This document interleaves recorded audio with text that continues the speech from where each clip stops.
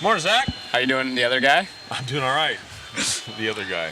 I am the other guy. I'm Zach Rogers. This is Wayne Ashmore. The other guy. We're here on the dark day. Two-wheel drive layout is up and going. They're actually putting in some turf around the track, or the AstroTurf on the inside of the track, I should say. And Wayne's had the opportunity to go walk around the pits, which we will be doing live with you guys with the camera. But I guess we'll just start with a recap of yesterday. You want to fill in everyone? Yesterday was epic. It was kind of weird to see the faster guys qualify first because they did, reverse order of the round. So almost literally that last round of qualifying really didn't matter for your top 10. It wasn't going to affect anything as for points on qualifying or anything like that. So you've seen some of the guys in the second, third, and fourth heat post some really good runs, which really kind of mixed some things up because that's the only way that was going to change if some of the slower guys went faster and move some points around. So we've seen a few guys that you wouldn't typically see in the A-Main, and then you've seen some guys that you should have seen in the A-Main, not even close. Actually, the chat brought up a good point. It's the first time, at least that I can remember in history, that we haven't had Cavallari, Mayfield, and obviously Jared Tebow's not here. So those three guys not in the four-wheel drive main, and then touching up on that is Ty Tessman. Yeah. Didn't make the main. Very surprising, but we did see some new faces. Young Aiden Horn. Marcus Krupp was in there, the 15-year-old. And all around, kind of like you said, that last round of qualifying, you saw some interesting names in the top 10, such as I believe Brennan Schimmel was up there. Yeah. A lot of those guys needed some runs, including Aiden Horn, to get into the main. Yeah, Aiden Horn actually, we did a pretty good interview with him yesterday. He's a fun kid, but he needed a top 5 run.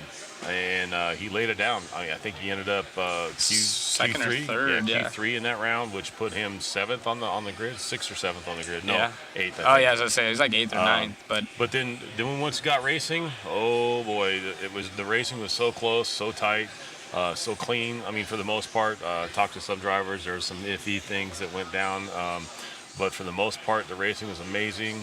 Going into A3, there were 4 drivers.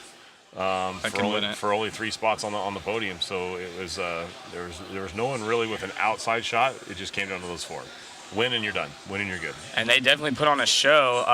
It looks like we already got people jumping in the chat, so we'll start answering questions in just a moment. But yeah, just a quick recap. We have crowned the four-wheel drive world champion. I'm sure most everyone that's live with us now has checked out anything on social media. Congratulations to Team Associated and David Ongaro, his 3rd world title. Yes. Super laid back. If you guys don't know the story, go check out yesterday's coverage. But, he shows up, builds his car in the hotel, missed the warm-up race due to a sickness, never has ran on this surface, never been to this facility, and wins the title, up there smiling, jumps on the phone. No one's bugging him. I said, I went and talked to him. I said, who was the first person you talked to? And he's like, oh, yeah, my dad was asleep. Called him real quick, told him I won the world. Almost like it was not a big deal. He's like, yeah, Dad was sleeping. I'll talk to him tomorrow. But, I mean, he came in and he handled things. I mean, first 3 rounds of qualifying, TQ, and he's like, nah, I'm going to go have a drink, whatever you want to do. But winning A1 and then Rivkin laying it down in A2, it was just really intense racing. It was good. Rivkin, obviously, in the interview yesterday, super, super emotional about it. I mean, this is his home court. He really wanted it. And with the speed he's shown yesterday, it was just phenomenal to see him at that level. He wished he would have qualified a little better, but coming from 5th on the grid to finish 2nd overall, and not just finishing 2nd overall, he was like on the gas. Made some mistakes and actually reeled back in the leader, unfortunately a little too late, and actually missed the line by less than 1/10 of a second. Actually, less than 1,000th. Oh yeah, so that's right. His finishing time was 16 at a 5 flat with a 0.000, and there's a 1 way down there. I mean, that's literally like Rich and I talked, placement of your transponder. Yeah. Well, that's how important that was, because I would have loved to see that last lap. Ongaro got by literally by a foot. Rivkin was right behind him. The tone went off, and he got caught. And therefore, that was the end of the race. Ongaro wins, and Rivkin finished 2nd, unfortunately. So. Yeah, and touching up on what you mentioned about feeling the energy and the emotions off Spencer Rivkin, I'm sure we'll have a cut to it, and we'll just get the main event and then our our pit walk after. Yesterday clipped up on YouTube for you. So if you haven't joined our YouTube channel, go check out Mod Media. we have all kinds of great coverage, cams behind the scenes, cutting clips for us, so you can actually just go get little blurps of it and not have to watch the whole entire stream. But yeah, talk to Rivkin. You can feel the emotion, and I'm sure he's going to be bringing the heat in two-wheel drive. Oh, I can't wait to see this. So I did this morning. We got here a little bit earlier. We were hanging out. They're changing the track, doing that kind of stuff. I got to talk to a few guys. Actually talked with Brock Champlin for about 10 minutes and got his feelers on this stuff. Talked to him about his car. It's a Schumacher car. They do have, there's some stuff on the car that's not, he asked me not to elaborate too much, but there is some stuff that's going to be coming out soon on that car. They say it's a proven car. It's a very good car. They can't wait to drive it and get it out here to promote it and show it off. He talked about the atmosphere of this place and the energy of this. I mean, obviously we've seen Rivkin. He was pretty passionate about that. But he almost said that it was a little too relaxed, that there's too many distractions, that there's just so many different draws that can distract you away from concentrating. And he himself would rather be somewhere out in the sticks where there's nothing else to go do. You're kind of stuck and you can really concentrate on your car. He had a lot of things to talk about the facility and the way that things run. I will say this. He gave mad props to Clayton and the new Roar president on the way things are being done. I'm sorry. Tech is seamless. The tire situation was handled very well, although it was a headache for everybody, but it was handled right. It was handled properly and taken care of, and it was a non-issue. Right. They like the way they're pushing the cars through Tech. I guess in Slovakia it was a headache, and so here it seems very, very seamless. The tire tech is easy, and that's making it easier on the drivers and everything else. And that kind of shows you the difference of attitude in the EFRA block versus Roar, and it's awesome to see Clayton step up to the plate and start bridging that gap, but maybe not going too far over the line. And it's maybe both sanctioning bodies can feed off each other and learn.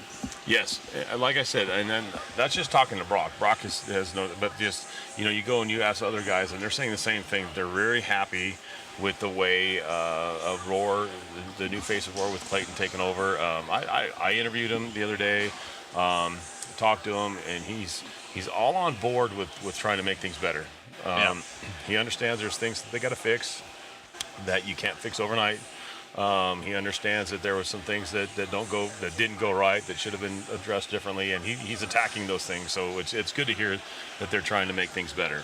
So that's good to hear. Thank you guys in the chat. I see Mitchell Porter actually supposed to be having some drinks with him later tonight, hanging out with some old Arizona locals and friends. They race some big cars, so awesome to see everyone in the chat join us again. Thought we'd have a day off. Nope, we're back at it, bringing you guys the best coverage possible as we are taking a view at the new two-wheel drive layout that was put in last night. For the most part, the same jumps. They changed some of the pipe around. It looks like about 50% of the pipe, and then added a double. You can see over there they're nailing in. Walking on it right now. I was going to say they're walking on it. Not a very big double by any means, but I think it's going to be interesting because you're going to have really green parts of the track, but being that this has already been a layout, you can see right there going into the whoop section, there's already rubber laid down. What's your thoughts on that? It looks... I even talked to I talked to Brock about it, and he really likes this layout. He seems to think that it fits a two-wheel drive car. It's going to be fast. The features and where they're at are really going to... He basically said that you're going to see guys that know how to fly their car, know how to use bumps and stuff for braking and whatnot. So it's going to be... he said it's going to be interesting. It's going to be fun. So I can't wait to see that. Yeah, and Chris Champlin actually in the chat right here. He's going to be cheering on his boys. Obviously, Champlin's just barely missing the podium yesterday, but I'm sure two wheels going to be a whole new story, and I'm excited to see who the top 10 is going to be. You guys got anything out there in YouTube and Facebook land? Kind of, who do you think? We're going to have similar people from the A and four-wheel drive and the two-wheel drive? See some new faces? What do you guys think? And then touching up on that Mugen two-wheel drive, there's been a big buzz about in the pits. We should actually have Adam Drake hopefully joining us in the booth or out in the pits later, and maybe, not promising anything, but maybe. I don't think they're here. I don't think they're here. Are they here yet? I think Shin's here. I was going to cheat over there, but there were some people, walking around talking to him. So I see. It looks like Richard Saxon in the house over there now on this Team Associated bench right here on table 3. Saxon's here. As you guys can kind of see, is right there. Richard Saxon, King Richard Saxon. Yeah, the king himself. And again, if you guys are in the Arizona area, I know during the week it's kind of hard to make it, but the two-wheel drive final will be held Saturday. So local time right now is about 1 o'clock.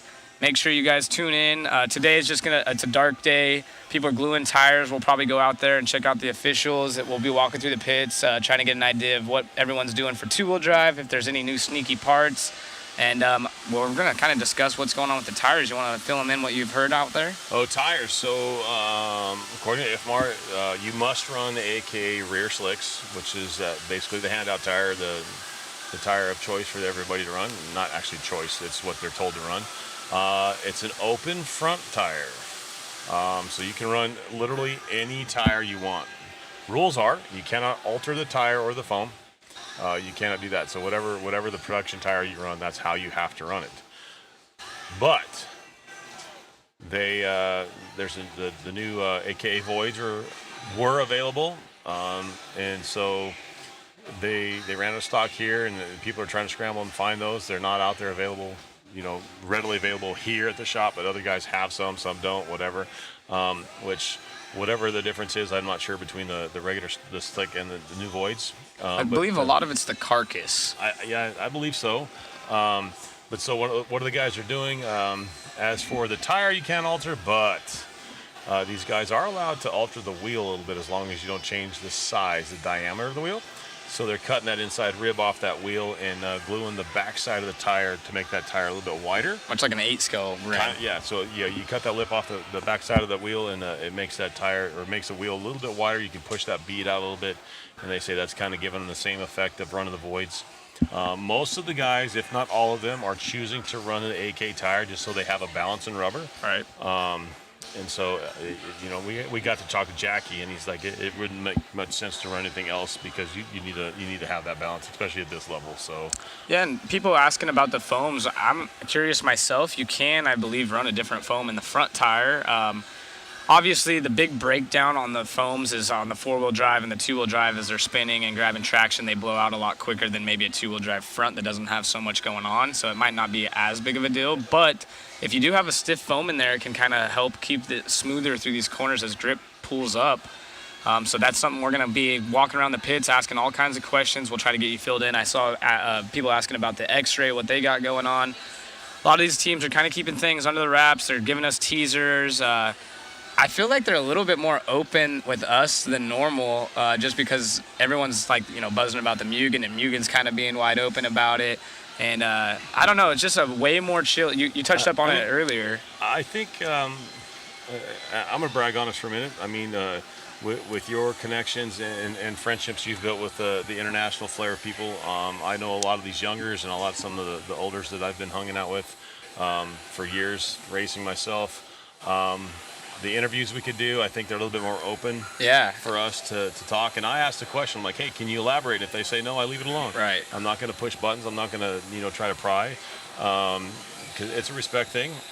They'll reveal things. If it goes good, they'll let it out. If not, they're not going to let it out. So right. Then there's no reason to push things. So yeah, and just the atmosphere in general, I feel everyone is just more open, relaxed. You brought up the point that Brock was talking about, it's a little bit different when you can walk outside and there's food places. You can go to the movies. You can go bowling down the street. You can do all kinds of stuff. You're not just stuck hyper-focused on your car. So everyone's just a little bit more vibing. And that's just generally here at Hobby Action, at least the few times that I had the opportunity to race here. It's just such a good time and environment. Everyone's having a good time. Of course, it's very serious. This is a Worlds. But yeah, it's a lot more relaxed than normal, it feels like. And personally, it's fun. It is. Oh yeah, it's absolutely fun. We're having a blast up here, talking with you guys, sharing on the chat and whatnot. But when it comes to the racing side of this is very, very serious. You've seen that with Rivkin yesterday. They're passionate.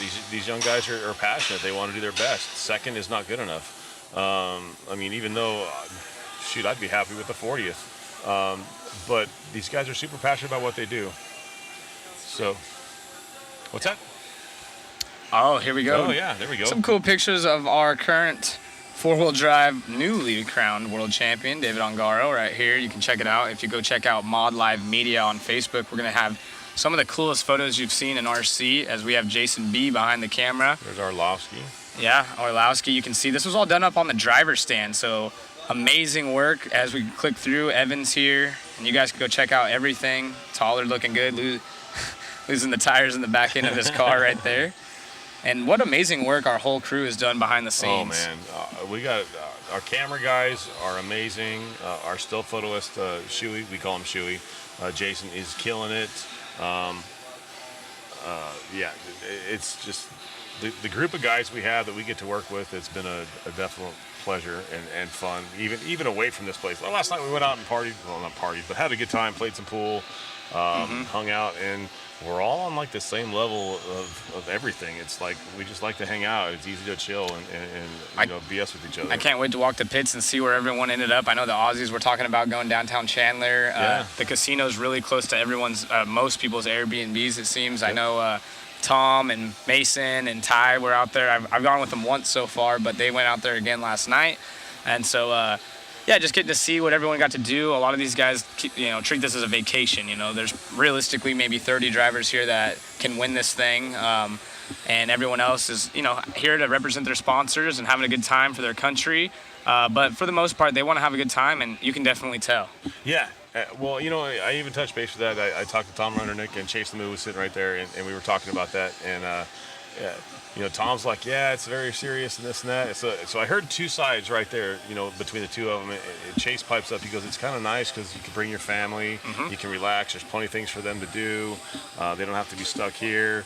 And Tom's like, yeah, that's true. But also, it's kind of nice to get out and do things, even though when you're racing, you kind of get out and decompress a little bit, whereas Brock is like he'd rather be hyper-focused. So it's cool to hear differences in how they react to the atmosphere. But this place is definitely just Chandler, Arizona alone is just a cool place to be. The facility and the atmosphere has been amazing here the whole week so far. So it's super cool. And honestly, hats off to the whole crew. A lot of these guys are racers themselves, us, and it's hard to watch all these guys and not want to run. Oh my gosh. The beauty of this, I saw it in the chat clicking through earlier. Yes, people will be able to drive on the World Championship layout up until the track rebuild for the BK Classic coming up, I believe, was it? The weekend of October 20th. October 20th. And with that, touching up on the BK Classic, if you guys want to head over yesterday, the shirts, you can see we're just in a casual Mod Live Media t-shirts today, but we did have our nice button-ups specifically made for this event. They sell those blank if you want to get them, but we're doing something special. Brian Kinwald had Crohn's disease, and they do that race and donate the profits to the foundation. I forget the actual name of the foundation, but it helps with Crohn's disease. And so what we're doing is, in the chat, we saw everyone, Matt usually has a waffle, which is you essentially buy a ticket. Yep, you can see it right here on the screen. Yep. You essentially buy a ticket, and there's a raffle, which we will do live, and you can win. It has signatures right there you can see from the top 3. And a little note, love BK. They do an amazing job of showcasing Brian Kinwald and his racing career and heritage. So if you guys are interested in a chance, you're definitely helping out something. We don't take any proceeds for that. That's all going to be donated to Brian Kinwald and the whatever foundation that the Kinwald family supports. Yeah, and we would love it if you guys would buy a ticket for that, but you can also just buy a shirt outright. They have, like you said, these. He's got the hats. He's got the polos like that. He's even got some sweatshirts and some other swag in there if you're looking for something to represent what you're running or just represent us as Mod Media. He does a great job, has some cool stuff, whatnot. But that was really cool. We talked about doing that. Yeah, we joked about it. We joked about it, and then when they did the champagne presentation out there, I literally, Zach, take your shirt off. We're going to have people go sign it. Yeah, it was super cool. And like I said, no proceeds for us. This is just something to help out. And if you've had the opportunity, I know a lot of people had the opportunity to race, and it's dropped down in the chat right now if you guys want to go check out that link. But a lot of people had the opportunity to meet Brian Kinwald. I got to race with him a few years, and he's always taking people under his wing. I know he was a SoCal racer at SoCal Raceway a lot. I raced him a lot at M&M, and you just hang out with him. And after racing at like the Reedy race, or I think they had their Endless Summer Classic there and whatnot, just hanging out with him in the pits afterwards and watching him do some of the stuff he's done. Oh, man. Who would have thought of literally cutting a tire and turning it inside out, gluing it together, and like kicking everybody's butt with it, and hence the VK bar. Tell your Brian Kinwald stories in the chat. Absolutely. We'd love to hear it. The guy, Matty Gonzalez really worked with him a lot and really grabbed hold. Matty's, I'm not going to say I love Matty G to death, but really kind of fed off of Kinwald and trying the different things. Absolutely. And just, everybody says, you try something new, all that's stupid, and I think BK got a lot of that because he would try some off-the-wall stuff. Is it really stupid if he goes and laps you 3 times with what he's trying to do? So, I mean, and that's what Matty's doing. He's trying different things, and the kid's just fast. So he was just he was one of those guys in this industry that was ahead of his time. Way ahead of his time. And people asking what happened to Dakota. We will be walking around the pits. I'm sure we'll talk to him about, his performance and what happened. He did have some mistakes. They want you to elaborate on the rim cutting, so I'll let you do that since you were out there kind of getting the info for us. Okay, basically what they could do on a front wheel is, as long as your front end width-wise fits in the box, as for your wheels, you're golden. And when they say they open up the front tire, there's no tire rule, whatever. The only rule is you cannot alter the rubber. As for the foam, I think you can run different foams. I'm not for sure. We'll confirm that. We can confirm that. Somebody asked about tire bands. I don't know if you can run tire bands or not because that's adding to it. Yeah. You can't modify the actual tire. And so we'll touch base on that. But as for the wheel, what they're doing is you have your 2 outside parts of the wheel. If this was the inside of the wheel compared to the outside, they're cutting off the out or the inside rib of that, where you would typically glue the outside bead of your tire. They're cutting that off, and it's just making it flat. And then they're mounting that bead on that side of the wheel. They're pushing the tire out a little bit to make the tire a little bit wider, and they're just gluing that bead to the flat part of the wheel instead of that lip. So that lip is gone, and they're just gluing it to the flat part of the wheel. We used to do it a long time ago. Trying to make the car easier to drive through the corners. Yeah, it does. It flattens out the tire because you're basically stretching the carcass a touch. So it flattens out the tire. It makes it a little bit more smoother. No sanding tires. You cannot do that. You cannot alter. You cannot heat. You cannot sauce. Even the fronts, you can't do any of that stuff. That's altering the rubber. You can't. It has to be production. Yep. And they will be teching just like they were yesterday. Everyone's over there, and the boxes of tires will be handed out like they were. So we'll kind of go through tech again. Maybe we'll catch some of them gluing tires so you can see the officials over their shoulders. You can see what people are doing. Maybe the guys out there with the scales trying to match their tires again like we saw in the four-wheel drive portion. I wish we would have got that on film. That was pretty cool. And look at these cool photos coming across our screen. Again, if you haven't already followed and liked us over at Mod Live Media on Facebook and Mod Media on YouTube, you can catch us on J Concepts. I believe we're streaming from A Main as well. Hobby Action. We have sources all over the place, but most of the chat, I believe all of the chat, comes into one source for us under a Restream. So we should be able to see most of everything you guys are putting, but it does kind of click through fast. So if we miss you guys, sorry about that. I will say appreciate all the kind words. Trying to answer as many questions. We will be heading out to the pits here momentarily. Give you guys a little bit more in-depth coverage. Maybe as more drivers and managers and just people in the industry show up, such as the Drakes, we can go check out that Mugen tool. I already see it in the chat. Everyone's losing their minds. They want to see it. I don't know who it was, but someone said that Drake had posted that he's on his way. Yeah, I saw it this morning. So. How old is Wayne? How old are you, Wayne? Tell us the truth. I am 52. 52? I just turned 52 at the end of August. You don't look a day over 51. Thanks, bud. That's what I'm talking about. The younger version's the other guy. The other guy, okay. Inside joke. It was fun. Yeah, good stuff right there. What do you guys want to see today? Is there anyone specific that you would like to see? Oh, check out the backflip coverage on the screen right here. That was Shuey getting that picture, correct? Yeah, absolutely. So a lot of people were, that race in particular was one of our lower mains. And if you remember correctly, if you were joining us live, there was a lot of commotion going on. You heard noise around the track, and we're trying to, follow the leaders and find what's going on. We didn't know, but we had a racer doing some backflips for us, which it seems like every big event from Cactus, World, something, there's always the guy that does a backflip. Always that guy. Hey, we do. No, Rudy, I'm not taking my hat off. You wouldn't be able to see anything from the glare. Can they change the front tires as they want during the qualifying, or do they have to stick with one brand after qualifying? Whatever they can run whatever tire is legal. When I say legal, it needs to be a production tire readily available. So they can run AKAs this first round and not like them and try a JC or a Pro Line or even a Raw Speed. They can, any tire that is legal and has been approved by IFMAR or ROAR to be production tire, they can run it. They don't have to submit 5. It's an unlimited set of tires on the front. They can run however many they want. The rears are locked down, but the fronts are wide open. Yeah, and once they're teched though, you can only use your teched tires. So they're taken into the pits. Only the rears are in their boxes. Okay, interesting. I did not know that. Yeah. Yeah, look at these photos. Which to me it almost doesn't make sense. I would think they'd want them in the boxes. I'll get confirmation of that, but I see a lot of front tires in the pits. They're mounting them out there. Yeah. The rear tires are locked down, but the fronts, you would think that they'd want to lock those up so they're not doping or doing anything like that to the tires. And you can't modify them and stuff. Yeah. You can't sand them. So going back to the pits, we'll have to.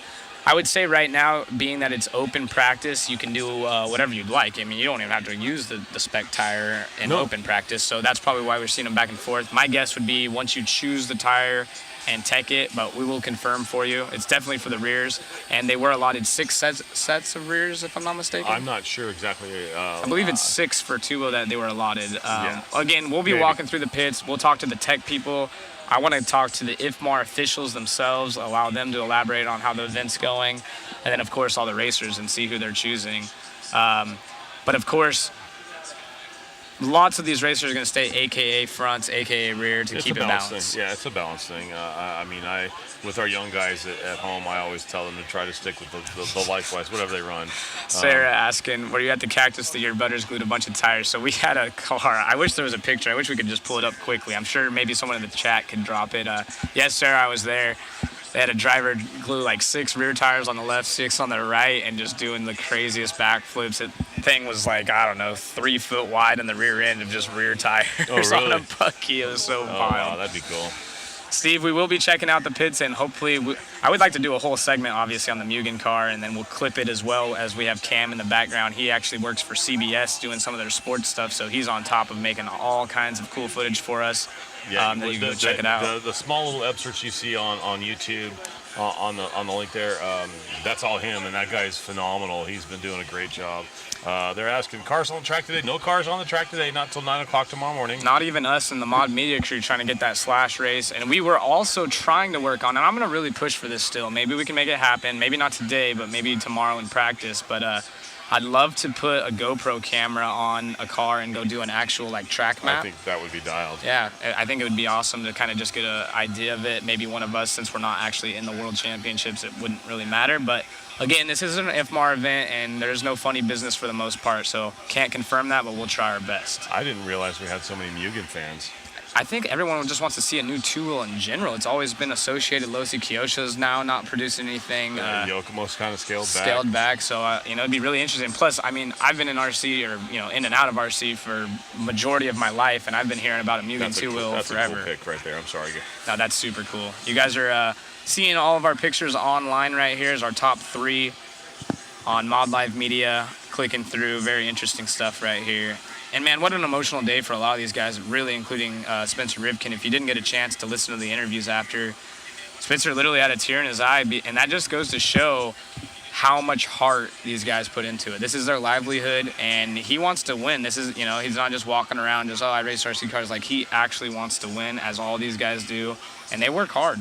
They do. They work hard. They put a lot of, you don't realize, I was talking to Brock. I mean, most of these people that don't know what's going on, they see a race and they see somebody driving a toy car around, and they don't understand that there's guys that actually do this for a living. It might be the top 1 or 2%, but they do this for a living. They're very passionate about it. They know that if they don't perform, they don't get the big coin, and so they got to put their head down and do their job. So when we do the track walk, I want to make sure see if we can't get out into the hobby shop in their big showcase. It's funny, they have this huge showcase that has nothing but Traxxas cars. It has every Traxxas vehicle they carry here. They cleaned a little side of it out, and so they have the first place, second place, and third place cups out there, and they put all the cars on it. So we need to get a picture of that. That's super, super cool to see. I don't know if you remember back in the days, but pretty much when Losi won the Worlds way back, I think Kinwald at the ranch, I don't think Brian got to touch that two-wheel drive car after that. I think Pops took it and it sat in the showcase at the office. I was out there when they were asking for, I believe it was Orlowski's car, and Larry or somebody comes up from Hobby Action. They're like, hey, we want to put your car, or we want your car. Yeah. And he's like, you want my car? Yeah. And they're like, yeah, we want your car. Actually, it was the Schumacher team manager, I believe, and they're like, yeah, we're going to take your car. And he's like, you're just going to take it? They're like, oh, just the rest of the week. He thought they were just going to take his world championship car and just leave it here. Exactly. He's like, man. I will say most of these guys that just for a cool piece of memorabilia for themselves, associated that cool stuff, etching names in the back of the D block and the pivot block or the ball stud mount in the rear of the cars. Talking to Yoshi and some of the other guys, it's something that Yoshi didn't even run his on this 4-wheel drive. He's like, I'll save that and we'll put that on the car. He even said this car, even though he's not winning or anything like that, this car will go on the shelf. Yeah. He'll never run the car again just because it's a piece of history for him, and that's what he wants to do. And a lot of guys do that. A lot of guys are like, hey, that was my world's car. Even lower mains. I mean, I didn't keep mine long term, but the World Championship in Finland I did. We had, some prototype stuff on it. It was really cool. So, of course, I wanted to keep on to it. But even in the lower main stuff, it's a unique experience, and most of these guys want to keep it, especially if you're in the top 3. Of course, you want to keep your car.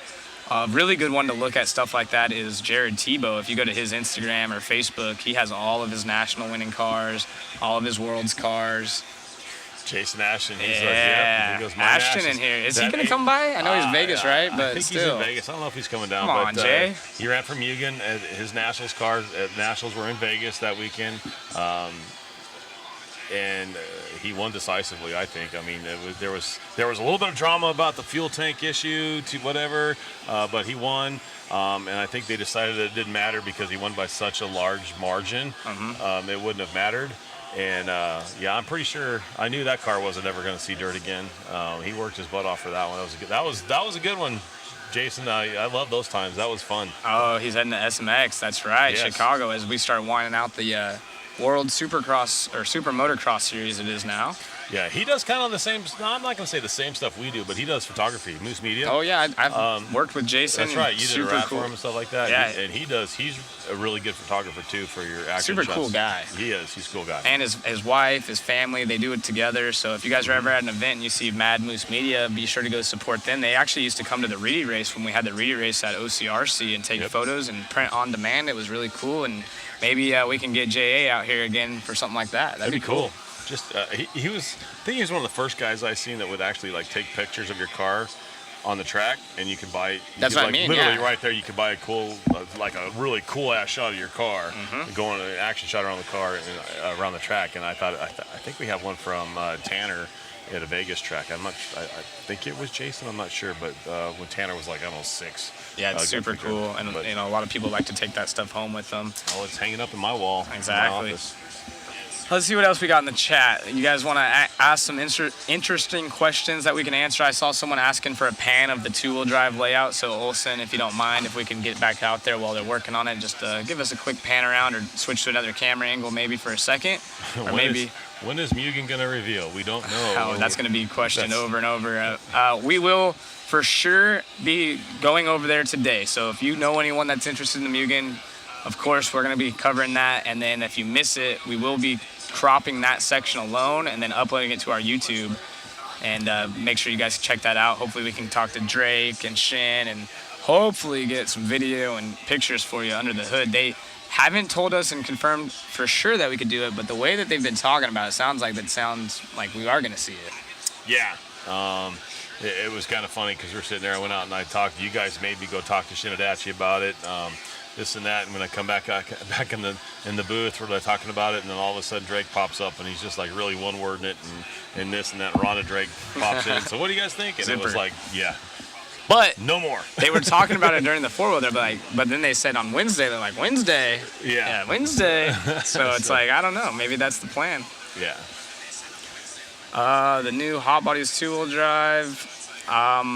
I didn't know much about that personally. I know Will Cushing is here with the Hot Bodies, and I've seen in the chat people have said that there's another 1 or 2 Hot Bodies drivers. So I'll have to go talk to Will Cushing and see if he has it or if there is any information on that. I do know that Yokomo had a 4-wheel drive out that's new, and then of course we've been covering the 2-wheel drive.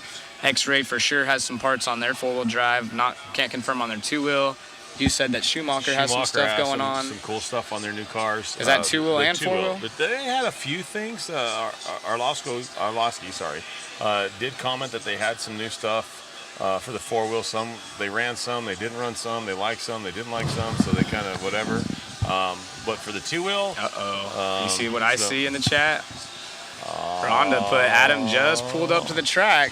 That means Rhonda didn't come. I know. What the heck's up with that, Rhonda? She was actually, I just saw on Facebook, won a TNS race yesterday. or Sunday it would be, nice. I believe.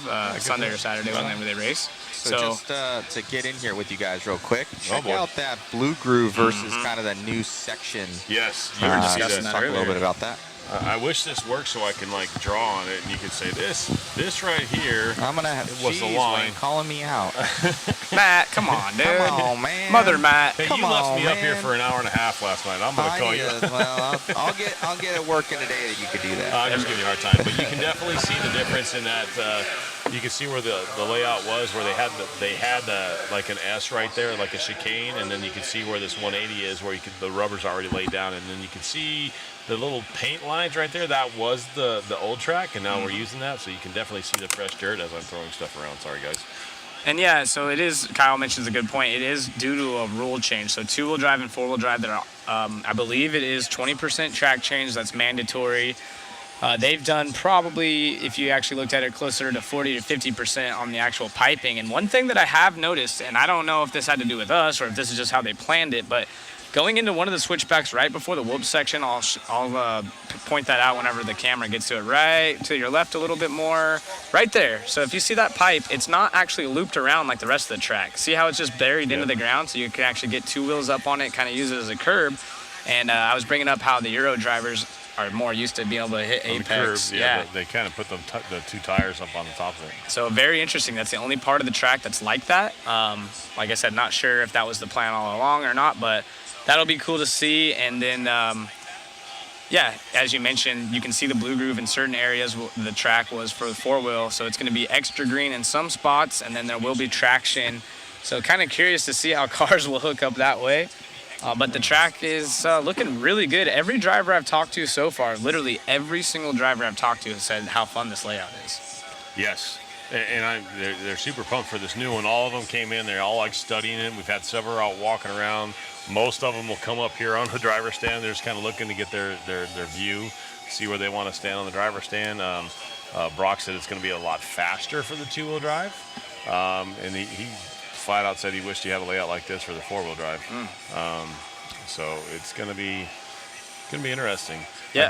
Walking around, I did ask questions to several drivers, and all of them said the same thing. The difference from the warm-up race, from the one-up challenge, the buggy challenge, to the Worlds. So at the Worlds warm-up race, they had two classes. You had a stock class and a mod class. The stock classes, it was an open tire, and they got to sauce. So there was sauce on the track. And then the mod guys, it was a gentleman's agreement, no sauce, run a controlled tire, it is what it is. They're saying, most of them are saying that the track has more traction now than it did then. Right. Because of the wear of the tires, no sauce, it's a natural rubber on the tire, or on the track, and it's grooving up nicely. Brock said it yesterday in his interview that it was pretty even all the way across the board, right up until about that A3. It felt more like this place Drake normally just feels. walked in the building. And we were just told that Drake is here, so I'm waiting for our crew to go jump on. I bet he's going to be mobbed. Yeah, mobbed by everyone, including us, hopefully soon. But I do want to address something that was asked in the chat, asking about our schedule. Practice-wise, today is just dark track, as you get a view right there. Drake talking to Ronnie Rivkin, that's Spencer's father, and it looks like Mike Truey with his back against the wall, and maybe Tim Law. Yep. So going through the schedule tomorrow, there are 4 rounds of free practice, followed by 2 rounds of controlled practice starting at 9 a.m. local time. So be sure to set your alarms. And then Friday, we are going to have 1 round of controlled practice, usually a lot shorter, followed by all of our, or not all of them, but 4 of our 5 qualifying rounds. And then Saturday will be our final round of a quick controlled practice. That's usually that 2-minute one. And then the final round of qualifying, they are taking the best 3 out of 5, much like they did in 4-wheel.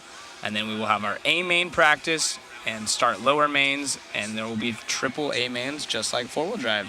Pretty much a mirror of the Sun program, other than we'll probably start more on time tomorrow. Yeah. Monday was a very, very long, Sunday. Sunday was a very long day. Have you guys read the statement regarding SDRC? Zach McConnell saying, I have not seen anything, so No, hopefully it's not. I saw someone in the chat bot. I didn't bring it up yesterday when you mentioned that there was only 3 indoor tracks left in California. Someone Yes. said it's about to be 2, so hopefully that's not true. Hopefully that's not true, and hopefully that's not what we're referring to, but I'm sure someone could fill us in more, and maybe I'll check on my phone real quick if you want to talk to him and see if I can. Not good. We don't want to hear that at all. That's not even a rumor we want to hear. Right. Let's see if I can look up SDRC and... David Taylor, no, we haven't seen anything yet. Adam Drake just pulled in. You can see him on the camera. He's still talking to people. He hasn't been but 15 feet into the place yet. He's talking to some of the other Mugen drivers. You got Mike Truey right there across from him. So it might be a little while before we get him, but we'll get him. Nonetheless, we're going to be here for a while today. And so we're going to see what's going on with rumors of SDRC. Uh-oh. So we got it pulled up on the screen here, Matt. It's a little bit off. I'm sure you can see it off balance there. Zach's reading it right now. So, well, it looks like they are continuing business though. So we'll continue to operate the business in the meantime as we have done for the last few years. So as long as it remains feasible and falls in line with our personal and financial goals. So nothing official of closing that, and that's good to hear. So, and it's cool seeing everyone address these things. We were talking about this, social media gets a bad rap a lot of the time, and at the same time it can be used for good. So we would hear rumors, and I've been on the other side at home, and you're just like, oh, I heard this at this race, and you don't know anything, then you don't know what's true. People hear little tidbits and they fly with it, and then they think it's the right thing, and it's not. And then you actually see things come to fruition because they almost have to after people start talking about it. So.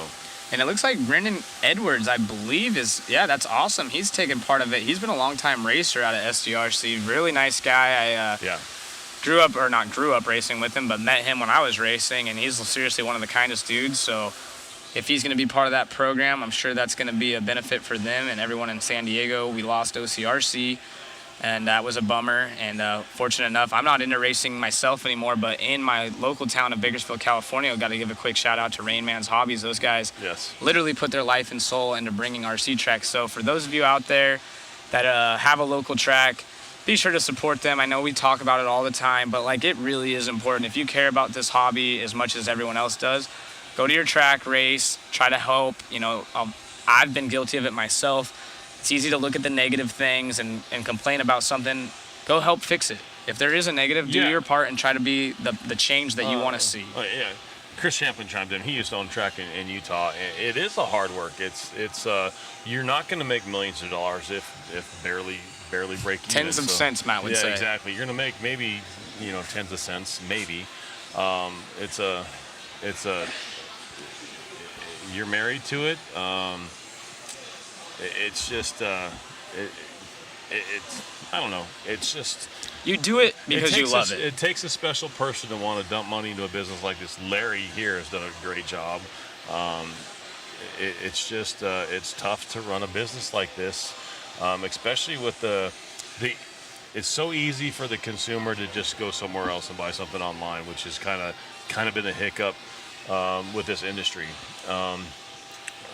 So it's kind of hard to, if your track doesn't have it right there readily available for you, instead of most of the guys, well, I'll just order it from A-Main, or I'll just order it from here, or I'll order it from there, instead of saying, hey, track owner, can you order this for us, and maybe put a couple extras on the shelf. And talk to your owners about that, because I understand. Like I said, I've been guilty of it. We're all guilty of it. And sometimes the tracks maybe don't have what you have, and there's this little bit of friction that builds up and stuff, but that's kind of where we have to do our part to be like, look, this is what needs to be done. I'm trying to help you. Let's help each other and grow this, because it really is difficult. I've been in multiple facilities. I've helped build up, Finish Line, which will be hosting the 10 Scale Worlds.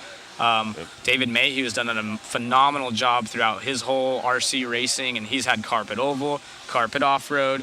Now he has a paved on-road and stuff. And the amount of support, because he's out there putting his heart and soul, and the people that come around, and you can see it here and hiring the best guys, but it comes from the top. Obviously the owners have to be involved, but do your best to do your part too. And like I said, just positivity helps. My thing is give these shop owners a chance.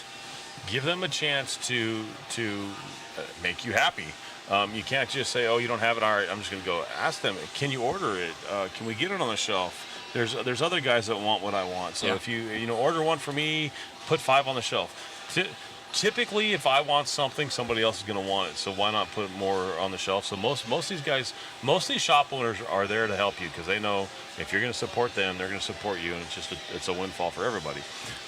So I don't know if you remember a few years ago when OCRC was open and a couple other tracks. BT was taking wherever the team was, whatever big race they went to. They had a $5 challenge. I do remember this. And so he basically was asking everybody, all the sponsor drivers, at least spend $5 in a hobby shop. Wherever you go, even if it's not your home track, is your home track, lay down $5, buy something for $5-10. Kudos to BT for that, by the way. Yeah, and it was like, for someone like, I mean, literally, he does not have to pay for anything RC when he's traveling. And so for him to say, you know what, let's do this for our track owners. Let's support our hobby shops, which is super, super important.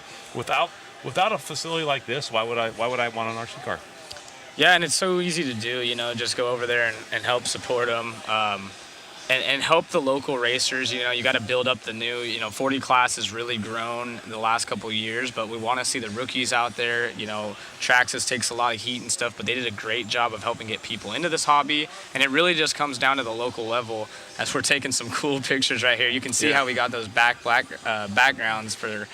Look at our media model. That's one of the guys behind the cameras. That's Robbie. He's one of our camera guys, and the dude is just a solid guy. They're a lot of fun. And that's Chewy taking the pictures. Yep. You can tell why. Look at them big old shoes. Yeah. Chewy. That's a big shoe right there. Just shoe. We are working on a Minif mod calendar. Yeah. And so maybe we should get ones of Ari. No one wants to see freaking Robbie. Robbie, get out of there, dude. So that calendar will be available on the mod. We're not going to have a Minif mod calendar. Don't worry, guys. Oh, we are. Don't worry. But we already have some things. Yeah, Matt's like, absolutely not. I'll shut that down. You'll make tens of cents. I'll make tens of cents on that one. The printing on that one and the flack that we would get would be unsustainable. Could not come back. Cass, could not come back. Cass asking what you can get for $5 in a hobby shop. We're talking about literally just buying drinks, sodas, anything that they have. I mean, you can buy. It doesn't have to be $5, right? That's just saying, hey, a minimum. That's just a start. Yeah, just a start. Like, you don't have to just, I can only spend $5 here. Like, no, go find something. And listen, support them. Here's the thing too: is I do have companies that I support me. I'm still going to go in there and purchase stuff. I mean, why not? This guy's out of line. Absolutely out of line, Robbie, over there. He's been a hoot all weekend, and so is everyone, honestly, behind the scenes. So these guys talking about, supporting your track and having a good time, the atmosphere is a big part of it, too. So if you're out there and maybe you're not buying anything and stuff, but like I said, I was fortunate enough to be surrounded by awesome racers such as yourself growing up and just being that positive role model and support and helping grow this hobby because ironically, people forget club racing is called club racing because it used to just be clubs out in the middle of parks. Yeah, you're absolutely right. That's where it gets that terminology from in club racing. And so, I mean, living in Bakersfield, I'm lucky enough. We have a really cool RC family. Silly goose, exactly. We travel well, we all hang out, we have a good time, and it's fun, and now we got somebody else breaking the camera. That's a CX shirt that boy's wearing. That boy handsome right there. But with that being said, if we didn't have a track to race out, I wouldn't have an RC family. I wouldn't be able to go race my car. Right. And so that's why, even though I don't have to, I do spend $20 a week or whatever, whenever I can, I buy something from my shop to support them. And here's another big thing too, and this falls on the sponsor drivers. Typically, somebody breaks apart, and they go to the sponsor driver first. And hey, do you have this? And my answer is, well, you need to go see if they have it on the wall first. If they don't have the wall, then maybe we'll help you out. But you need to go see if the hobby shop has it first before you go to the sponsor driver. Although, yes, most of us travel with a lot of extra parts and stuff like that. But if you keep going to that sponsor driver or whatever else for a part that you broke, what's going to happen? You're going to end up not having a place to run your car. Right. And honestly, just kind of on that topic of the difference between pros and quote-unquote Joes or just our enthusiasts, the actual customer base. You told me a really interesting story of Ryan Mayfield when you met him back in the Vegas days. If you care to, I'm sure the guys online, gals and girls. Oh, it was at the Reedy race when they first brought the Reedy race. Is Yeah. that what you're talking about? No. I'm talking about, was it the Reedy race it was in Vegas, I do believe. That was the last Losi race that they had. Yeah, in tell that Mayfield. story. It's pretty cool. Yeah, it was one of the last Losi races they have. It was in Vegas. Wasn't a very, which was funny for Vegas, there really wasn't a big turnout at all. And so they were talking about running a few more qualifiers just to kind of fill the day and give everybody more racing or whatnot. This particular track, it was abrasive. It wore your tires out, so you would be running a few more sets of tires, whatever. And so, at the time, kind of being dumb to the hobby or whatever, I was young in it. We asked all the pros to come up and we asked them the question: do you guys want to run more qualifiers or what do you guys want to do? And everybody was kind of humming it. Ryan Mayfield was the only one. He's like, you're asking the wrong people. We don't pay for our stuff. You need to ask the other guys. You need to ask the guys that are buying tires from you what do they want to do. They're the ones paying the bills. They got to buy their tires and whatnot. So those are the people you need to ask because it's an extra cost to them. Mm-hmm. We just reach in our bag. They have to go buy tires. And we literally ended up running the basic program. We didn't add any heats because people were like, yeah, it's an extra $50, $60, $100 we got to put out for tires. And a lot of those guys don't have the money. Yeah. And so that's just that. First of all, Ryan Mayfield is just an amazingly stand-up dude. And he just, that's why everybody he's one of those guys everybody kind of waits when things are going wrong, like the tire debacle here. Everybody's just like, okay. Everybody has kind of the same ideas. Ryan's the one that says it. Yeah. And, always, including to this weekend. Yes. Or this week. He's just that guy. You're not always going to like the way he presents it to you, but he's going to tell you exactly how he feels. Whether you like it or not, it's not up to him. That's up to you. Yep. And it's usually the right call. I will say, that's what I was going to say. 99% of the time, he's right. I mean, he's been racing long enough. He understands. Kenny asking, does Bakersfield still have the track under the large canopy? No, it's an indoor track. Was bought out. That unfortunately went away a long, long time ago. And about then 13 years ago? Well, I believe it was under the canopy. Then they moved it to when I started racing. It wasn't under the canopy. And then it's gone through a few changes since then. And then also Olsen getting a request to jump back in the booth over here. Jared's asking. We need Matt back in the booth. So if Matt, you can come sit back here for like an hour and a half. He's got a mic on. He can join at any time. What's up? What do you guys want to hear from Matt? Matt, jump in here if there's some questions. He's going to be on the cover of the Minute Mark. Jared's asking. Yeah, Jared's asking to get you back. So what's your experience so far, Matt? We were talking about it the other day. I interviewed you quickly. I know you're a busy man. I could see you already typing away. He's got 10 things going on currently. Kazakria, that's the homie. Yeah, so. He's up in Idaho. That's HRC, our Brian Eider. There we go. Those guys are awesome. Yeah, the event's going well, guys. To say the least, it has been a pleasure to to do this. I'm behind you guys can't see me. I'm over there. I'm behind that pole right there. Darn it. You can see my hand. There you go. Maybe we can get Chris to jump on over here. He hides behind I hide behind that pole right there. Yeah. It's been really cool. Just the team that we've assembled out here has been amazing. We got Shu over there.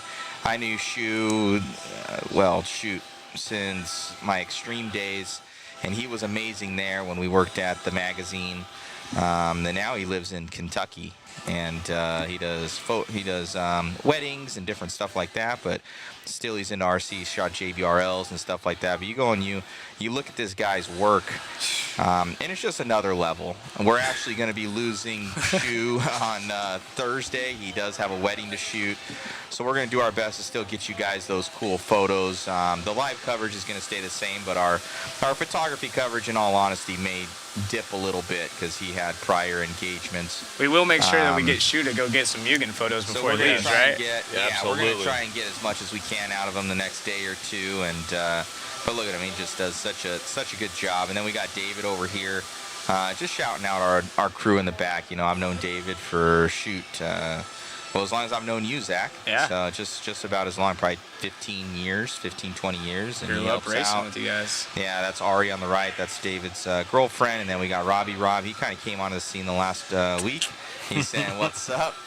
And he sees what's going on. And What's nice about that, Matt, is he can hear you, but he can't hear us. Oh, there you go. That's true. Actually, he can't hear. So he's, Matt, you need to go to your Facebook and send what's up. some friend requests, it looks like.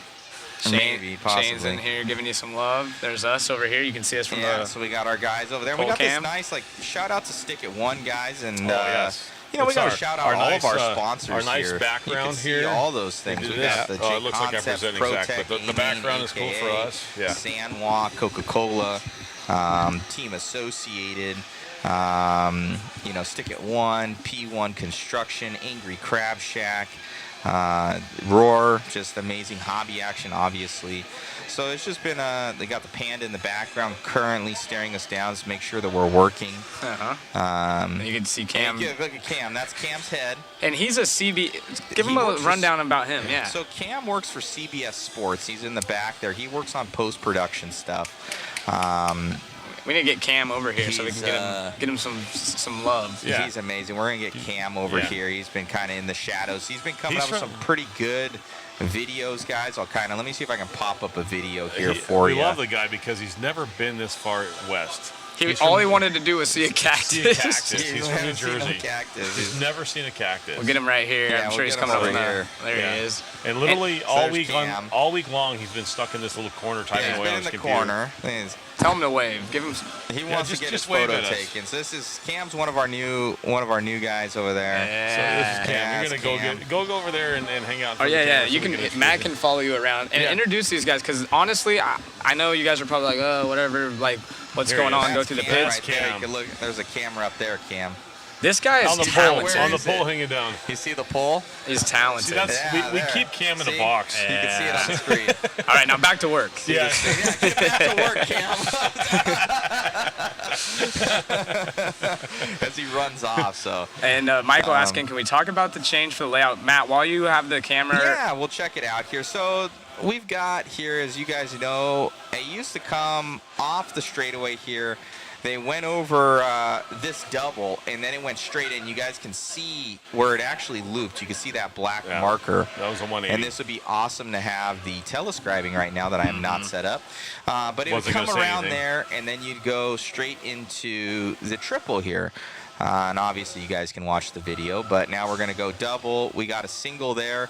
I don't think that they're going to be able to. They will not be able to triple that. No way. Brock will try. So they're going to go down. Kind of looking at this, I looked at the apex of this corner and if I were a driver hitting that from the inside, maybe with a four-wheel you could do it and get onto this tabletop here, but I don't imagine two-wheel drive without hitting it on the outside, almost curving in on the outside of this and then hitting it a little wide to get onto this tabletop, which will be a faster line. If not, they're going to have to hop down into it, preload it, get over the tabletop, and then single again rather than shooting off of that thing. They're going to come down here. Last time they shot through here and they made a right hand right there. So that at that apex of that pipe, they're coming back in. They made that change, like Zach said. That's a complete 180, something we're not really used to. There might be some major passes there. You can see that blue groove kind of line up here. We come into those are actually that's like a little 5-pack rumble strip section thing there. Guys have been shooting into that. They've been skipping 4 of them and hitting the last one. That's where Sammy Moran got blasted yesterday. And just had to add that, didn't you? I had to add that in there because we did a replay and he got smoked. He did. He was annihilated. Came around here, and then we're obviously going to hit this triple.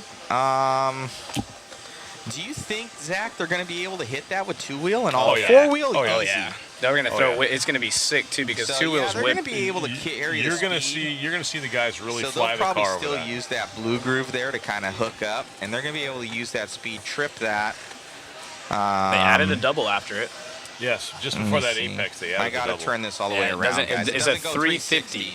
Yeah, it's 350. It's tens of dollars more to afford that other one, and I can't afford it. So go and buy some T-shirts. Yeah. So we're coming around here, and they're getting in that carpet right there. Nice little touch here from Hobby Action. I have seen, paint in the past, and I was wondering why they didn't paint it. And now it makes a lot more sense now that they're doing this versus the paint, because then they'd have a bunch of painted track where they change the pipe. Yep. And it's slippery when it's painted. So. That was a nice touch, and you come over there and have the rest of the track. You do your triple. You buy the mod perch. That's the mod perch. That's Chris's home for 7 days, so he sits there. And love to Chris, dude. You got to give him some shouts too. Chris is doing good work. That guy camps out there, and he's like, we have to OCRC. Poke him with a stick every now and make sure he's awake. You feed him some Monster, and he's good for a couple days. Well, a couple hours, I should say, a couple hours. Feed him Monster. He bleeds green. So coming around here, we got, that's Tire Tech over there. Everybody has their names on the boxes. That's Mason getting his tires. You can check that out. So obviously, you can see Harley Yoshi, Lee Setzer, Ryan Cavallari. So each set of tires is done there. And the Mr. System, you're right on top of it. You can check that out. Yeah, we're on the top of the Mr. System. And thank you to Larry, for setting up. Like, this is on. We're on a pole right here. Not at the strip club, but get that shot right there on the driver's stand. Go back to the driver's stand. Zoom into that right there. Those guys, a little bit of man love going on. It's switched. Oh, mother man. David. There's Chris. So Chris. That's Chris. For those of you who don't know, go ahead and And Chris, on the shot right there of Chris. Oh, get that shot right there. That's the money shot. Oh. Yes. Oh, you guys are too much. You are world infamous now. That is classic. Awesome. Those are your camera guys right there. It's beautiful. Having a good time. They're just having a good time. Yes. So we got what a surprise. What a surprise that was. Oh, that was good. That's worth it. That's worth price of admission. Right Sean there. Miller said, wow. Yeah, so again, we only get Jason for one more day, so everyone's utilizing all the professional photography. Well, why wouldn't we? I think Rob's getting a new Tinder profile set up. Looks good, guys. Oh, that's classic. Oh, man. So if you guys are here and you want a photo, come over here to Jason. Maybe you can give him a tip. Sean Miller, you can't unsee that. Yeah. James Elliott, he's in love. That's funny. Good times. James Elliott is the one I was telling you about. There ain't no races going on. The cactus. Swipe right. Swipe right. Sean Miller. So yeah, it's just we have a really good crew here, guys. There's like 9 of us behind the scenes. Thanks to Larry Tom, I'm able to feed everybody more than cup of noodles. Mm-hmm. So it's not much more, but not much more. It's not much more up on the budget. No, we've been treated very well. We've been eating well, so thank you so much. And Larry's been feeding us a lot too, which has been awesome. And thanks to Coca-Cola products. Yeah. We have been. Let's shout them out real quick. Where's I don't have a Coke. Right there. I have Dr. Pepper. Yeah, show your Dr. Pepper. It's Dr. Pepper, which here is distributed by Coke. So if you're into Monster, Dr. Pepper, Coca-Cola. Normally I have a Monster in my hand. That's supporting those who support you. So yeah, absolutely. So it's right on, guys, and it's we have a really good crew out here, and Giovanni, he's not here yet, and he's been helping out with some videos. We got Shu over here. There's Shu. He's saying what's up. That's Shu right there. Holla. So yeah, sexy beast right there, the man. I know. He's got to suck it in a little bit. So yeah, so he's been doing all the photography, guys. So definitely check out all those photos on Mod Live Media on Cam Facebook. Wants some. Hold on. Cam wants some. Where's Cam? Come on. Come on. Cam wants a picture. He's been asking. Yeah, but he needs to be the centerpiece, if you know what I'm saying. He's gonna be the man. That's Cam. He's all the way out from New Jersey. He works for CBS Sports. You guys should check out his page. It's RRL on YouTube, and this guy does amazing work. Check this out. Here's a cool little story. I just met Cam. Actually, everyone met Cam this weekend for the first time. See if I can find some of his YouTube content. It's pretty sweet. But he was the only one. We see Cam. He's super quiet, and then all of a sudden, dishes were just clean. Yeah, we're sitting at the house, and all of a sudden, we hear the water running, and Zach looks up. He goes, "Dude, you need to tell him out. He's like, you need to pay him more. Yeah, I was And like, give Matt's this guy a why? raise. We get paid. Matt's like, why? And Zach's like, dude, Cam's doing the dishes, cleaning up the kitchen. He don't even know us, and it was nasty. There's ranch all over from the pizza. He just took it on the chin. I'm not That was gonna brag because of about that. Chris. Chris says, get ranch. Yeah. Get a lot of ranch. Lots of ranch. Lots of ranch. And then they called you and said get ready. Yeah, then we doubled Dude, up we on have it. like 2 pounds worth of ranch. We need a ranch sponsorship. Where's Hidden Valley? Right? What's your YouTube page? RRLRC. Cam Colin in the house. So RRLRC. And so, yeah, he does backyard racing league videos, but with his experience in the CBS Sports, he does an awesome job of actually making it a program. So Yes. it's very cool. Cam Colin one of those guys trying to just grow the sport from the grassroots level up all the way to the world championship. So super cool. Yeah. So we got, hold on a second here. I'm going to post up for you guys. Fun fact about Cam, he's never seen a cactus. Still waiting. The guys are supposed to take him out today to go show him because he wanted to go out and check out the life. So the- here's the some stuff on. that Cam does. I don't know if you'll hear any audio from it. I haven't seen any yet, too. I I want haven't. to see this. Take a look at Cam. So that's his YouTube. That track looks fun. Yeah, it does. Blow me. So he does a lot of post-production stuff. You know, go and follow his page. Wow. So this is some of Cam's work. Let him know. I don't even think he knows it's on the screen right here. No, he doesn't. He's trying to get hat photos now. This is cool. So he does a lot of good work with like post-production stuff, you know, checking out, getting interviews with guys. What a cool little track. Where's this located? Is this in his hometown? I do not know that, actually. I'm going to speed up the speed here for you guys so you're able to kind of see it in a little bit more speed here of what he does. Phenomenal work. And he'll put, you know, voiceover with it and talking about the racers. And sorry about that. You know, put the places up on the left-hand side. He does that all in post. So that's not in real time for, you know, the races and how many laps they've done and bring them up. And yeah, just kind of wanted to brag on Matt again. The crew that he put together for this event is phenomenal. So thank you guys for supporting Mod. Again, if you haven't gone over to modspeedshop.com, get entered in that waffle so you can see that t-shirt that Cam's wearing right there on screen on the right-hand side with the red in it. Those are for sale individually, but we also have the waffle. It's $20 ticket. You guys can get entered to win. The shirt I was wearing yesterday during the main events, we had signed by the top 3, and all the proceeds will be going to support Brian Kinwald and Crohn's disease. Yeah. So appreciate you guys. As you can hear, Jason's trying to get some of the racers up here if they want a photo. He does accept tips, right? Cash App, Apple Pay, all of it. Yeah, there you go. Let's just go tell them, Shu, to basically top 20 or the Two-wheel drive the B will start main, tomorrow. The B main from yesterday. You want to I get don't all know their if you guys photos can hear as well. Matt or not on Just our go tell them stream. they'll make it happen. He's talking right now, so. Matt, can they hear you online still? Yeah, they can. Okay, I just didn't want to talk over you. But You're good. tomorrow we will start at 9 a.m. It is currently almost 2 o'clock. It's 1:54 local time here in Chandler, Arizona. So make sure to make note of wherever you're at. It's almost 2 o'clock here. We will start at 9 a.m.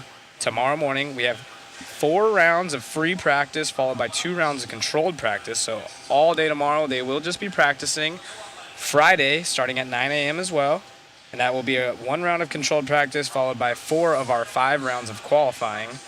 And of course, Saturday, our main day, they will have a quick 2-minute practice for everyone starting at 8:30 and qualifying round starting at 9:40 a.m. local time. That will be our 5th and final round. They are taking your best 3 of 5.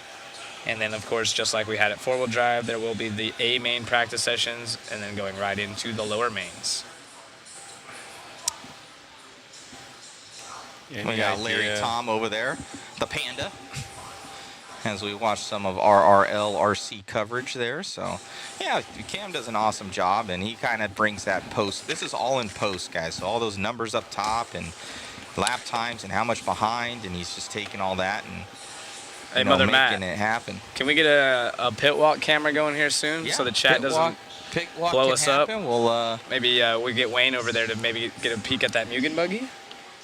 we'll take both of you guys down there. Okay. Let's take both of you guys down there. We're gonna get our mobile cam up right here. All right, as you can see. So we'll get this shut down. So thank you to Cam again, just one of ours, highlighting some Highlight of the our team. crew, some of our team, behind the scenes, making it happen. Yes, the layout did change, and we're going to get some. We've been going over it a little bit, and we'll probably check it out again and let you Yeah, guys pan know. to camera 4 real quick if you don't mind, Matt, and give him a little. Yep, you can kind of get an idea. That's Right, coming here's up a too. stationary camera, and maybe Orner, we can get you to do a little pan around the track while we set up Not this with one. that thing. Not with that okay. one. Not With with the that one, one. Yeah, number not with one we his. can. Yeah, if we can get number 1 camera, David. Number 1 camera, David. If we can pan around again real quick. And Okay, camera. Our mobile cam is up. Sweet. Let me Do go. you I'm guys gonna. want to go? Yeah, we're gonna go. We're gonna go for a walk, talk All to some right, you people. guys are gonna go for a walk.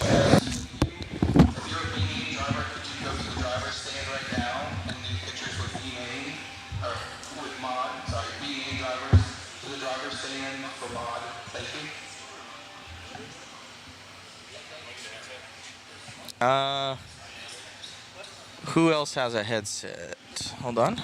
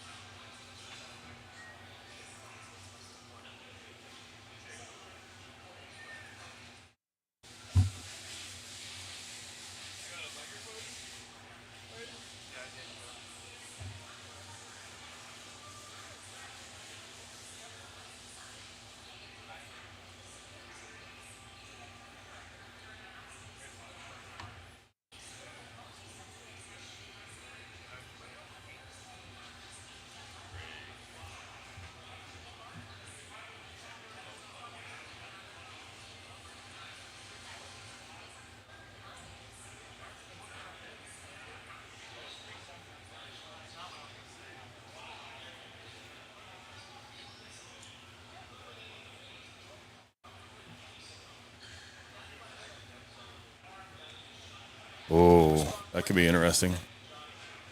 On the X.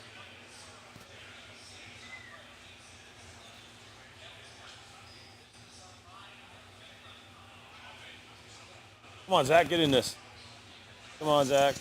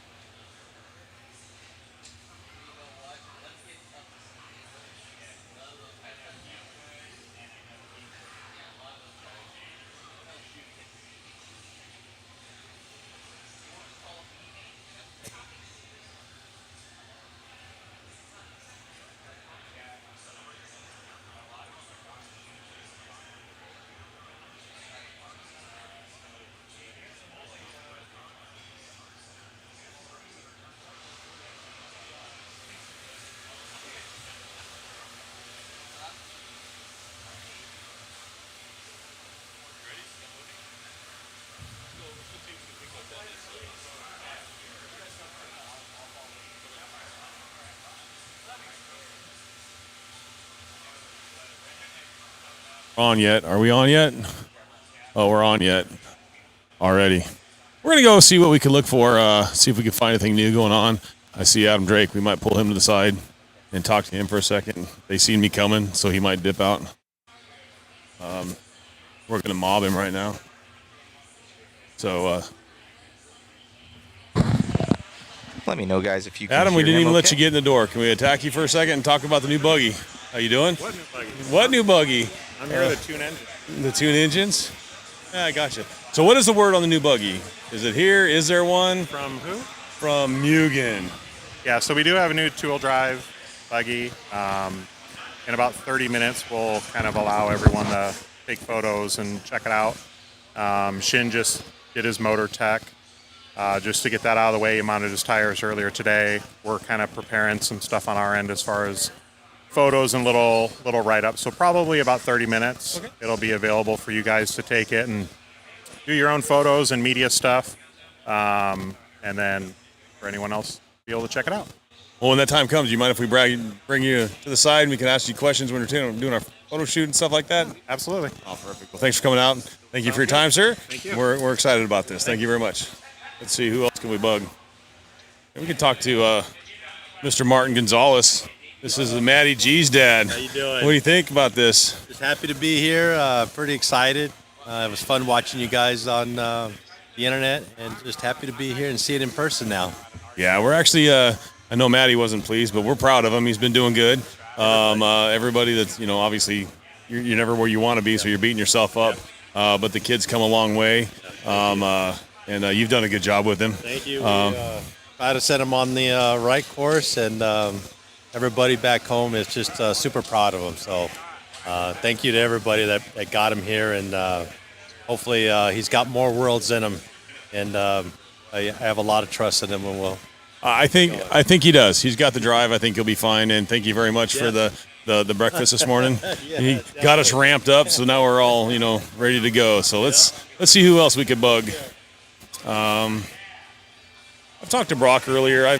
He's probably done with me. He doesn't want to talk anymore. Actually, you know what? You want to jump on the track and we can walk the track around and see what we got with that? We'll go this way really quick. I can come bug you some more. Okay, see, I didn't think you'd want to talk to me anymore. So we're going to jump up here and we're going to basically walk the track and take a look at it so you can see, especially coming on the straightaway right here, you can really see the rubber being laid down from the four-wheel drive cars. They've been blowing the track off really well. Obviously the line going a little bit to the middle to the outside when they come around the apex here. We'll walk over here and we'll look at the big changes coming off the straightaway. The layout looks, to me, it looks like it's going to be a little bit faster than it was with the four-wheel drive. But the changes that they've made, they still have this double. Which some of the four-wheel drives had issues. Obviously the higher rank drivers didn't have so much of a problem, but some of the lower rank drivers had issues. It is a pretty good gap. I'm 6'5", so this is probably an 8-foot gap. It's pretty big. But this time, instead of making the U-turn right here, the 180, they're going straight. They put in a roller right here. And like Matt was talking about earlier, he says they seem to think that it may be an issue for the two-wheel to jump up on top of the tabletop. I don't think it's going to be that much of an issue. Only from the inside corner. Matt's thinking an inside corner, but I think if they jump out and apex, they jump on the outside, they land them towards the outside of the table, Yeah, you could be right. and then apexing in, that might be pretty good. So this front section pretty much stays the same. And then instead of, after this section, instead of making the 180 to the right, they actually made it a 180 to the left now. And then they come back and they go through and make the 180 here. This was that pipe that Zach was talking about where it doesn't just end. They have it buried into the ground. And so this is something like he was talking about the Euros. The Euros are used to curbing. And so with the curbing, you're able to put two wheels on it and they actually use it to help the car turn sometimes. So now they're going to go, they make the 180 here, the left-hander. They use the ripples the same way. You can see the rubber still on the ground. It's pretty nice. The ripple strip's the same. Instead of going straight, now they're making the 180 off the little roller here, and they come back up this way where you can see the rubber being laid down on that from the four-wheel drive race. And they hit the triple here. There were some questions if they'd be able to make this in two-wheel. I don't think it's going to be an issue at all. I think the two-wheel guys will be able to pop over that fairly easy. I think it's going to be like somewhat of a high-speed part of the track with this triple-double section. They come around the corner, pop over that, and then there's a small double right here on this small sweeper. So it doesn't look like much, but it's just enough to maybe upset the car. I think they'll be jumping into the apex. Instead of it being like a sharp 90, they have the apex here. You can see where the track used to be. So there is a little bit of rubber right here. Actually, a lot of rubber coming here, so I think they'll jump probably 1 to 2 feet off the pipe to apex, and then the rest of this is basically the same layout. They come over this triple and then onto the straightaway. So right now I need to catch my breath because I'm fat and out of shape, and I need to get back up there and sit down. So we'll go back to you, Matt, and Zach. We'll be back after a little bit.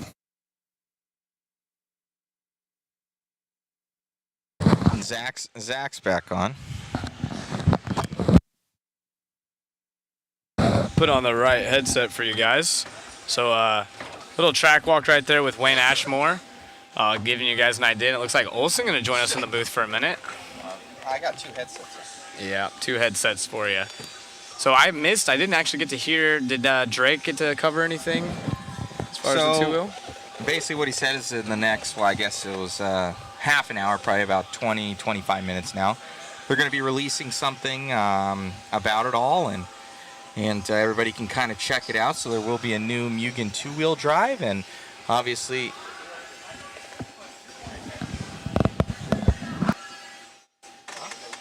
No, we're... Sorry, guys. Want to get Drake?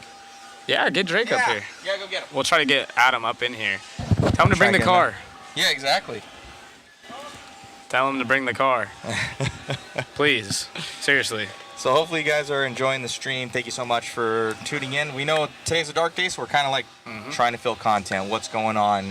Kind of the background stuff. We're taking photos for the live stream. We're going to try and get everybody's photos of each car so we can bring them up in the live stream. It's pretty tedious work, so we're going to see if we can make that happen. So we got Shu over here doing amazing work, kind of grabbing those main studio photos, which is amazing. And like I said, you know, there's no lie. You guys are going to see that our photography game has been stepped up, and he's the main reason for it. Absolutely. We brought a good team together. We work well together, and you know, he's a big part of it. Like I said, he's going to be gone on Thursday. We're going to try and do our best to get photos and kind of have somebody behind the scenes that's not as good as Shu, obviously, but hopefully we can do some due diligence on the rest of the photo coverage. But the live coverage will stay exactly how it currently has been going. So hopefully you guys are really enjoying that. So thank you. Yeah, and thank you so much. Most of the people, he's going to come up here in 30 minutes. We'll have Drake, so hopefully he brings the car with him. Most of these guys are utilizing this day to get their 2-wheel drives ready, gluing tires. Maybe we'll go out there later on and we can go through the actual tire teching area, or the tire gluing area, I should say, where they have officials outside watching you how you glue your tires, making sure there's no funny business going on. Yeah. But yeah, I think the talk of the hour right now is it's 2:08, so hopefully around 2:30 we might be seeing some more of that Mugen car. And we have our photographer up here. We obviously have our live stream, and then Drake's in the building, so hopefully we get all the information. Yeah. It'll be really interesting. Yeah, so it'll be good. It's cool to see those new products. I know there's a lot of guys that were asking. They're like, hey, could you go and find, go and see the new stuff, go and, talk to more people. And, today's kind of being one of our times to do that and get it going for you guys, even though it's kind of our off day and kind of our break day. It's not as fast-paced as what it is the other days, and guys are asking, hey, can you do that? And during the live stream, kind of just look at how fast-paced the racing is going, and all of us, like, even though there's 9 of us, all 9 of us are doing something, and we almost need more people. It's crazy how busy it is up here. It's like, from what we did, and I thought we had excess, but we almost have one guy to trade in and out for kind of giving guys breaks, because you end up working this, and we're doing RC, but like when you're constantly moving the camera around and when you're constantly, talking all the time, you need a break. And it's, we try and give you guys from 9 in the morning to basically 7 at night, we're working. So, and making tens of dollars doing that. So it's nice. Yeah, and I'm taking notes right here. I want to know things with that Mugen car to ask Drake. So if you guys want something specific in the chat, I've already wrote down price point. Are there going to be any 10 scale specific drivers they're looking to hunt down maybe for next year? Plans on the 4-wheel, how long they've been working on it, and how long until it's available. These are some of the things that I'm interested. If you guys want to hear something specifically, let us know. I'll write it down, and when we have the opportunity to talk to Drake, I will be sure to ask him. Yeah, most definitely. It's very good points to make and copy down. We'll see a new thing on the market. Obviously Shin coming from Yokomo. Kind of we were calling it, and I know that we were thinking that when Mayfield was still with them, we had kind of heard rumors that when Shin had gone over to Yokomo or had gone over to Mugen. From Yokomo, like, oh, they're going to be working on something. We had heard some rumors that there was something coming, to them, and obviously those rumors were true. Obviously Mayfield is now with Techno, and they have a very, very good 8-scale platform, and they do have 10-scale, but I don't know if they've been, focusing as much in the 10-scale stuff. And I don't think Daniel Lewis, I heard through the grapevine, he's like, I'll never do a 2-wheel. I don't know if that's exactly true. There could come, but somebody has told me that before. And love Daniel Lewis, the Techno guys out there. They're an amazing group of guys, 100% into racing. And they make some, I always like their cars because they're different. Yeah. They're very different vehicles. They have a unique style. That's one of the easy cars, especially nowadays with so many cars looking so similar that you can definitely tell on the track. It's unfortunate that I've only seen one out here. But yeah, I also will ask about a dirt versus carpet version. Obviously, ball diff, gear diff, great questions. Transmission change difficulty and all that. Yeah, I would like to know. Obviously, I would assume they're not building a car with E-clips or anything anymore. But are they following the protocol of making this more user-friendly, or are they kind of putting that on the back burner and focusing only on the highest performance, or is it kind of a mix of the two? I would have to assume, of course, try to do the best of both worlds. But yeah. Don't date us with the E-clips. They're like E-clips. I hate those. Remember when you had They did, man. That thing would shoot off and or it'd get a little bit unbent. You didn't have another E-clip, and then you'd have to go and you'd have to bend it back just a little together, bit. so it wouldn't come out. So that was terrible. People are asking, will it be pillow ball or C-hub? 10-scale car. Well, you have seen that in 4-wheel drive. Is there a pillow ball 4-wheel drive? I think an S-Works was one of the original S-Works. Yeah, I'm sure the chat. I want to say when they had didn't they have the bigger hex on there? For sure had the bigger hex. It wasn't a normal 12 mil hex. Yeah. It was like some weird hex on the S-Works where they only could use their own wheels. So that was obviously they've changed since then. And Born Horse has been going quick. We had Jorn Neumann. We need to catch up with him. We need to catch up with Jorn. Catch up with Jorn Neumann. I think he's kind of him and Misha. Yep, both of Mika. them. No, I believe it's Mika. I could be incorrect, but coming out from Germany, I do believe. Yeah, so Germany for Jorn. I know Jorn is German. Yep, he is. He's and he has Gerd there from the late past Team Durango. He's out here. They're like two peas in a pod. Two peas in a pod. They follow everywhere with each other. It's their boys and a bunch of people on their driver sheets we got. They're like, thank you to Gerd Stroon and shit. He's the their main guy. And I tried to talk to him, but I know his English isn't the greatest. I walked by and tried to get an interview with him, but he's like, no, and I understand. But yeah, Jorn, he can speak with us, I'm sure. We'll try to get him up there. Yeah, Misha is Switzerland coming from BJ. We have Kyle saying Antonia from Austria, too. She's doing great. Yeah, she won a couple races. She got an interview from our buddy Robbie Rob. So she was TQ there for a hot second when I think they went into round number 4. So we try and do a lot of interviews, guys, with different people when they do win something to have some sort of content and kind of give a lot of people spotlight. We know we see, the Dakotas and the Spencers and the Ungaros, but, it's made up of everybody. This is a world championship event with everybody that is out there. And maybe we could get Killick up here with the Yokomo cars. Yes. I know people were asking about that. I would like to know a little bit myself and see if we can actually bring it up here and showcase it to you guys and talk about it in the booth. So if I run out there and I see Killick, I'll ask him if his 2-wheel drive's available and even his 4-wheel drive and bring it up here and just talk about them. Yeah, no, it would be good. And is there do we need to talk to the Kyosho guys? Are they working on anything right now? Do you know? Because I know there are a couple Kyosho guys, I believe, from Japan here. Yeah, so Chikuba is a Kyosho designer. He works for Automodel, which is the mother company for the racing side of things for Kyosho. When I left Kyosho, especially Kyosho in America, had discontinued their racing platforms. So I'm not sure what the update is on that, but I'd love to talk to them, as obviously if you're spending money to send drivers here, there's something going on. Yeah, no, I thought Lutz was going to be here running. Lutz has been in the chat helping us with all the statistics, but I don't know about running. I thought he was coming out here to the Worlds for this, so I'm mistaken. But Ryan Lutz, he's one of my favorite pro racers. Always has been.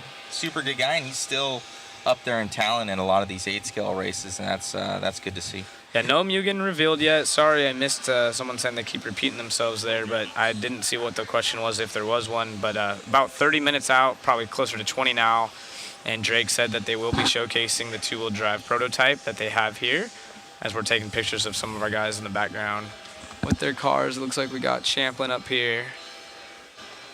I think he's getting maybe a different photo with another shirt or something like that. Very neat. Shu doing his job. Yeah, so if Lutz is in here in the chat, switch over to the camera. Switch over to camera. Go to camera number 1 for me there, Robbie Rum. Lutz, if you're in the chat, well, I think we asked him what he's not doing here. I think he's just spending time with family and focusing mostly on 8-scale. I don't think he's necessarily contracted to do 10-scale races. I'm not sure, but if he's in here, I'm sure he can elaborate on that. Yeah. Hey, Matt, are you doing BattleBots next season? Yeah. I drive Lucky, the BattleBot on Discovery Channel. Yes, I will be. We're primed to do it. I've actually been invited out to a couple of they have like these sessions called Proving Grounds. So I've been invited a couple times on the cruise to come out for it would be the Cobalt and Wayne. There's another team. So yeah, they've been Gigabyte. That's it. Another team been Gigabyte. So we've been they've been running out there. So I haven't been able to do it. We've been doing all sorts of stuff. Did you get a new roof yet from Mike Katz? No, man. I can't afford it. And maybe we can tens of dollars. Cav's right here as well. Maybe we can get Cav in the booth for a minute. Let's get him see in if we here. can't, as he shows off his muscles. Let's get Cav in here. Talk about Schumacher. Mike Katz, we're working on the roof. See if we can let those guys know. Expensive. Try to get Cav whenever he's done with his photos, if you don't mind. I'd love to talk to him. You want to talk to? You want to talk to Brock? Yeah, we'll talk to Brock first, right. and then see. We'll have Brock for a minute or two. Brock, do you mind jumping in the booth and talking to these guys for a moment? All right, I'll jump out of here. Maybe we can get the camera shot over here in the booth once we get Brock dialed in. And I'm not sure. Maybe we could catch Cavallari in a minute as well. Get Brock dialed in. Two wheels looking sweet. Hello. Hello, testing. You are live. All right, so we have Brock Champlin in the house. He was over here getting his new Facebook profile picture dialed in on the driver's stand. But everyone, you have quite a few fans in the chat, just so you know. Okay. I believe your dad was in here earlier. But how's I know Wayne talked to you earlier about the tire situation. You were making some jokes. I know you don't want to give out too much information on your secrets. You're one of those guys, but give us a rundown. Your 4-wheel obviously completed. Let's talk about the 2-wheel. Anything special going on? What can you talk about? What can't you talk about? I mean, there's a lot of stuff that we've worked on, improved on. There's a lot of little bits and pieces that we've made for the event. We made for nationals. Everything kind of started to piece its way together around that race. So we came the week after the nationals practice, found a little bit more out of the car, and I think we're ready to go. We got a solid package as far as tires go. I said I wasn't really going to release anything, but I'm just running a standard front tire. Our car has plenty of steering. I feel like the guys that are doing something different they're looking for a little more steering. So I guess that makes it a little more difficult for them, I guess. But for me, I'll just be running the standard tire. So Yeah, and so I met you earlier on in your career. I believe you live in Utah now, correct? Salt Lake City? Yep. Joel Eaton's been in here. He's obviously an avid supporter of you and the family out there. I know Dominic moved from Denver, is racing with you guys, and they call you 2/10 back at home. Is that true? that's what Dominic calls me. But yeah, those guys actually have my number in 4-wheel drive at that track. So they keep me brutally honest in 4-wheel drive, especially when we're practicing. We don't really club race a whole lot with our 4-wheels. So yeah, they keep me honest. 4-wheel drive, 2-wheel drive. It's been awesome recently, and that's kind of where the 2/10 is. The nickname has come from, I guess. But yeah, it's been pretty rad. 2-wheel drive. I'm looking forward to it. Well, anyone who want to say special thanks or hi to online while you're up here? Yeah, just all my sponsors, High to Lows, so Schumacher, LRP, J Concepts, MKS, Wits, Easy Customs, S&D Designs, Eaton's, Intermountain Raceway, Trish Bits, Core RC. There's a long list of people to thank. All the guys at the Schumacher factory, Robin. I know he's watching at home right now. So, yeah, Trish, our engineer, Jürgen Lautenbach from LRP, Jason Rona, his wife, Paul Wynn, and everyone over at J Concepts, Thomas Cook from MKS, and then Clue Connors and the Connors family from Wits Racing Products. They do an amazing job with all the stuff that I run. And then obviously all my friends, my family, we're out here for a week. We don't get to see him for a week. So what about this one right here? Oh, my father. Yeah, he's in the chat. He's in the chat. So obviously my father, my stepmom, my brother's here this weekend, so that's pretty cool. My grandma, hopefully she's doing well. She just had a surgery, a procedure done. She texted me this morning, so she's up. She's good. Nice. And then my girlfriend and her family, all those people make life so easy and so fun. So at the end of the day, this is kind of all for everyone. It's for myself as well, but that and then I love you, Mom. So yeah, definitely dedicate the worlds to your mom as well. She was an awesome addition to the whole RC family, so good shout out for her. And man, good luck this weekend. yeah, thank you. Yep. All right, we'll see if also if you could send Trish up here, that'd be awesome if he's interested coming out. And I know the chat's been going wild, so All right, sweet. appreciate you. And if we can maybe pan over to the track for a second, and we'll work on getting some more interviews up here. We appreciate Brock Champlin, one of the nicest dudes out here, giving us some information. And cool, I mean, I asked him to, usually when you say, hey, is there anyone you want to thank, people kind of freeze and they maybe give a short list, forget a whole bunch of people outside of his dad, which his dad called him out in the chat.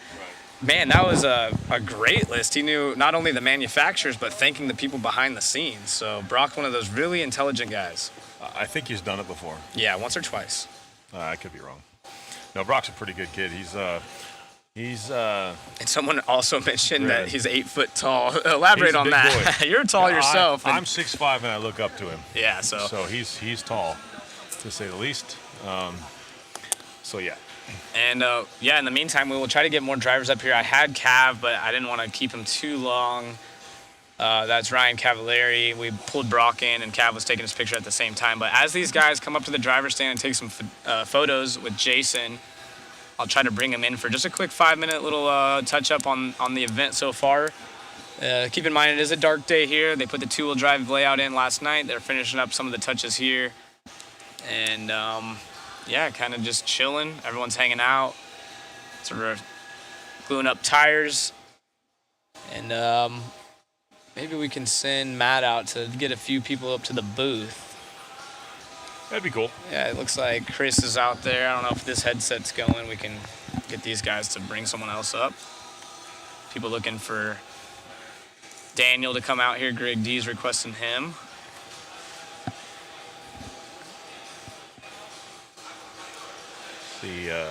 Looks like Adam Drake's still over there talking to some other people. So I know Shinadachi had to. He submitted his car, so he had to get everything approved. He's got his motor tech and everything else like that. So, are we stepping out for this or what? Oh, I don't know. You want to interview this one? I don't know who it is. It's Schumacher. I'm gonna talk to him. Perfect. Oh, Matt's gonna be in. All right, here we Perfect. go. You've been getting requests on here. Trish is up in the house for Schumacher. One guy you probably didn't set that right. Oh no. I'll have you switch the camera. Yeah, I'll To cam at 5.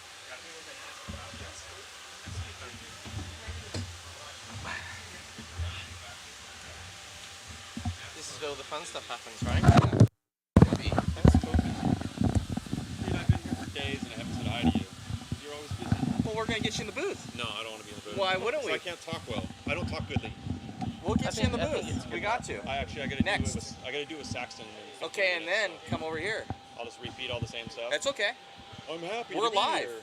We're Write live. it down and then you don't forget. No, in all seriousness, come back. I Yeah, want to just get wanted with to you. say hi. It's good to guys see you, are doing brother. a great job, man. Thank you. Thanks. Okay. We got Trish here. This is my man right here. Hey. We got Trish here. Trish Bits. Schumacher.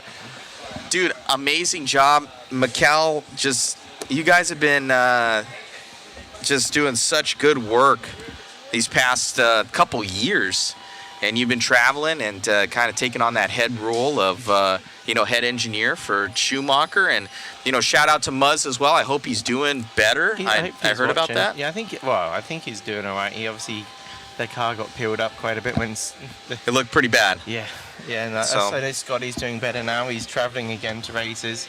Well, that's good already. Yeah. So shout out to Scotty, Muzz, and Joel Navarro. So they got in a bad car accident. So prayers to those guys. So what's going on? How's the world's been so far for the Schumacher team? What new stuff are you guys kind of bringing out here? I heard that there's a couple new bits on there, couple new Trish bits. In a different way, if you know what I mean, for the Schumachers. Yeah. And Mikel was right there. He had kind of a lackluster A3. Mm-hmm. Just going into it, he was saying that he chose the wrong tire. He had fresher tires, and he said more worn-in tire was going on. Lead us through what's going on with Schumacher and what happened. Yeah. Okay. So from what he thinks, because on A2 the car was brilliant and he's really happy. And he opted for the morning practice when the track was kind of pretty slick. It wasn't, I don't think it bedded in the tyres much. So not to kind of create excuses for him, but it's that scenario where you're looking for something and... we got they're like, camera back on booth, please. Yeah, we're on the camera in the booth. I don't know, somebody, we should be. Yeah. I don't know what they're saying. Someone goes in trouble. Somebody, some sort of bot out there is... messing with us. So yeah, keep going, buddy. Yeah, so really, probably should have stuck with. But we knew that the second and third runs work alright. But I think when we went out for the second main, we did the 2 minutes. We did in the practice main, so did 2 minutes and started. And I think that was that perfect point from taking that, I don't know, whatever top level of surface off the tire, and then it's really good for the next 5. Whereas the set you went out on, to be honest, they should have sped up towards the end.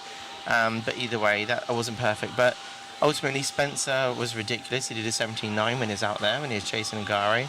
I know, even if we had the car that we had from A2, we would have been close anyway, because those guys are rocking. So we tried.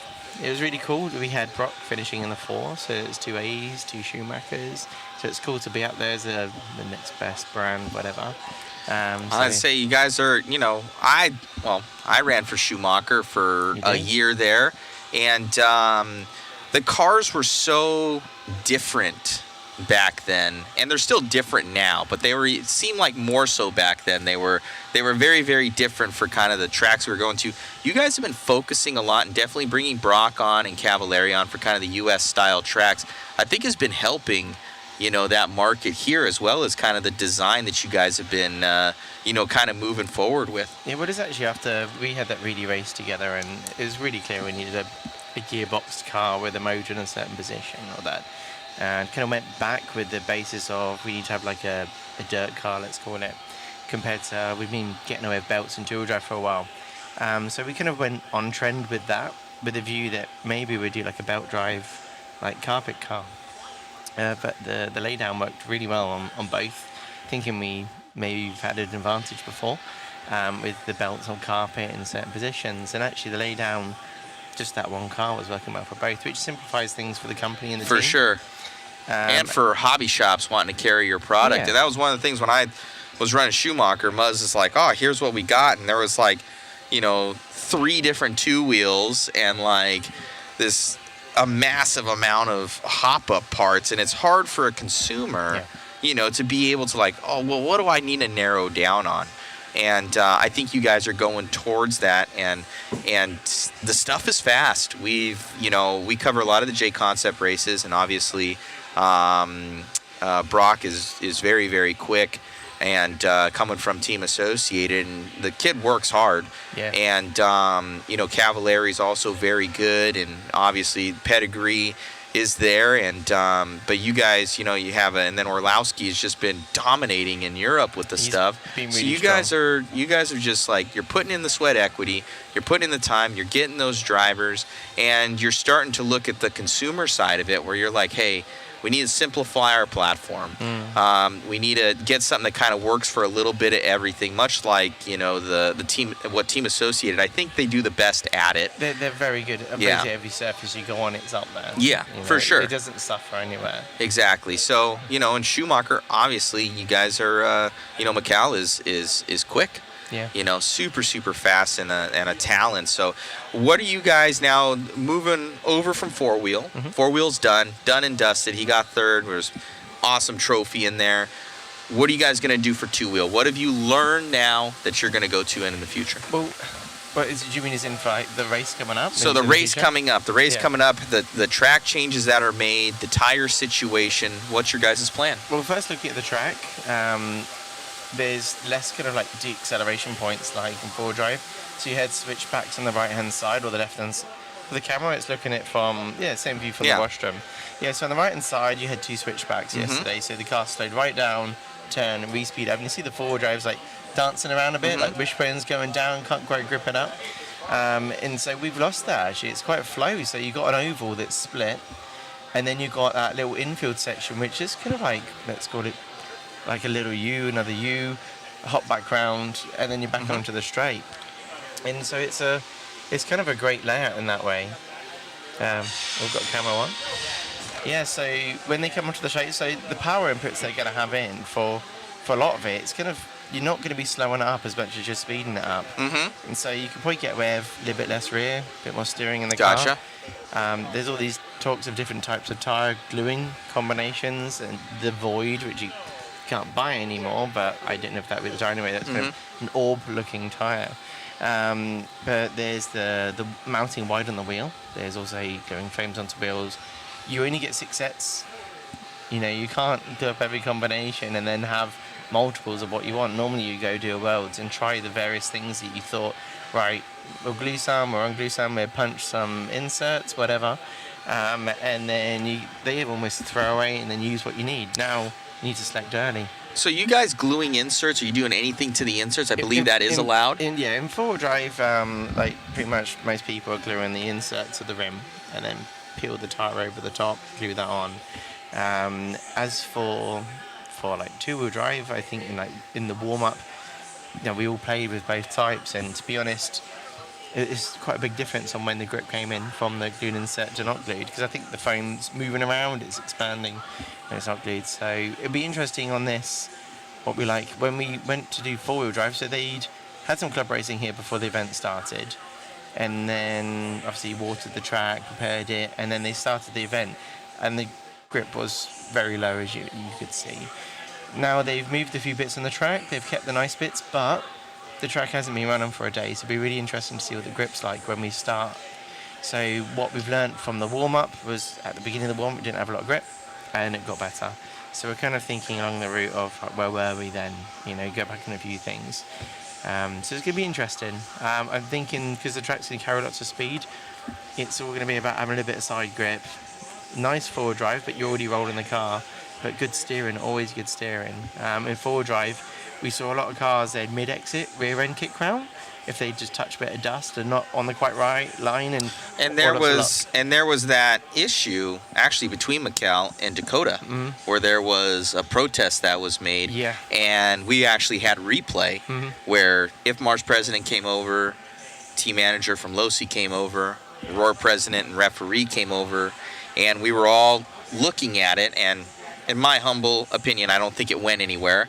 But kind of what the others see is Dakota like hit that where he was coming around and just goosed it. Yeah. And his rear end just started to come around, and Mikal was right there and came in and just barely just tapped him. But it wasn't, it was already kind of over rotating when it happened. So we did it in slow mo and everything like that. Standing in the corner, but I didn't have like slow motion eyeballs, but you could have saw something happening. Michael collected. I'm like, well, Michael wouldn't hit him if he was still going in a straight line. Correct. Because they were in the acceleration zone. So Correct. I thought, well, he must have spun out enough to Michael, because there was a gap just before that No, point, we and then- we saw. We had it on Yeah. camera. We did slow motion, frame by frame. Mhm. You know, we're shooting at 60 frames per second. That's So, cool. you know, we were looking at it and how he came through, and then he even checked up. Like Yeah. he stopped for a half second Mhm. and then went. Yeah. You know, it's like, oh crap, you know. But it was a pure racing incident. Yeah. You know, from Yeah. in my opinion, I think that's the way that the Yeah. officials Same as ruled on it. Ungaro, he caught that pipe, unfortunately, and Michael touched him, but then it was kind of like, because It was 50-50. Yeah. Yeah, so he's just like, well, he's lost it. He's spun around, like, wait, off you go.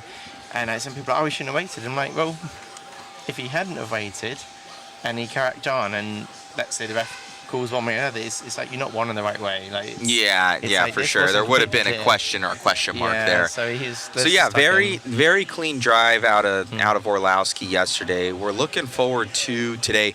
So what of the other drivers that are out there? Obviously, you guys look at everybody. Who impresses you? You know, from the other teams of you think that's going to be a threat, other than kind of who do you think's kind of a dark horse going into this one from just other teams, just purely so from one guy I've always everywhere? had an eye on. It was the warm-up TQ two-wheel drive, Aiden Horn, right? And he's showing form, like really good form. Like he's quite an excitable guy. You see him and he's fist pump and stuff like that. But when he's on the track, you know, serious stuff happens and he drives around really good. So Aiden Horn would be an interesting one to see how he gets on. Someone's saying, "Show us your bits." Yeah, show us your bits. That's you very know, nice. Maybe not for this program. Yeah.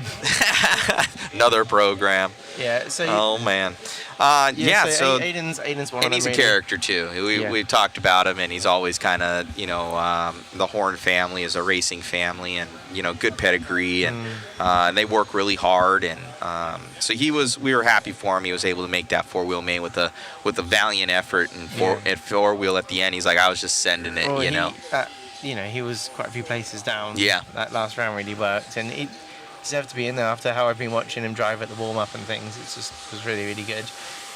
But yeah, as for other teams, it's the dark horses aren't really there. There's the obvious choices that are going to be in the top 5 that you imagine that are going to be fighting, and then really if if the last round 5 works again, like I don't know if they're going to change anything, so they run 5 rounds today, but I understand they're going to change it so there's a longer practice on the last day, and then they're going to immediately go into qualifying, so the track stays nice. That might mean actually there's less of a difference, whereas in full drive they had the 2-minute practice, then they clean the track, they did the repairs, and then cars went out, gripper gone again. Yeah. And the heat 1 went out. Brilliant, Sensei TQ'd. It's 11 seconds off the previous TQ run. Yeah, we saw that when they went into that first one, and then you could see like Horn really benefited from that from that switch up. Yeah. Where they ran it backwards because the first heat was like wicked slower than the next one. These guys are within tenths of each other, so when you have that kind of advantage, they re-break in the track. That's huge. We had somebody on here that says, what is the Restream bot? So it's the chat from the other chats. So we're streaming to like 12 different locations right now, and some guys were asking, where are you guys seeing this stream from? We have a master stream that we read from that grabs everybody from everywhere. And we brought in that bot, and it should show you kind of all the comments. So if it says Restream bot, those are just other comments from other places. So for everybody that's out there. So going into it, Trish, like what's your experience? What do you think of hobby action? You travel all over the world with Mikkel and many world championships with him. What do you think of this facility and what they've done? How does it match up against others? Just going by what other people's reactions are who've been to a few, they're so impressed. Some that haven't done a Worlds come here, and there's a lot of stickers on walls and things like that. It makes you feel like you're in that right atmosphere. It gets a lot of people excited really when you have the big hobby action sign at the beginning of the building. Yep. It's not many places in the world that you walk up to kind of like where you'd see a Walmart. There's a massive RC car place. Walk into the shop, air conditioning's there, so that's nice. Loads of RC cars, bits. Walk through the door, all the pits on your left, track on your right. That gets anyone excited, even if you're only a little bit into RC, it kind of puts you in awe. So they've done a really amazing job to present the track well. They've got the AstroTurf or carpet in between, obviously the track to kind of smarten that all up, and I know it's been really, really good. Been No, good. yeah, it's been good. What's your thoughts on Tiregate? From the first event, Yeah. I guess it still follows on a bit. You know, we're limited to 6. Obviously, it's a big shadow that's being cast, isn't it? That people always talk about. Could it changed anything if we all had new tyres every run? Maybe. Some people might benefit from it or not. You could try tyre combinations in practice. Michael ran the same set of tyres at the whole of practice. And it's one of those things too that, you know, the saying is true. The cream rises to the top. Yeah. Every time. That's The guys that were in there would have been in there if they had new tires or not. And then, you know, and looking at it from a hobby standpoint too, I personally think it's egregious to get a new set every single run. I know this is like the F1 of RC here, But in F1 they limit tyres. yeah, and that's a very Yeah, good it's a point. cost control. Same thing. Yeah. You know, and not having a limited set, is that an IFMAR thing that they just have never set in place? I'm not as we do it in other educated on classes, that. so like in touring car, it's done it, I believe, Worlds, Euros and stuff like that. I think, it might not be right. Because normally I did second run set, and in the EOS over in Europe, we have 2 sets of tyres for like the whole meeting for each class. So you've got that to consider about. So it's not obviously a new concept, but I don't believe it's anything's in the rules for off-road tent car, because we don't do it at UK Nationals, you don't do it at Raw Nationals, you don't do it at European Championships for EFRA, and at IFMAR it's never been done. So there's an argument. You got, you know, Billy Joe, whatever his name is, who's down in the bottom heat. Maybe he would do better with a new set of tyres every run. So he feels it's unfair that those top guys who get things either for free or they got a load of money can go and have a nice time. So there's an argument that the hobby, you know, would benefit from that. It's a big event, so maybe you do want to spend that money, but a set of tyres, you know, for the car is pretty expensive. So I think there's something to maybe learn from it, because it worked quite well.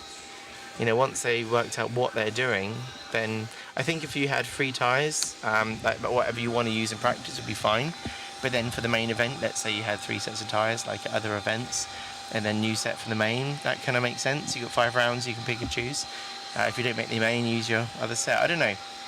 I'm happy to be wrong on things, but I think it would then attract some people that are of a good caliber that could do quite well to go, do you know what, I will do that, because suddenly it's much more affordable.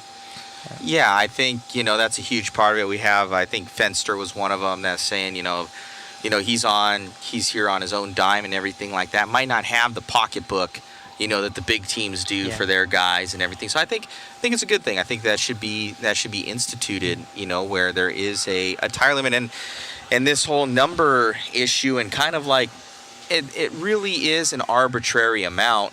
Yeah. Like either you order the maximum and then you have to deal with sending all those back, and it is a US based company, but what if you had to ship all those over somewhere else and airmail those? And well, we have to do it for the events we look after under the Schumacher tyres. So for the Euros we provided them, and actually the organizer didn't order too many because they had a rough number based from the warm-up race, but we looked at the numbers. Actually we think need to be more.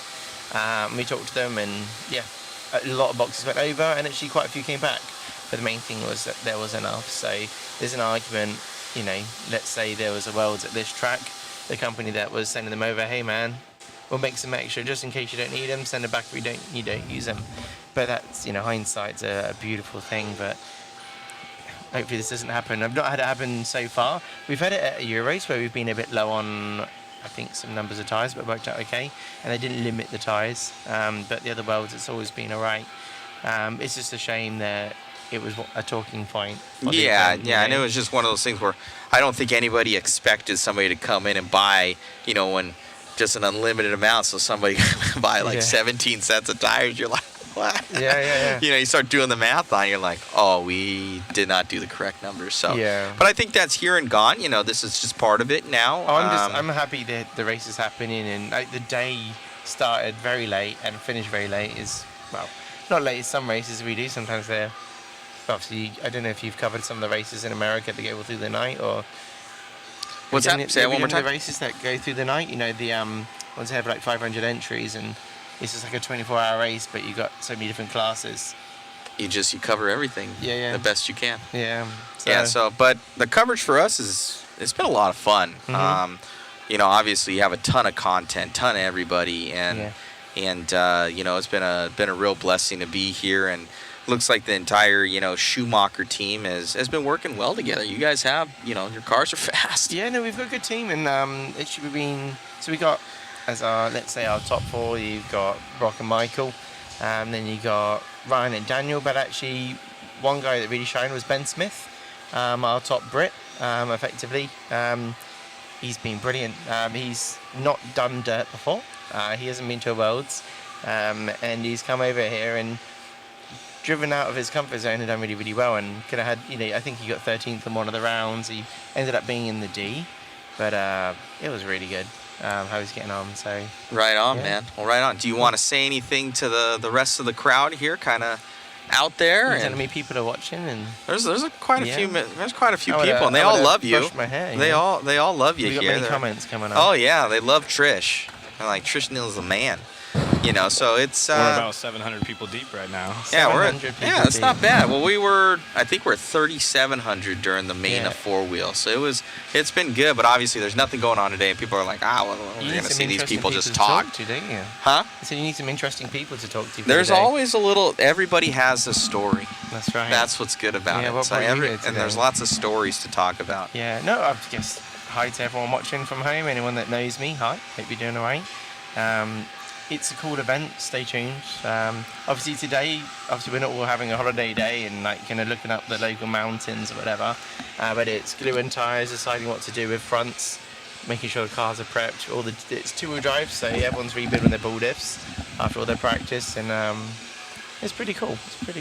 Yeah. So it's chill. After the last 3 days, been busy.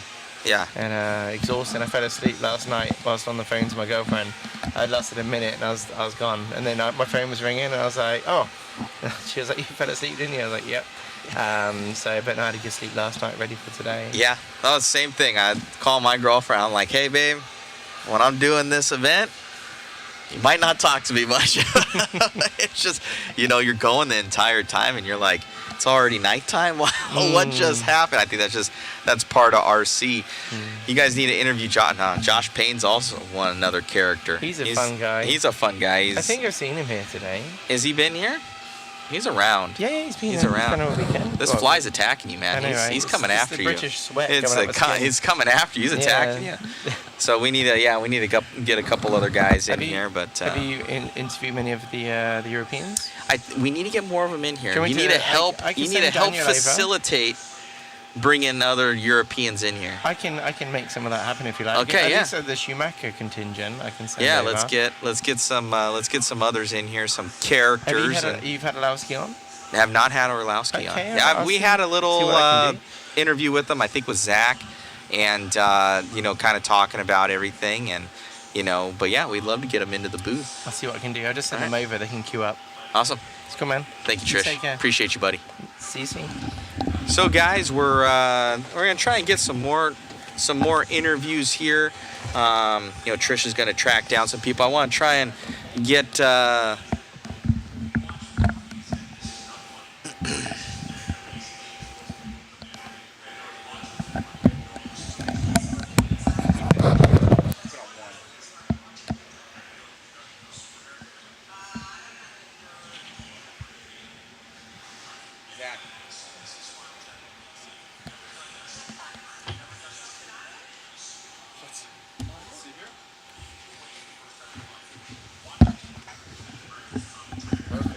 Put it on.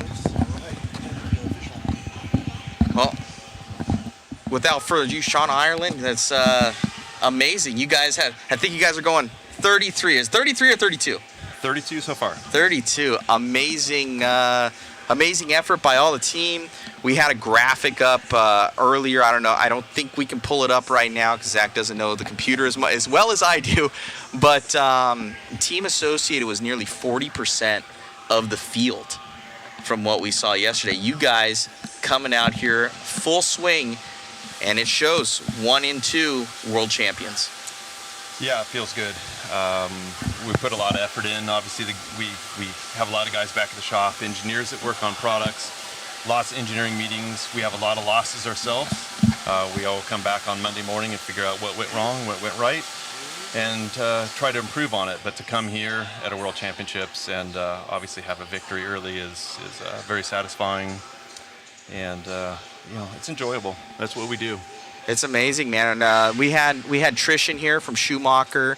We were kind of just talking about the company brands and everything. He was like, yeah, 2 Associated, 2 Schumachers up there. And looking at Schumacher push, they've done a huge push in the market. We were talking about how Team Associated has kind of the most well-rounded vehicle platform for kind of everything, whether it be turf, carpet, dirt. You guys really go into that where you can use one platform with a couple little small changes here and there and really be competitive on any surface. Yeah, we did that on purpose. Years ago, if you remember, we had a mid-motor and a rear-motor car, and then we sort of decided that with the traction coming up that we needed to do something a little different, and we really kind of gone to the there's a carpet car and a clay car now, and they're each a little bit different from each other, different setups. And we've done pretty well with that. One car doesn't fit every track, but the tuning window is generally large enough that we can get most tracks to work pretty well. And we're not running 3-gear tall transmissions anymore, stuff like that. So it's more laydowns, laybacks. But the cars are working well. Obviously, the tires have gotten better and better. The grip's gone up. We've got high traction clay. So we're doing our best, trying to keep that operating window big enough that everybody can enjoy our cars, go fast. We like seeing a lot of guys at the Worlds, 40%. I didn't know the number. Mm-hmm. That's great. But we're also really focused on getting the average guy something that he can drive and enjoy and have fun with, and hopefully advance through the ranks. No, it's definitely going that way. And I would say and especially Brent Thelke, he's been obviously an avid racer forever and team manager for a long time. But I've seen Brent, he's always looked for the young talent, and kind of culture that, especially with, like, for instance, Spencer Rivkin. Yeah, Spencer was one that Brent found and brought on. Obviously, we took him to the Worlds in 2015, hoping that he'd do well. We didn't expect expect him to win, and he did. He's done that a lot. We have a lot of young guys that are brought up. Brent's only our American team manager. We also have Craig Drescher here, who does our European team management. And we've got the Hall brothers both here doing well. And the Carups are here, and we got 15-year-old in the A main, and it's all because we look for young talent, try to nurture them, help them, and the ones that got it, try to bring them along and see how they fly. But yeah, to be 15 and make an A main is really impressive. Yeah, no, most definitely. And he's got 2 world championships, 2015 and 2019. Who's this? Spencer. Spencer's got 2015 and is it 2019? Yeah, he's got 2019 at Hudi Arena. Was it Slovakia? Yeah. I'm not okay. Yeah. So I know kind of we had an interview with him last night with Zach, and kind of almost right after the win, and you could see the emotion that was there, where he was this close to grabbing that 4-wheel drive Worlds win. Yeah, it's really, really tough because we're all super happy for what Davide did, and he came over and he drove great. A lot of good battles with Orlowski and obviously with Spencer in A3. But we all know coming in that there's going to be one winner, and then everybody else is going to kind of wish they did a little bit more, could have done more. But Spencer is very, very mature. He's a great racer. He's done this a lot, and he knows the work was actually done earlier. He was starting 5th on the grid, trying to compete with somebody that was starting 1st on the grid. And when you start a few grid spots back, it's tough. You have to come through some of the best in the world and beat one of the best in the world. Stephen Hartson did it back at A-Main. It can happen on the last lap he was 6th, and I remember the jump pad. In 2013. Nuts. And I think that was against Jorn Neumann, or was it Nayato? I think it was one of the two. They all came over. It was crazy. We didn't think we'd won. We thought we'd lost, and in the last lap, we find out we'd won. That was pretty crazy. It can happen. You can see that Spencer was within a second. Oh, it was like thousandths of a second of what he didn't make the lap by. But putting on a show for the crowd was like, it wasn't like Davide checked out with it and he was gone. It was a knockout, drag out to the end. It's one of the best drives I've ever seen. I've been doing this for my entire life, and I've seen some good drives, but in person to watch that and then to see him reeling in Davide, was really, really impressive. He was on point. He was inch perfect on a lot of turns. Got a little hairy a time or two. Collected it back up. But this stuff is hard. I think we all know it. Everybody that's had a transmitter in their hand knows it's hard. And I think you heard the crowd. In some of those instances when he made passes or made got close, it's really hard to keep focused when you hear that many people, hundreds and hundreds of people gasp and screaming. And the cheers. He's the local favorite. Yeah. I don't know how he does it, but he managed to do it, and it's really the same for Davide, right? Lots of pressure with somebody coming up on you. And mentioning Davide, he is now, I think it's history that he's now the reigning 8 scale and 10 scale. You know, he's got one in each at the same time. Yeah, I believe it's correct that he's the first guy to go back-to-back in 8 scale. Yep. And then he's the first guy to hold 8 scale and 10 scale at the same time as well. I believe that to be correct, Man. but somebody will have to check this. Unbelievable. What's even more unbelievable is we wanted him to come over and practice, and we actually had a ticket for him to come over to practice, and he got sick and couldn't make it. So Wow. he had no practice. And I heard the rumor has it he was building his car for this race on Wednesday night. I think Nuno was probably wrenching hard and getting his car ready. I think that's correct as well. He doesn't even race 10 scale, and he's out here, you know. And it was what a drive for him. Team Associated, you guys, you know, you're racers at heart.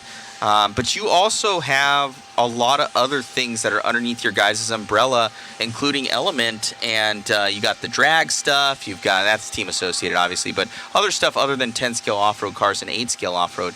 You guys are in a little bit of everything. Anything on-road coming from you guys here in the future? That's kind of on the back burner. No comment. Okay. We're always working on All stuff. right. All right. Obviously, we have 4 brands, really. Team Yes. Associated makes both race cars and ready-to-runs. Okay. We've got Element making the ready-to-runs. We've got Factory Team making all the option parts. And then Reedy, obviously, with all the electronics, motors, batteries, chargers, accessories.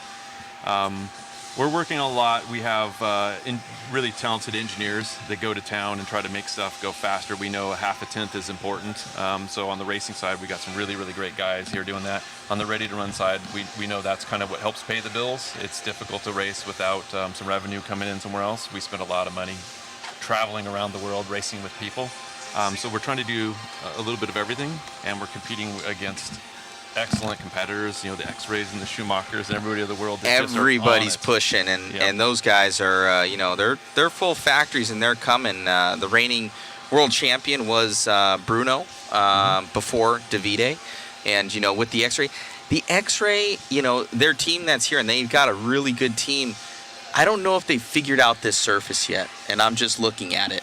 And Bruno's very, very talented, but they never looked like they were in the hunt like the Schumacher and AE was, and even TLR at the time.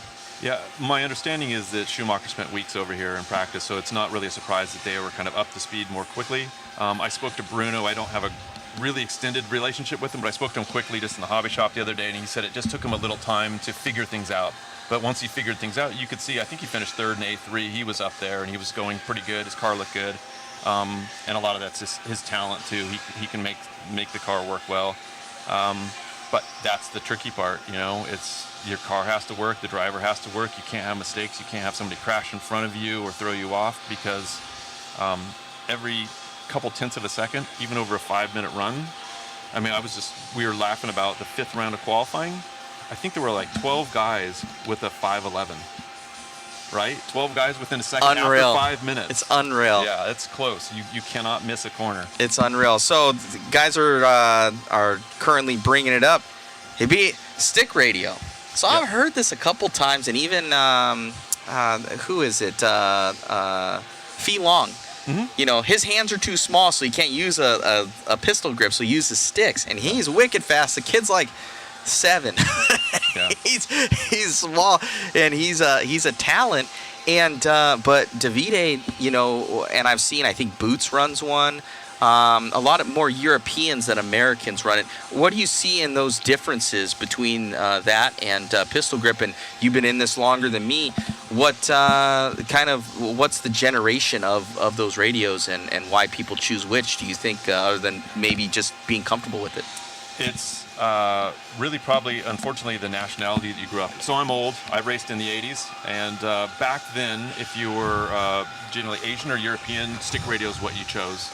It was the Americans that kind of went to the brown box wheel radio back in the day. And that was Futaba, right? Futaba. Yeah. Yep. So that's what a lot of us started with, and we put a slot car handle in the back, and then Futaba and Sanwa and KO back in the days. We had some really good pistol radios, and all the Americans gravitated toward it. It's probably because it feels like a car. You got a wheel to turn. But as you go to international races, so like the guy that always beat me was Masami Hirosaka.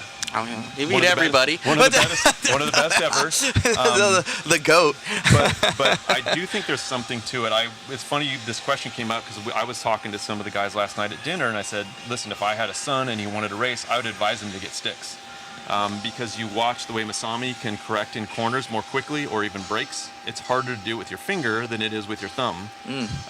For those of you that haven't gone out and looked at it, there's videos out there of Davide running his 8-scale car with his sticks. And it's almost like he has ABS because he can move his thumb so quickly on the brakes and gauge and rotate the car. And that you mentioned that, there was that whole gyro, gate gyro, thing, where he had that, and they were checking checking everything right afterwards, and people were like, "This isn't possible."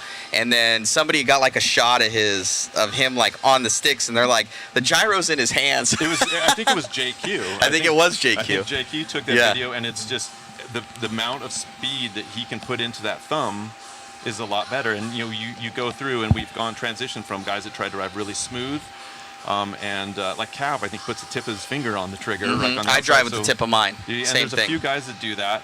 That's probably better than putting your finger all the way in. But having the ability to move the stick really quickly and correct a couple times in a corner is probably the way to go.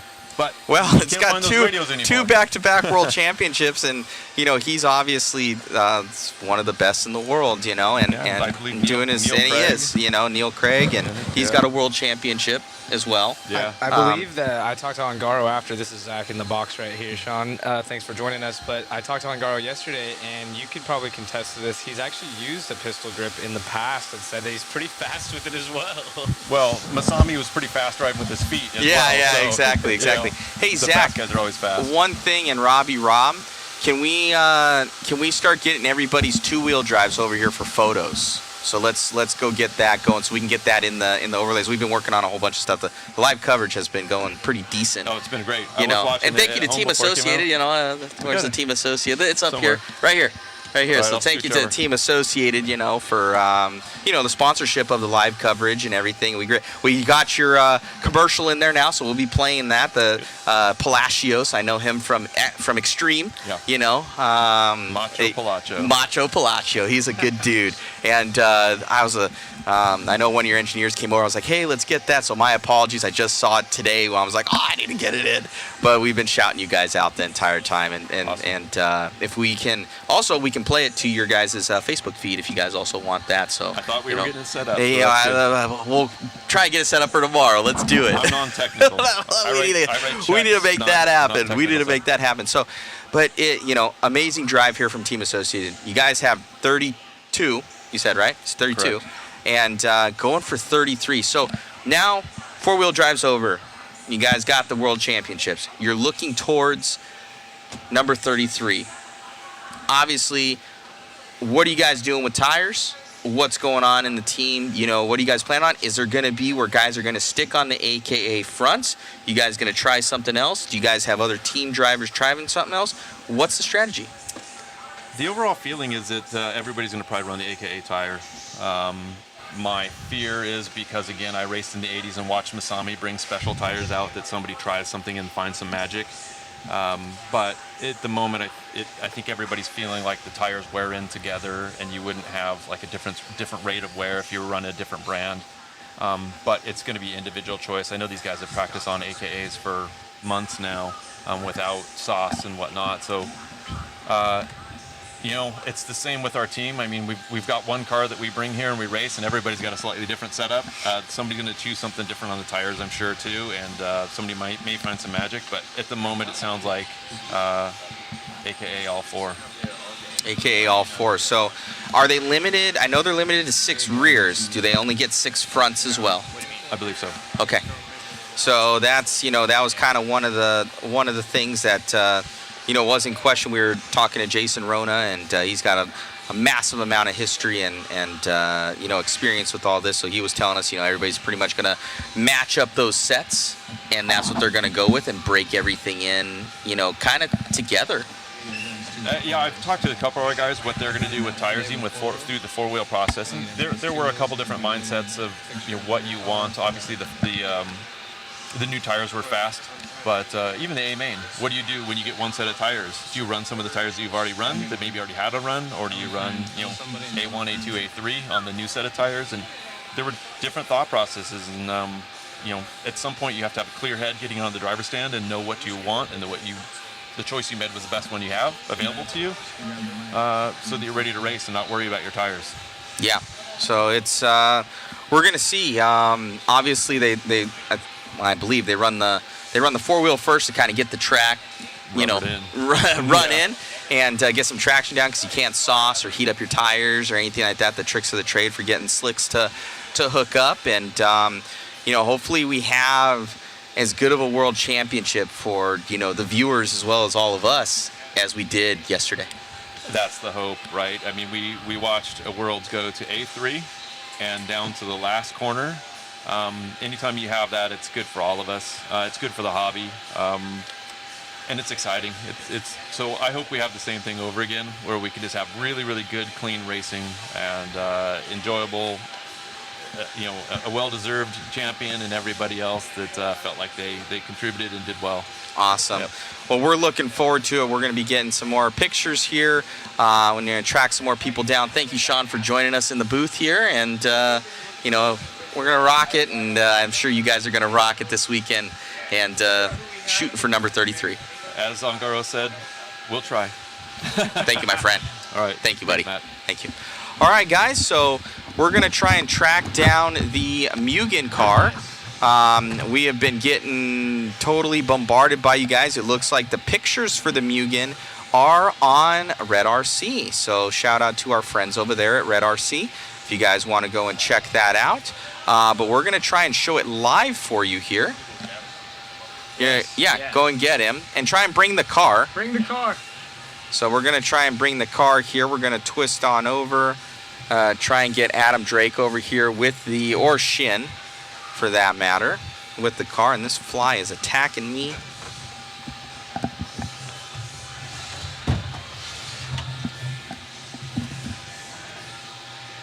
All right, everybody, we start having all the drivers with the 2-wheel drive bikes up to the driver's stand, so we can start getting some pictures. Just for us. Just iPhone. So yeah, guys, so we're going to see if we can find that thing. Somebody says it looks like a 2-wheel drive buggy. It's a good start. Mugen is like a TLR front and AE rear end, in my opinion. So we're going to see if we can get that car up here live in a full 360 view of this thing.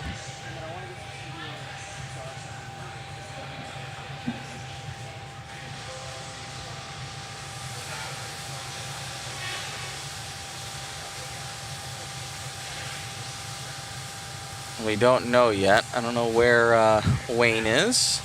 Looks like Wayne's on Wayne's screen coming up. Oh, he's coming up here. Drake, Sweet.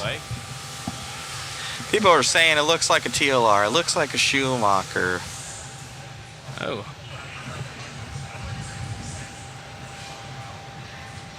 See, it's in his hand right there. There's Drake coming up.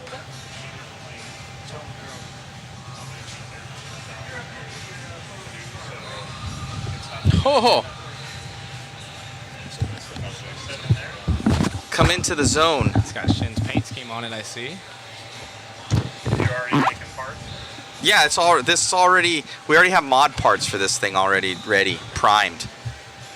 All right, so you guys can see the photo from up there. Let's transfer it over. So, well, it looks like a 2-wheel drive. Yep. We got Adam Drake here from Mugen. Shin, obviously, he kind of alluded that you guys might have something. He's running 4-wheel drive. We thought it was a new 4-wheel drive. He's like, no, it's a TLR with these shocks on it, I'm guessing. And this thing looks beautiful, fit and finish. So you guys might have something coming here very, very soon. Talk us through what's going on with the Mugen two-wheel drive. Yeah, so we don't have like an official release date yet, but as you can see, it's basically a production car. There is, always some fine tuning and tweaking that needs to be done. And with Mugen being a full-on race company, we don't have the corporate world pressing us for dates. We're gonna do our homework and make sure everything is correct, fit and finish is good, quality is exactly where we want it. This has been a long-term project that Shin's been working on for nearly 2 years.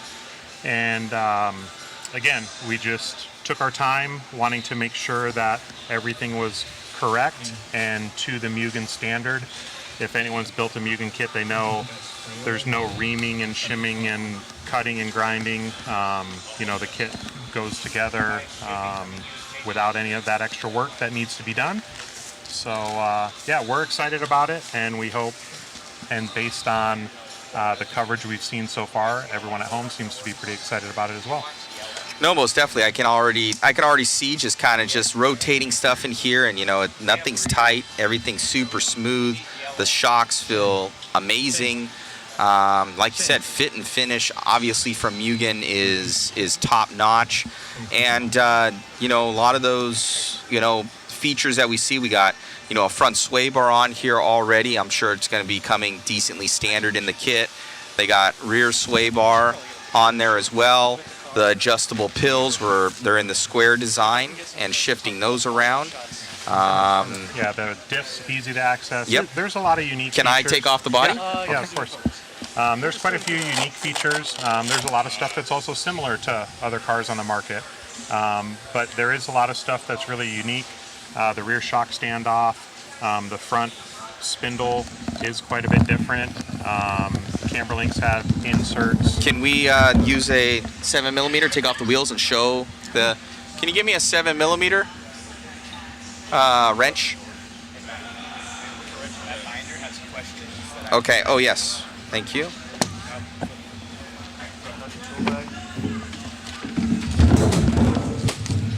I got it. So we had a couple different questions here from the guys. We'll take off, we'll show those things. Do you know the price point on it? No, there's still a lot of small details to work out, but we know the price point that we need to be within, the range that we need to be in. So it's always a little bit difficult to compare some cars to others based on just the actual sticker price, because some cars come with more options or some cars need less options out of the box. But we kind of know the range that we need to be in, and that's what we're working towards. So we do have a lot of small details to still work out, but from the testing and development standpoint, we're very close. And this already looks like this is pretty much a pre-production car. There's not like, where other companies you'll see them testing other people's hubs on their front spin. Like, this is a full Mugen. This is 100% Mugen. Again, just like with all of our 8-scale platforms, you're not going to see parts from other cars on our stuff. Fit and finish is second to none, and the Mugen quality is unbelievable, and it's going to be the same thing with the 10-scale stuff. So yeah, there's no parts that we're using or shared from other vehicles to kind of get this up and running. This has been a long time in development, and we've done our homework, or Shin has done his homework, and yeah, we're super excited. Yeah, all these guys are like, Drake, I want one so bad, send me one. Okay, well, it's going to be, hundreds of dollars. So are you guys going to do a carpet kit and a dirt kit? Carpet and turf has become so popular. Are you going to do kind of the AE route? We feel that we can do one kit and kind of accommodate both. This is also one of the things that's kind of taken a little bit more time to develop on the two-wheel side of things. Early on, when when the class went to mid-motor, there were so many different configurations with lay down, lay back, Nowadays, the big difference between the carpet and dirt kit is the differential. So we think we're going to be able to have one kit that will accommodate both. If needed, we could do two, but the plan at this time is to do one kit that will accommodate both carpet and dirt. Yeah, so I see something different I haven't seen before is these little L brackets on the bottom where you can shift over for the shock position. That's a pretty cool little design there. Yeah, so it's actually kind of a dual feature. It allows you, like with most molded arms, you have 2 or 3 shock locations that you're tied into or you're committed to once the arms are molded. So with the standoffs, we're able to shift that and basically put the shock position wherever we want. And you can also shim that to basically adjust the amount of gull wing the rear arm has. So you don't have to have multiple different arms to be able to really tune the car for all the different conditions. Let's see. You guys going to have obviously ball diff and gear diff setups? Yep. Amazing. Yeah, we're going to have everything needed to go race competitively. Again, Mugen is a race-only brand. We don't do RTRs. We don't do basher stuff. We're 100% committed to racing, and it's going to be no different with the 10 scale stuff. You know, a few years ago we got into the touring car market, and we kind of changed the touring car market with the design of our current touring car, and we hope to kind of do the same in the 10 scale off-road market. Amazing. Adam, Zach here in the booth. Once again, thank you for bringing this out and showcasing it. It's been a huge hit, and thank you for participating in the chat.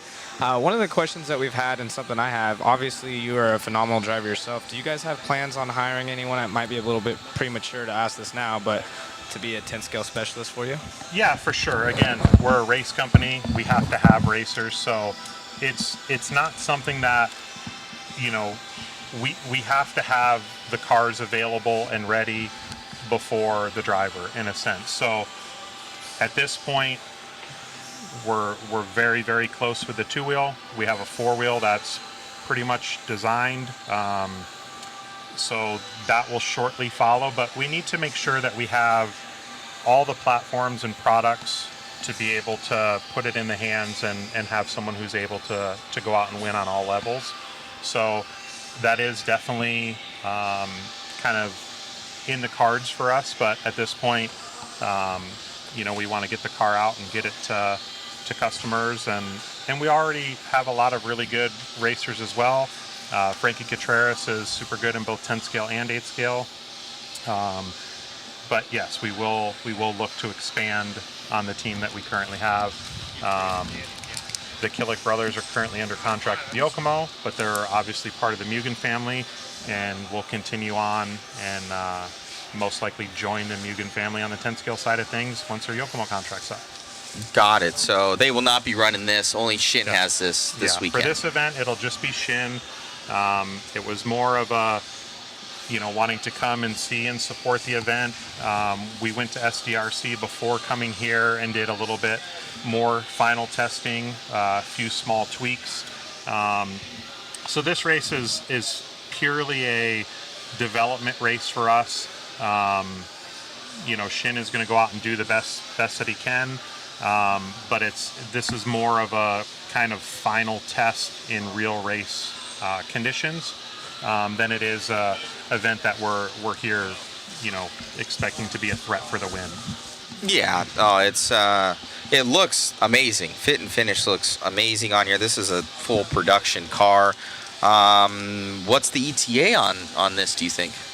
I mean, as you can see, it's from a development standpoint, it's basically ready to go, but there are still a lot of small details, still box art, manual, things like that. So I don't really want to give a specific date, but we're not that far off. So this is something that we hope to have available to everyone pretty soon.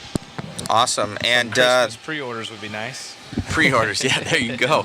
And you'd said Shin has been working on this pretty much since his partnership and coming Correct, on with yeah. with Mugen. Yeah, so Shin's an all-around good racer. He's run Mugen 8 scale stuff for quite some time, but he was basically hired on at Mugen to be the head designer and engineer for this project as well as the four-wheel project. He also has some development or some involvement with the development of the 8-scale stuff as well, but his primary focus has been the 10-scale stuff for us. Awesome. So, and you did say a four-wheel drive will be coming shortly after, or is it a couple year out? Again, we're not going to rush things just to come out from a design standpoint. Shin is pretty much done, other than some small details. We'll need to do a little bit more testing and development once we get kind of to this same point where we have more of a production style, I guess, pre-production prototype.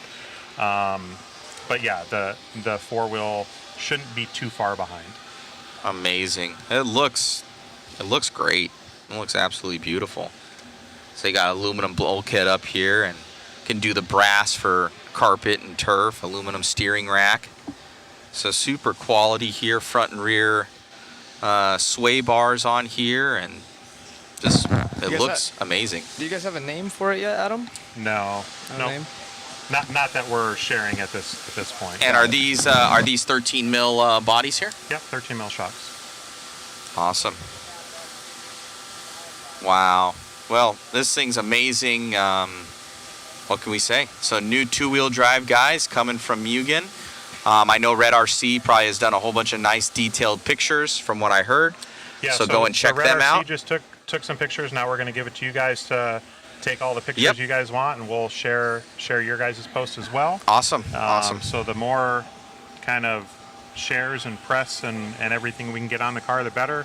I wish we had all the information where we could give the details of the exact release date and price and everything like that, but I think it's pretty awesome that Shin was able to share his race car that he's running this weekend and kind of let everyone fondle it.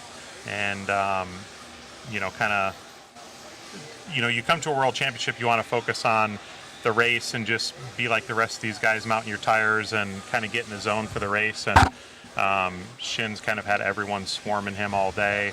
And I'm sure he's had to keep this thing under wraps. He was just like, it was down inside a bag somewhere with the little TSA lock on it. Where we just kept hearing Wednesday. Yeah. Wednesday. Yeah, it was, he's just like, no, not right now. Later. So this thing, it looks absolutely beautiful. Great job to Shin and the entire Mugen team. I'm sure there's more guys on this than just him to make this thing happen. Yep. And, we're looking forward to it. He's done an awesome job. Like I said, there's what you see here is pretty much production model or just slightly pre-production model. There are a few little hop-ups on the car. And that'll be the cool thing is, again, because we've taken our time with this, at the time of the release, we'll also have a bunch of the option stuff available if you choose to use it for the different conditions that you're going to race in. Typically with most Mugen stuff, you don't need many options, but some guys like to kind of bling their car out. Is this fully optioned out, or No. is this how it comes pretty much stock? There are a few options, like the steering rack stock is plastic. Shin has the aluminum steering rack on there. Position it. So there are a couple options, but for the most part, it's very close to how it will come out of the box. Amazing. So yeah, this thing looks great. Obviously, I see the scuff on the rear of the chassis here, so you guys have been doing some running. That was from SDRC. It's from SDRC. So, and yeah, that's super cool. So, is this one of one, or is he the only one out there with her? You guys currently testing Shin others? is going to be the only one out racing it this weekend. Got it. But again, Shin has been doing a ton of testing. There has been some other people who have driven the car, but for the most part, this is Shin's baby. So amazing effort here. It looks great. Can't wait to drive one myself. This looks awesome. Now, obviously, two-wheel and four-wheel are great, but for the U.S. market, is there going to be short course and truck? Are you guys kind of looking into that as well? So there is talks of that. Obviously, two-wheel and four-wheel is what's most important globally. I feel it's super important that, especially for the U.S. market, and even in Europe, they run some stadium truck. So there's still talks of that. I don't want to like promise or guarantee any of that, but if I had it my way, we would also have two-wheel drive short course and stadium truck. But again, the important stuff right now is two-wheel and four-wheel. Get those out in the market, and then see where it goes from there. Awesome. And then another thing, somebody had jumped in the chat for the four-wheel drive. You guys going to go with shaft drive or with belt? Chain drive. MIP four-wheel drive chain drive. Let's go. It'll be shaft driven. Shaft driven. Okay, so center differential. I'm guessing in that slipper has some sort of, or I know X-Ray has like a limited slip center diff. So that's been pretty cool. So we good things. We have a lot of little things too that again we'll share more as we get closer. There's a lot of small details to not only the two-wheel but also the four-wheel that will be coming that are going to be unique or that are unique and new. So even though you have it in hand and you're checking it out, Shin paid a lot of attention to detail, and there's going to be some stuff that's when we're ready to kind of release that information and announce it to everyone, it's I think gonna get people even more excited. Man, it's I can just feel it. Like you always just, I don't know why RC racers do this. You just feel the shocks, but it feels smooth, man. It feels good. Just everything is nice and smooth. It looks great. This is a very, very nice production car, and dude, amazing. Shin's over here looking in the background. He's checking it out, and it's everybody's loving it. Gas truck, yeah, there we go. That's the next one, Shin. Gas truck, two-wheel drive. Adam, being that we have you in the booth real quick, we'll take the opportunity. Obviously, we've already crowned the four-wheel drive world champion. Who do you think we got in two-wheel? I think two-wheel is going to be just like four-wheel. I think there's going to be a lot of guys in the mix to make the final, and it always kind of seems like it comes down to 3 or 4 guys that are in contention to win. I think starting position is always important. You got to qualify good to put yourself in a good position for the 3 finals. Obviously, Spencer always runs super good here. Dakota's been super fast here. Ungaro is fast in anything that he drives. I think Orlowski probably feels like he left a little bit out there in four-wheel drive, so I think he's going to have that little bit of extra hunger or chip. And same with Brock. And then also Mayfield. Mayfield has been really, really strong here at times, and he got it together in four-wheel and ran his time in the main event. Even though he wasn't in the main that he wanted to be in, he ran super good. I think he learned a lot from four-wheel, so I'd expect to see him in the mix as well. Awesome. Well, thank you, Adam. I'm sure you're loaded off to a race somewhere tonight. No, I'm going to be here all the way throughout two-wheel. Awesome. I figured I made the trip out here. Why wouldn't you stay? Yeah, I was able to check out this facility for the first time. I feel like I've been here 100 times because I've watched so many of the Well, hopefully you've been liking the coverage this weekend. Yeah, it's been awesome. I literally I haven't been able to always be glued to it, but it's been playing in the background, whether it's in the garage, living room. So if I'm going from one room to the next, I hear you guys in each of the rooms. So it's been awesome. I appreciate all the coverage, and looking forward to two-wheel. Awesome. Well, thank you, Adam. Appreciate you. Thank you. I got a new two-wheel drive, guys, here. Thank you. Sponsored by Mugen and Shin. We're going to give this over to Shu so he can grab some awesome photos of it, and it will be posted soon on Mod Live Media on Facebook and Mod. And this looks like, I'm looking at it, guys, and obviously there are other two-wheel drives that are out there, and as far as fit and finish, it looks like it's right on par. So congrats to Mugen, Shin, the entire crew on this awesome two-wheel drive. I'm looking forward to seeing it out there on the track, and great job, guys. Thank you. Thank you. Thank you, Adam. So we'll get this over. Shu, come take your new ride.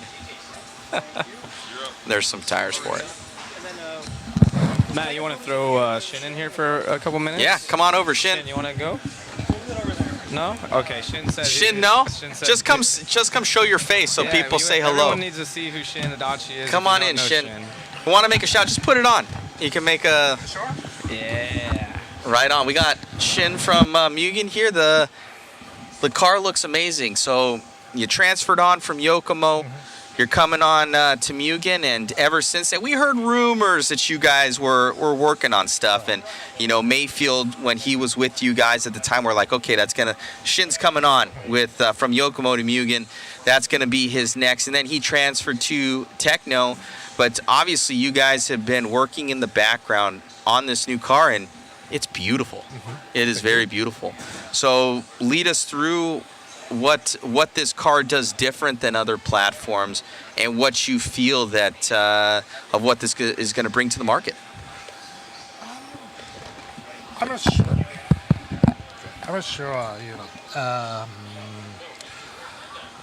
It's a couple years ago. The track it's pretty much different than the more high traction, even the DAD using the street tires and with additive, super high traction, and the carpet track also getting more. So I looking for the car basically making it good balance for the high traction track, and of course the Euro and in Japan still have the bumpy and the loose track. I was already testing every track, and then car feels pretty good now. Yeah, it looks amazing. You ran it down at SDRC, and you've had others run it. What were their opinions on the car? Just try the same setup in Japan and put on the SDLC. The car feels awesome. It's super easy to drive, and nothing changed. I just checked in some parts. I think it's good for the car range is pretty wide. Awesome. So, looking at that, Adam was saying the box art has to be done, the instructions have to be done. So realistically, the car is finished. Like, there might be a couple little tweaks here and there.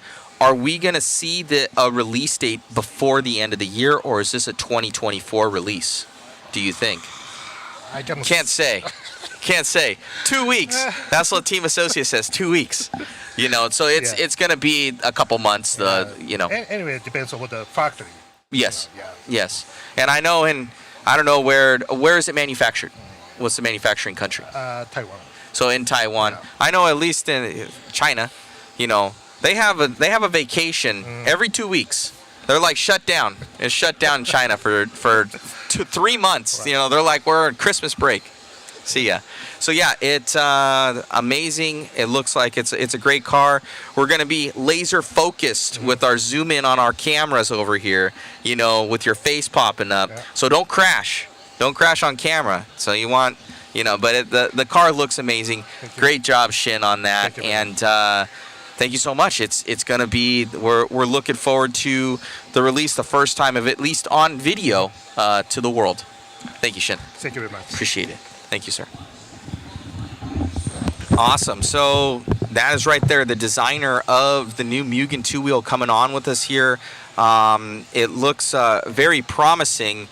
Shin, you grab your body. It's my new body. Let's give it. So amazing looking car there, guys.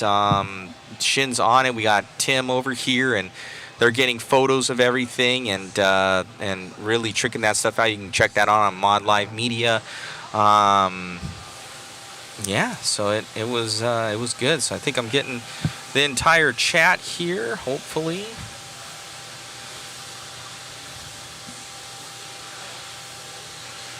So amazing looking car there, guys. Transfer us over there, Robbie. Rob, who else has a camera? Let's shift it over, camera number 1, to focusing on the car. Let's see if we can... hey, Chris. Get a hold of him. Point camera number 1 at the car and him taking photos. There we go. There we go.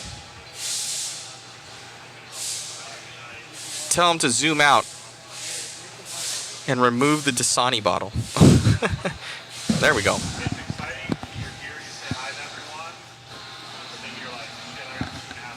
Very cool, guys. So just he's taking photos of that new car.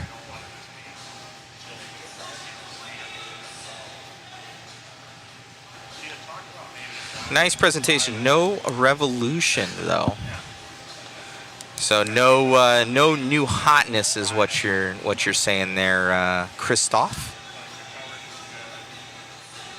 It looks really good. And I think one of the things is with two-wheel drive. There's no doubt that the TLR, the 5.0, it's a very, very good car. I think it's current national champion. I want to say that it is. With Dakota driving it. And their four-wheel drive is amazing as well. But their two-wheel, it's been kind of lacking that. You know, they haven't made many revisions over the years. That Thomas has told us that. You look at it. And Team Associated currently comes out with a lot of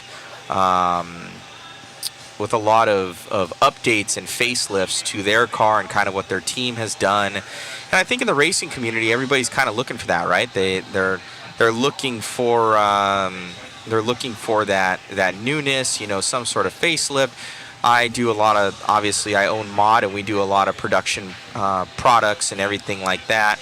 And you know, guys are always looking for something new, something hot, and it reinvigorates the community. So that new two-wheel drive, it's you know, just looking at it kind of out of the box is very, very nice. You know, it's got kind of, you know, you look at it, it's got kind of some elements from a little bit of everything. Why would you not? They're going, you know, like Team Associated or TLR, or Yokomo for that matter, Kyosho, and you look at everything, and then you also add your own flair to it. And I gotta say that everything was so smooth.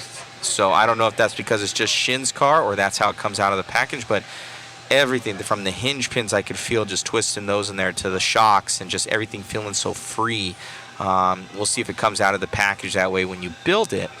But it was very nice, very smooth. So, and when you're driving these cars, you just want to be connected to the car. That you need to feel the car when you drive it. So sometimes you don't want to be white knuckling these things. And two-wheel drive modified is the hardest platform to keep kind of wrangled. So if they can keep you know, a two-wheel mod, you know, underneath control, and in the U.S. market, two-wheel drive stock is very good, so it kind of translates over. No name for it yet there, Tyrone. You see if the trail is adjusted. I did not look. It looked like it had swept from arms, almost like the TLR.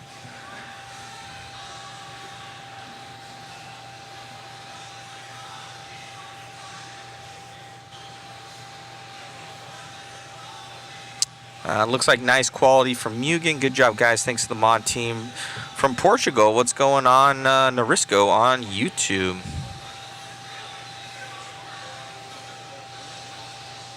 Torque specs for the kind of smoothness. Yes, most definitely. No, so we got, looks like we got Shu over there shooting photos of the of that new car. You can see those flashes back there. Focus on with the joystick if you can there, Robbie Rob. Camera number 3.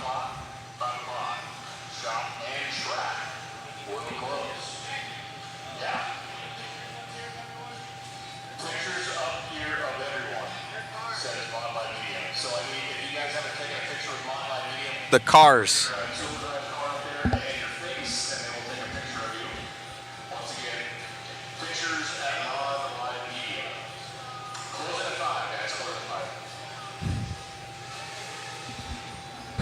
Run all the way in on it?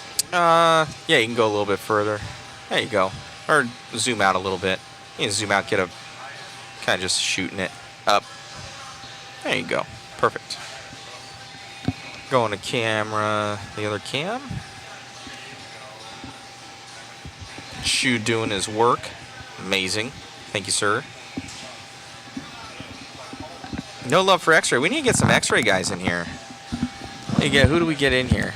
Let's pull, we need to pull Ty, Gord, or Bruno, or Martin Bayer over here. Where's Zach at? Let's get Zach over here. Talk to, yeah, we got Associated in here. We got Mugen in here. We need to get TLR in here. Who do you want in Schumacher. Get Zach over here real quick.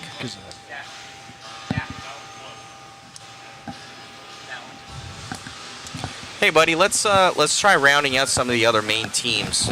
You know any of the X-Ray guys really well?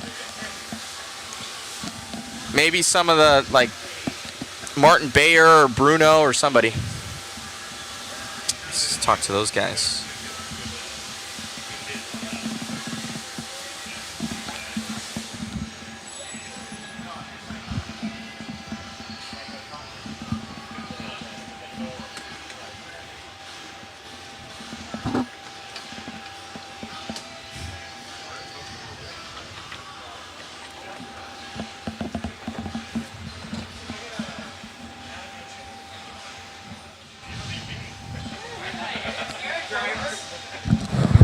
Yeah, I'm gonna switch it off. Officially. What are you on? You're on 3? That's fine. You can still shoot that. Oh yeah.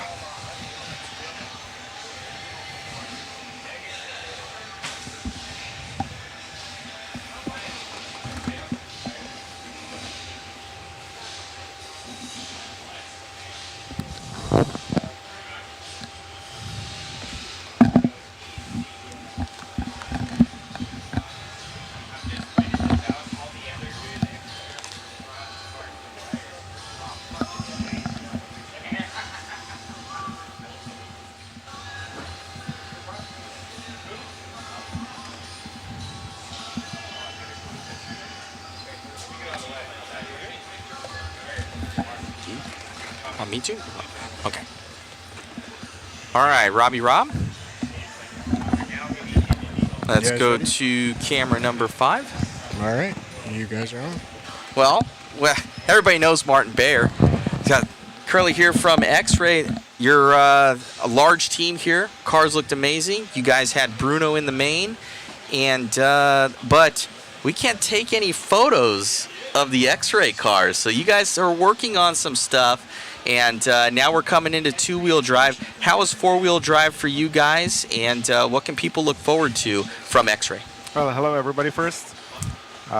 Really enjoying the event. I mean, it's super good, and you guys doing a super good job with the coverage. So it's just very nice to see that everybody can watch and follow. 4-wheel drive was a difficult race. We started with setup which was not really perfect, but in the end we found the pace, and the car was in the point, and in the last final Bruno was really fast. We don't really run many special parts, so I mean everybody can come and see our car. So right on. It's X-Ray team. You guys are a little bit of everything from 8 scale to on-road, off-road. You guys manufacture everything in-house.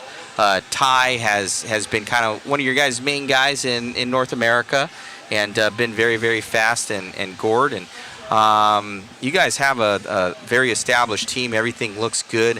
What for 2-wheel drive? What did you guys learn in 4-wheel drive to kind of help you guys get on pace that may help you in 2-wheel drive? I mean, the main issue for us was the side grip. I mean, the forward and the steering was okay with the car, so we were looking for more side grip to be more consistent for the 5 minutes run. So I think in the end we understand where it is and what we have to do for 2 wheels. So I hope this will help us a lot to improve in 2-wheel drive since the beginning. Very cool.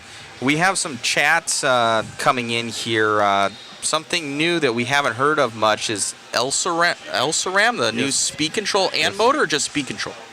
For the moment, it's just the speed control. It's a completely new project that started already like 4 years ago. And this year we come and we show up with this new amazing project. It's something new, something nobody make until today. So what is different about this new speed control platform? I mean, we don't use any fan. It has a special system for the cooling, which is on the bottom of the speed control. We have the LCD display on top, which basically tells you all the data after the run. You can see after the run what was your battery, how much it drops. If you feel maybe like in the end of the run I have no power, but then it's difficult to find it. Where was it? Was it the motor or the gear ratio was wrong? And it's basically our speed will just show you all where was the problem. if the battery drops down, if the battery is too used, if the motor was too hot. It also, after the run, sometimes you feel like maybe I just use not enough turbo. So it just shows you on the graph basically how much turbo did you use, how many times did you engage. So it just helps to make you better set up on the track. So I think this is something that nobody has yet, and it's just super easy for us to understand what's going on. So.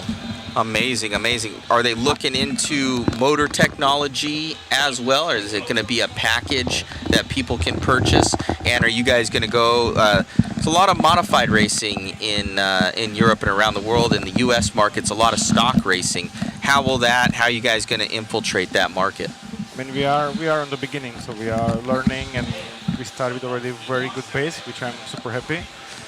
And also we are in the future working on the motors, which the project started already this year, but it will take some time to bring the whole combo. And I think end of this year we are going for some race in US to enter the stock and to see how it will be good. So right far on. the testing was really good with the stock class, and I think we can perform really good. Awesome, awesome. We have people commenting, when will the new XB2 carpet car come out? It should come in maybe 1 month on the market. Unfortunately, the plan was to run the car here, but it was not able to make it on the time. So we're running now our old two-wheel drive, and in about 1 month should be on the market brand new two-wheel drive, which is almost new car. So. What are the changes from the old car to the new car?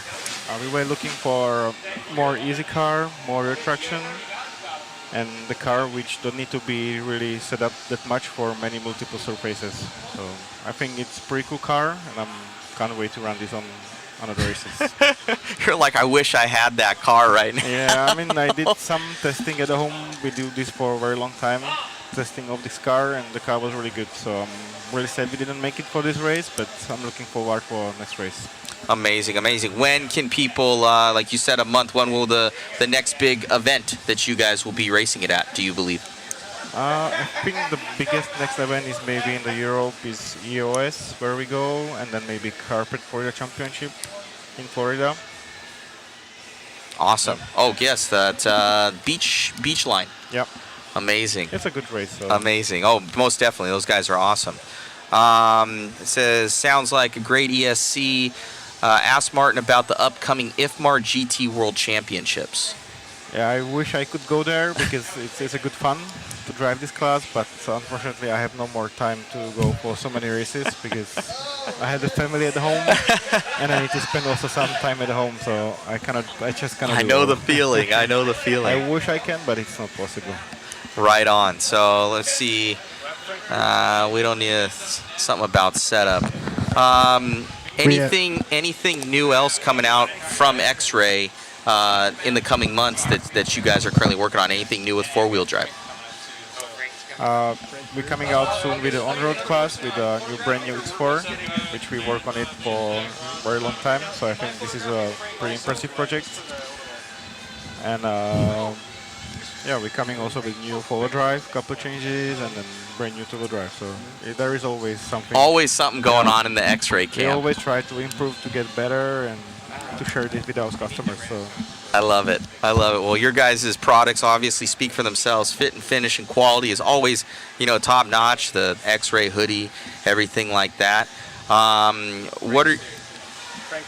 Okay. Frank Roots. What is your thoughts, for the two-wheel drive, World Championship, and looking at all the racers, what would be your top three pick? You kind of just looking at it, just not even X-Ray, but just the talent that's here. What is your opinion of who's looking really good? The competition here is super high. There was a couple drivers who really prepared for this very, very hard, and I wish I can say. For me, always the pickup will be my guys. I mean, of course. I mean, that's normal. Well, Bruno's in there, Tessman. Yeah. I mean, Bruno and Ty, they are super good drivers. Yes. So I hope they find their pace. We give them good setup. So I hope they can be for me on the top. I dead at the top. So obviously, very tough competition. It is a World Championships. Yeah. Thank you so much, Martin, for joining us and letting people answering a couple questions. Good luck to the Team X-Ray team in your search for two-wheel drive worlds. Yep. Thank you very much. Thank you, sir. Thank you. Awesome, guys. So we have Martin Bayer here from X-Ray, lead designer for the X-Ray cars. I think we have Frank Root heading on in here for TLR. Oh man, he's even got the Worlds hat on. I might have to trade him. Looks good there. So we got Frank here from Horizon and TLR, and we should be having the motorcycle out here. I love that thing. Why do we not have a class already here? Probably one of the most successful releases I have ever seen. Very, very fun project. But put that aside, amazing. Man, the World Championships, what's your thoughts on the World so far and how the team's done? Dakota was very fast. Tollard kind of impressed a lot of us. You know, he had some health issues. Lead us into four-wheel drive, how you guys have been doing, and we'll go from there. Yeah, so obviously the race went okay for us. Not maybe as good as we had hoped. Dakota's been awfully fast on clay and kind of came in with pretty high expectations for how we would finish and fell a little bit short of that. I mean, I think our cars were really good.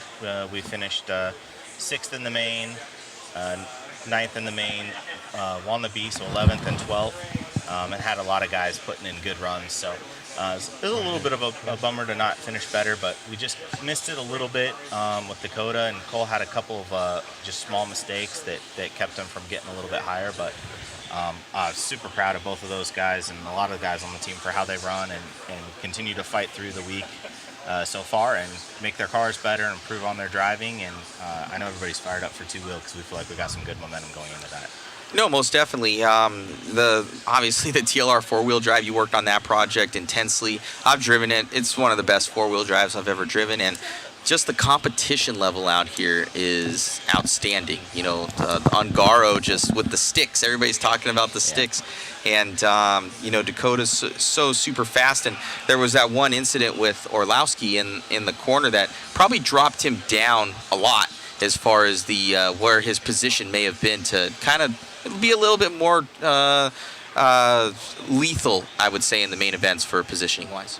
Yeah, he had a couple of runs that were, you know, maybe he needed to get a little bit better scores on, you know, on Monday. But on Tuesday morning, he was on a good run. He was leading on the pace that he was on. Would have got him right at that TQ for round 5, and that would have started him 2nd or 3rd. And yeah, Orlowski and him got together. I wasn't a big fan of it, and it's unfortunate. Didn't really work out for us and didn't really hurt Michael. So yeah, it's in these races these days, starting from 9th, you need some help and some good fortune. And Dakota did get that in A3 and was able to get a 4th from 9th, which is pretty solid, but didn't get it in 2 out of the 3 and had some bad luck in the other ones. And it happens. I know he's not super pumped on it, but I think it's got a little fire lit under him to come into two-wheel with a little extra motivation. And he's currently two-wheel drive Roar national champion, is he not? He is. So yeah, so going into this one, top of the U.S. and or North America, and you know, so everybody's asking. We asked Thomas Tran. I ask at the pits every J Concepts. What's going on with the TLR two-wheel drive? I know you were kind of pulled off of it for the motocross thing. But what's going? Because people are chomping at the bit for a new, or at least a revised TLR two-wheel drive, even though it is obviously very, very fast. Yeah, I mean, I think that's the good thing is that the car that we have now, this 5.0 Elite, we have a couple of parts that we're fitting on from the four-wheel or making some adjustments to the front end, but all the parts that we're running are commercially available, and the car is really fast with a couple of modifications to it. So that's the good news. What we have now is more than capable of finishing at the top of any race in the U.S. and the world. But yeah, we're, in a perfect world, you build a kit out of the box and it doesn't need those modifications, and that's something that we're going to continue to work forward with on all of our future projects and kits. Won't really lay out the exact business plans we have in the next couple of years. I was going to say, man, what are we looking for here? Is it going to be a facelift, or are we getting a completely new car? we're a little overdue for some upgrades. We have more than a couple coming. If Cool. we'll put it that way. So that's about as much as I'll get into it. But yeah, we're not done competing and racing by any means, and we have new stuff in the works, and can't wait to get it out here and see how it performs. Amazing, amazing. Now, obviously, Horizon is the biggest distributor that's out there. There was some issues with the systems that you guys upgraded, and it was widely known. What has gone in place to kind of like start getting those orders out? Because kind of what I heard, there was like 5 systems that changed, and nothing was talking to each other, and you guys were kind of dealing with the fallout from that for the past couple months and getting everything back up and running at Horizon. Yeah, so we Horizon's had the same back-end system for our inventory control for, I think, 25 years. We had a really old system, and it wasn't allowing us to help our customers, service our customers, keep our inventory as accurate as we were hoping for. And those types of systems have improved a lot in the last couple of decades, and we wanted to integrate into a system that could really improve things for us across the board. Unfortunately, that integration did not go very smoothly. We did a lot of testing, we spent a lot of time on it, and things happened that we didn't expect or felt like we're out of our control, and it's really a bummer for us because we, at the company at Horizon, we pride ourselves on customer service and being on top of things. I think, almost any hobby shop will tell you order from Horizon before noon on a Thursday, and it's going to ship by Thursday evening, or whatever day of the week you place your order. So for us, it's been extra hard because it's not only not gone smoothly, but it's kind of the antithesis of how we like to look at ourselves in the industry and what we try to do for customers and dealers. The good news is, this is our number one thing that our company is working on as a whole. People are working on it daily. We're finding ways to improve the system and get things integrated correctly. A lot of the stuff has been fixed, and we're continuing to work through some stuff, but it's getting better each day, and before you know it, we'll be back to not only the Horizon of old, but even better than before. Right on. Well, I know Pride's been a huge supporter of mod and kind of the scale stuff that we do and everything, and we're do a lot with that, and it's a shame to see, but we understand those systems and stuff, and it's doing anything like that, and it's talking to each other is a huge thing. So hopefully all gets up and running again. So knowing what kind of 4-wheel drive happened, what are you guys kind of preparing for with the you guys own AKA now? Yep. We know that nothing was there was Larry obviously took fault of the numbers weren't quite right. I'm looking at it, and I'm kind of I think there kind of should be a limit on maybe how many sets there are, just from a pure racer standpoint, and kind of more of the guys that are more on a budget and can't do one-run tires, which I think is ridiculous personally to just do one-runs. What are you guys doing? Everybody's, even though it is an open front tire, everybody's sticking with those AKA fronts.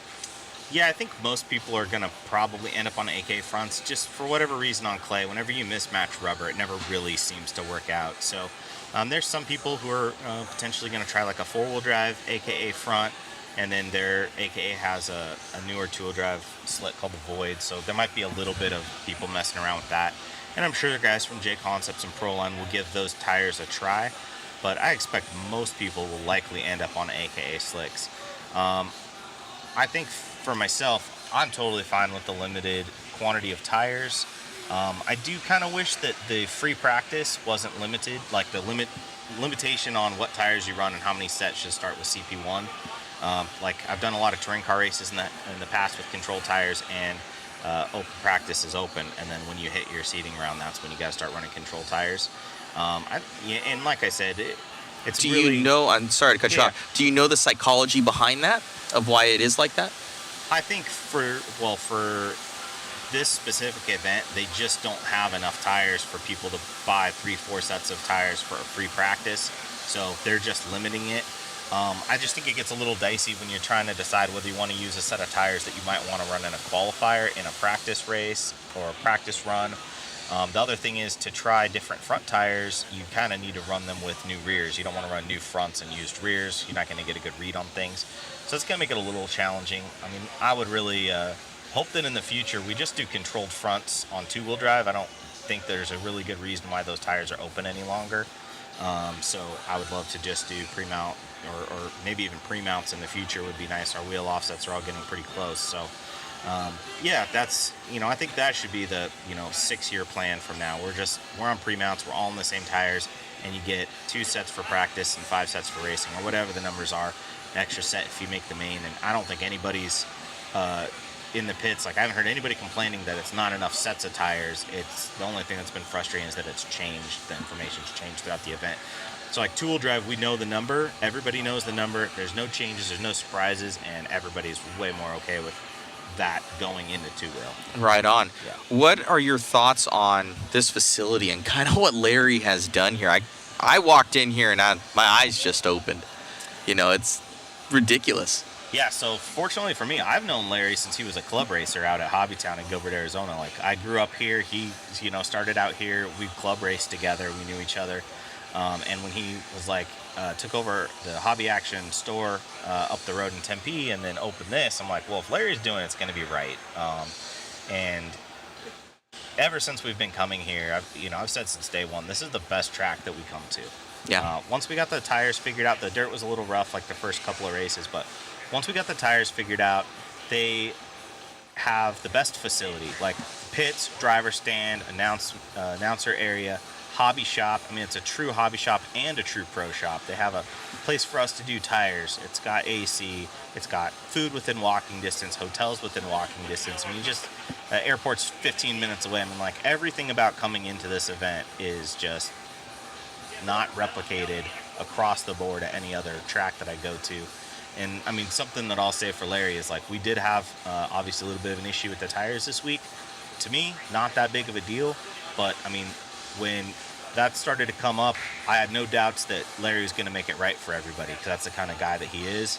And so I really just appreciate all the work that he's done, and any of the comments coming in negatively online or here, just, they're not fair, not warranted. And no, I think everybody's having a good time. It doesn't look like anybody's suffering for anything that's out there. And we had Mikhail Orlowski, one of his main things from his A3 is he said he was loose because of the fact that he ran new tires, and he thought the track was, would be better with it. And he goes, I should have ran a run-in set, and that was one of the things where, like, that was kind of when they had the one-up racing race here, kind of the world's warm-up, guys were doing one runs, and saying they dropped off past there, but things have changed, where guys are going deeper into it and finding those setups to be able to facilitate kind of where those tires are at, and saying that would have been better.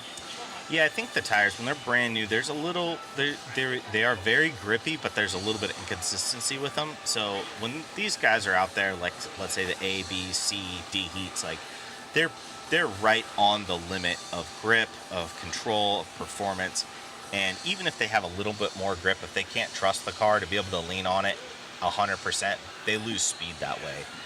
These guys are used to just putting it right on the edge, and that's where the speed comes from. So I could definitely see that with Orlowski. I mean, we've run some tires that have a little bit of time on them, not that much, and they've been pretty good. But it's going to be a little interesting in two-wheel. I think things might change up a little bit just because it's not four-wheel drive. You're really going to be dependent on that rear grip, and how far into the tire life that's ideal for that is something that everybody's going to be kind of searching for. And we're not saucing or heating or anything, but there are some tricks in that kind of tire program that everybody's going to be searching for to get a little bit of leg up on the competition. So we'll kind of see what happens over the next couple of days.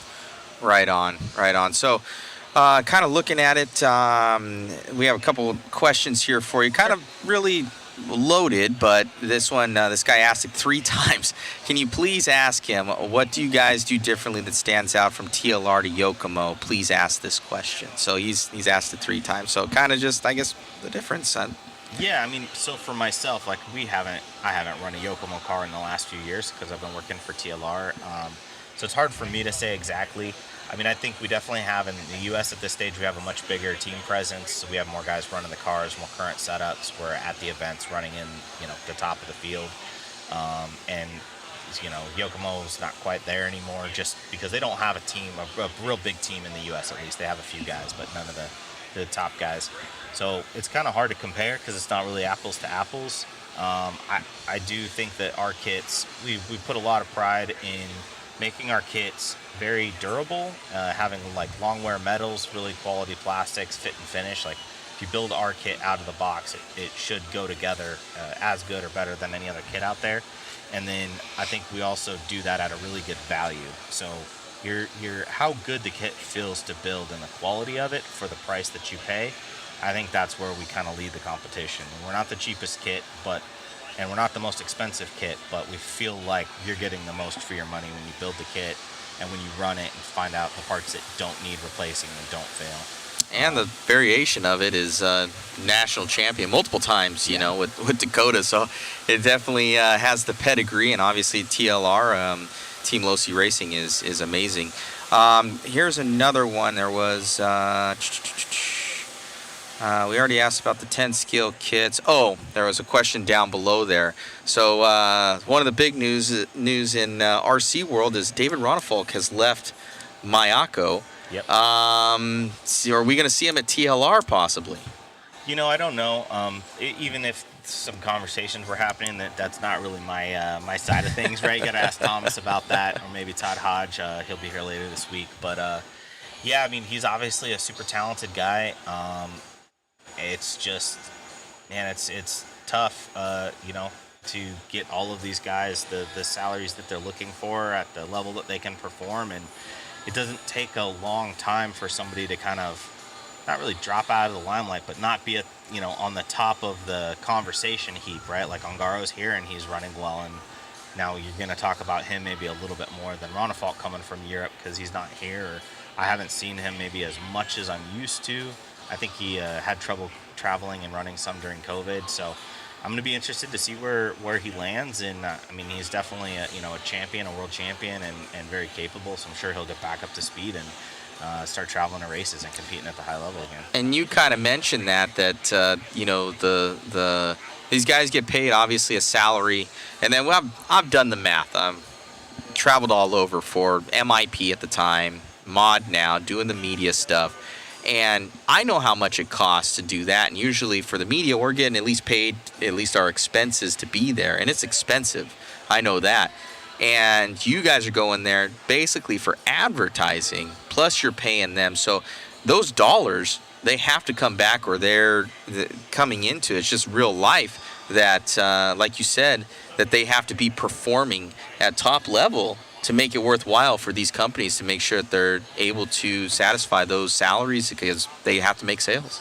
Yeah, I mean, when you sign a top guy like Ronnefolk or Davide or Dakota Fend or Spencer, right? Like there's, they earn some money as a salary. That's one number. Getting them to events around the world is a completely another. It's another number, and it's usually more than the first one because they're traveling, 35 to 45 weeks a year, right? A lot. They're traveling all over the place. You have somebody like Ronnefolk, I mean, he's got to travel from Sweden everywhere he runs, basically.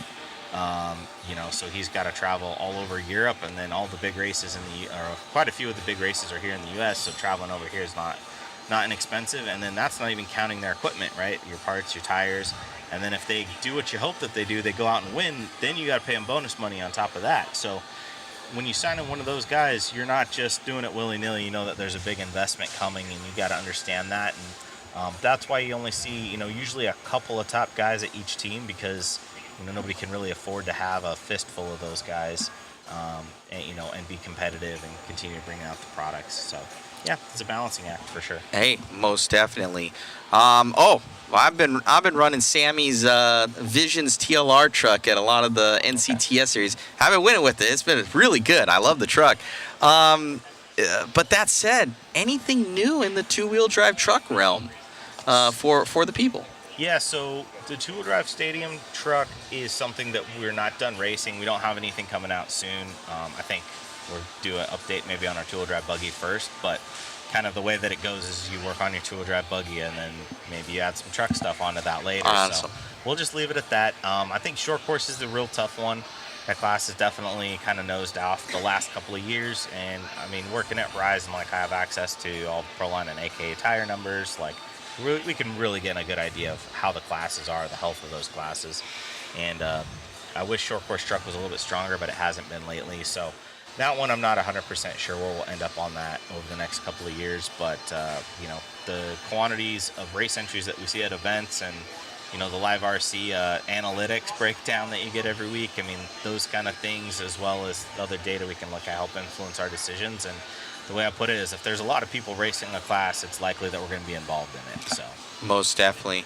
Well, thank you so much, you know, Frank. It's been amazing having you on, and you know, I hope that the guys are able to, you know, take something home this week, and you guys are able to podium, get those top 3. Let's transfer over here to this one here, Robbie Rob.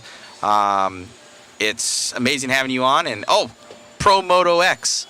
You know, when are we seeing more of those things, man? I want some more. Yeah, so we just had a bunch shipped last week, end of last week. So I've seen a bunch of posts from hobby shops that they got them in stock the last couple of days. And then that's still not going to be enough to cover us from all of our back orders that we have. So I'm one of those. Next shipment's going to be like end of October, early November if all goes to plan. And Wow. then more about a month after that. And hopefully we'll have just available stock by Christmas. But if we don't, I mean, we're just making as many as we can, as fast as we can, and we're not rushing anything. But we're, man, we thought it was going to go good, and we had Nobody could imagine this good. I mean, and that's the thing is, like, normally we come out with, you know, a new truck or a new on-road car. Like, we have something that we sold that's similar enough. We can get a pretty good idea about the numbers, and we're going into it. You know, we might be 10% off, and we were like 400% off on this. Oh, man. I mean, we did everything that we could to get the right number, but man, it's And just been amazing.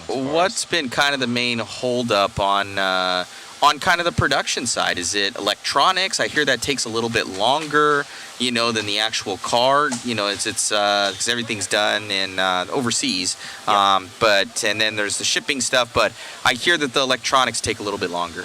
Well, the electronics don't take that much longer to manufacture, but not everything is manufactured in the same warehouse. So, like, the electronics have to be manufactured somewhere and then installed in the vehicle as a secondary step. So that does take some time. But things like, let's say, a drive shaft, right? It's got to be lathe machined. It's got to be CNC machined. It's got to be. I very well know. It's got to be. Yeah, it's got to be hardened. It's got to be assembled. It's got to be sent somewhere to have it laser etched. And anodized parts go through a similar number of processes. So some of those metal parts, they actually take as long, if not longer, than the electronics. So yeah, we ordered them as fast as we could. It takes us about 90 days to manufacture anything from the time that we order it. You can get, you know, one-off stuff, you know, quicker, but a whole vehicle like that, it's pretty much 90 days across the board. And yeah, and then we have freight times, you know, from Asia to the U.S. It takes about, you know, 6 to 8 weeks on a boat.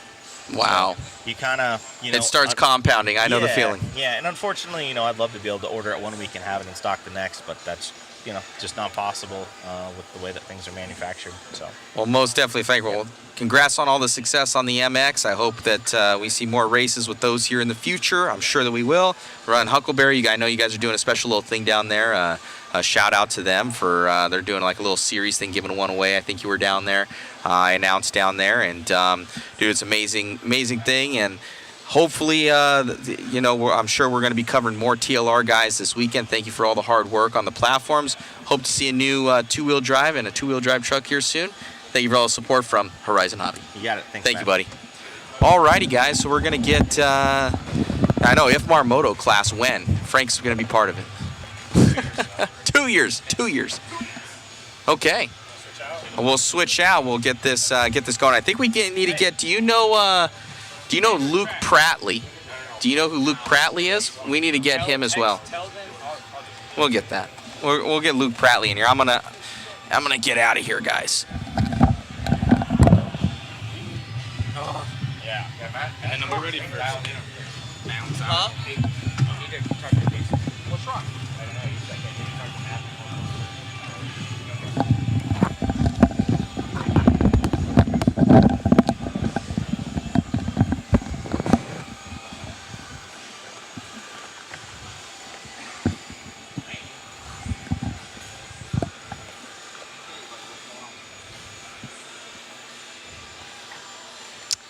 All right, we are live here with Japanese national four-wheel drive champion. Go ahead and Kato Koki. Yes. Go ahead and introduce yourself. You want to tell your fans, your family hi. Japanese. Japanese family. Okay. Japanese. One? Yes. Okay. You can speak Japanese. Say hi. 日本の皆さん夜遅くまで応援毎日ありがとうございます。ちょっと4区は全然調子上がらずダメだったんですけど、2区は挽回しますので皆さん応援引き続きよろしくお願いします。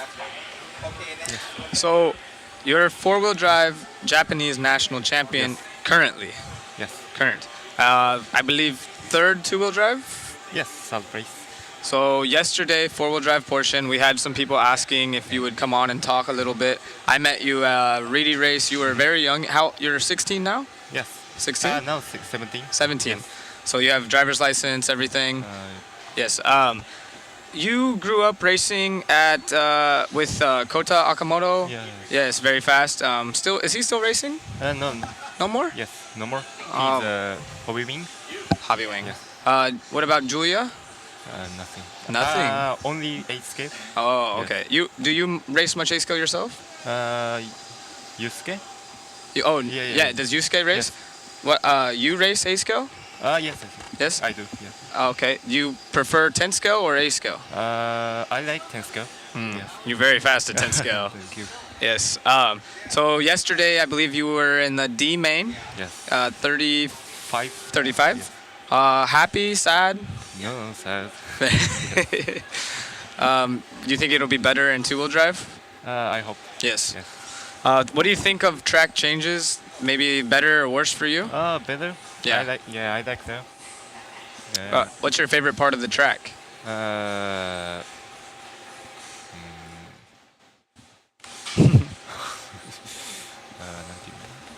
Sorry, we're reading here maybe some questions, but yeah. So you've been to the United States many times now. Is this maybe 3?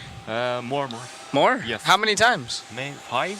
Well, all for RC? Yeah, all for. Which races have you done? Reedy Race. Desert Classic.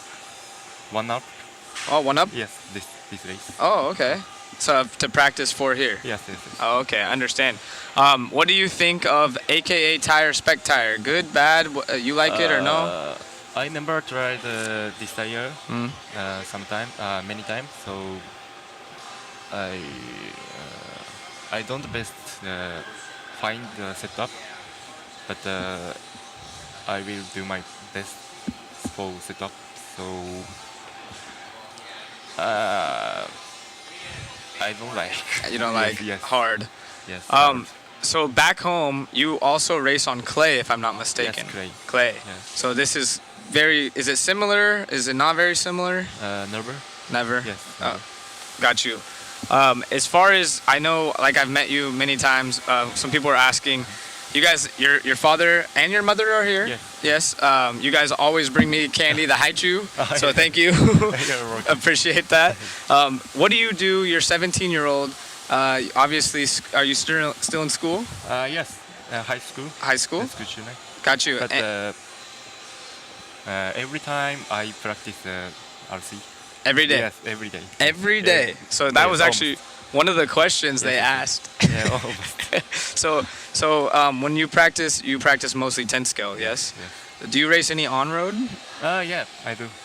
Do you like on-road more, or is 10 scale? 10 scale off-road. Off-road is favorite? Yes, favorite. And does your dad race, or used to? No. Just you? Yes. How did you get into RC? I think 30. 13? Yes, no, 30. Oh, 30. 30. Yeah. And does your dad, did he ever race? Never. Never. So maybe did a friend or a family member get you first RC car? My brother. Your brother? Yeah. No, my father. Oh, okay. Yes, sorry. God, no, you're okay. Yeah, I know. So we talked earlier. We've known each other for quite some time now. We have to go slow, slow for English. Yes. Thankfully, you know English because I've tried learning Japanese when I ran Kyosho. Very hard. Yeah. Very hard. So yeah, the 26 letters is much easier. So you have your mom and your dad here. Your dad always goes to the races, and does your mother always come with? Sorry. Does your mother always come to the races, or just Worlds? No, sometimes. Just sometimes. Yes, Absolutely. Four-wheel drive national champion. Yes. Do you think the biggest difference in competition from Japan to America is Japanese drivers? We've had very, very fast in the past. Is the talent coming up? Because you've come to Reedy Race and ran with the best when you were very young. Yeah. So Japanese, American, European, where do you feel everyone stacks? American is the best driver. David Ongaro. Yeah. David Ongaro. Yeah, I know. Yes. Yes. Before, I think American is the best drivers, but now is European. Yes. American, yeah, some people. Yeah, very many people. Yeah, obviously, Worlds, they like to see where everyone feels they stack. We have a question. First RC car. Tamiya. Tamiya? Yes, Tamiya on road. On road. Yes. Ah, very nice, very nice. And you have some fans right here saying hi. I know you said you have to leave soon, so we wanted to get very short interview. So I appreciate your time, Yeah, and thank you. you have fans on here. So if you want to say goodbye in Japanese, go ahead. 皆さん応援引き続きよろしくお願いします。 Appreciate you. Yeah, thank you. Thank you. Welcome. So it's always good to have the international drivers on here, guys. We were trying to do our best. We brought you Martin Bayer, I believe, was sitting up here. Obviously, Frank Roots from America, but everyone very curious on the Losi car. So we thank you, Kato. We have all kinds of good stuff in the works, but it is starting to wrap up here as is 4:19. I believe we have to be out of here at 5 o'clock, if not 5:30. Robert, you want to jump in here for Canada? Sure, why not? Hey, get in here. We're trying to get everyone dialed in. So we got Robert in here. Hey, how's it going? How you doing? Want me to put this thing on? Yeah, throw her on. Hey, Robert, still, your fans online still call you Inferno. Inferno Rob. Yeah, that's hard to escape the nickname, but you are an X-ray driver now. I am an X-ray driver. Believe it or not, the Inferno nickname was long before I was in RC. Really? Yeah. Explain that to us. As a little kid, I had an affinity for playing with fire.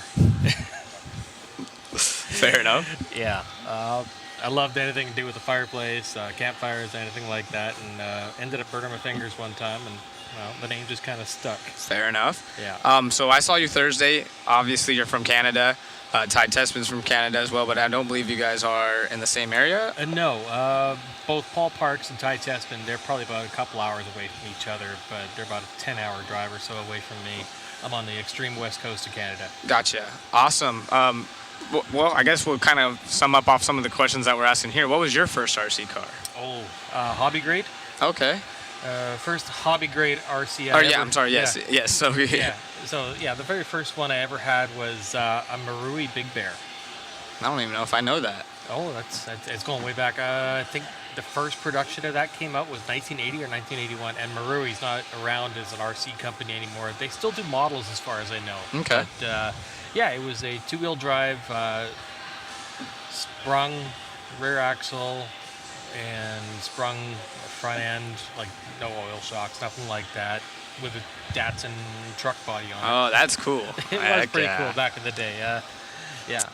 So what are your thoughts from the four-wheel drive layout to now the two-wheel drive layout? You feel like it's gonna fit you better? You like the other layout? What's your thoughts? I think the layout itself looks like it has more high speed to it than the four-wheel drive, so we'll be able to open it up more. But the challenge, I think, is going to be trying to set yourself up to rhythm certain sections with short takeoffs to the triple over here and a couple other sections that look like you got short takeoffs.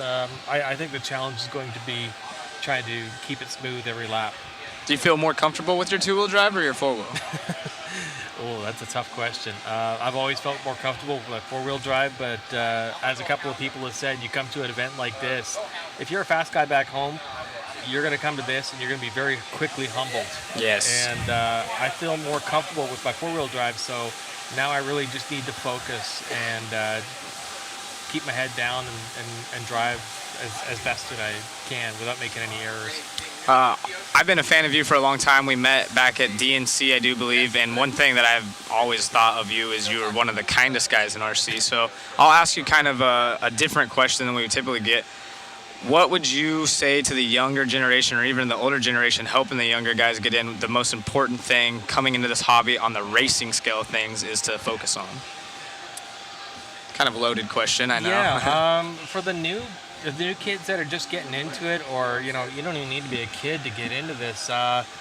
I would say the biggest thing is ask questions. There's no such thing as a stupid question when you're at the racetrack, because if you don't know and you don't ask, well, then it's kind of dumb that you didn't ask. But don't be afraid to approach the guys that are pros that have been around for a long time and ask the questions, because I've been doing this 30 plus years now, and I've answered everything from what kind of shock springs, or do you go by a color that looks better on a car? I mean, honestly, people don't understand some of those things. Like when I first got into it, I had no idea that the colors of a spring actually meant different rates. Right. So yeah, ask the questions. Always ask questions. That's a good answer right there, because you're right. At the time, I remember at the time there was different color springs, and you really just don't know until someone explains to you everything. So, Yeah. and maybe it's a little bit different now. Thankfully, we live in an era where you can get online and answer a lot of questions, but obviously the human connection is more important. And like I said, you've always been super helpful. Always one of the nicest guys in the pits, and it's just awesome having you out here representing Canada. Thanks, I appreciate that. I was getting some love earlier. I will show you the picture. I'm getting some love on. Now you guys took a picture of my body, but that one particular thing. Okay. Go ahead. If you know, you know. If you know, you know. That's all I can say is if you know, you know. That's some good stuff. We'll keep that in the inside. That's on the download. That's on the download. That's funny. While we have you, you have fans on here. Like I said, your name's been up in the chat. See, you already got Big Rob, everyone in here. Anyone you want to say hi to? Use this time. It's your platform. Well, definitely want to say, thank you and I love you to my girlfriend back home. My mom, I know she's been checking this out here and there, and she's like all excited for me being at a World Championship event. She doesn't quite understand how it works, but I just love that I've got a lot of friends back home. They're putting it up on a big screen at one of my buddies' places, and they're watching the races. They're following along. Of course, huge shout out to my sponsors, X-Ray, RC America, Macklin, J Concepts, Expert RC. Those guys, they've helped my program a lot. It's unfortunate that we don't have a battery that was submitted in time for IFMAR. I heard there was some real tight time constraints for that. Right. So, other than that, just a lot of friends, family that are watching back home. I appreciate all the support they give me online. I was about to say, you can already see it coming in. You got some fans right here. Yeah. So, like I said, I'm not just saying this because you're sitting in the booth. Every single time you've hit the track, the chat just, Inferno Rob, and I'm like, that's my boy right there. So right on, man, right on. Appreciate you having you here, and we'll keep an eye on you on two-wheel drive. Thanks, man. Appreciate the time. Yes, sir. All right. We're gonna bring in another actual first time we've had a Kyosho representative in the booth. There's only a couple of you here. I know. It's good to see them. The Big Red. You can go ahead and put the headset on. Oh, we got mosquitoes. Make sure you don't get bit right there. And I have only talked to you maybe one time. English is decent? Or English good? No English? No. Okay, so I will let you give maybe a minute or two. You could speak Japanese to your fans. And maybe, I know you know a little bit of English. New parts on Kyosho car. Yeah. Maybe, I know it's hard to explain. The back D block. New? Is a new D block? Yeah. Maybe we can get you to bring your car up, but go ahead, use your time, speak Japanese to your fans and friends back home.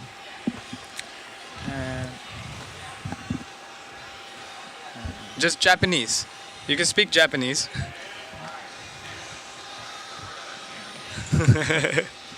I'm so nervous. It's okay. So you're 16 years old.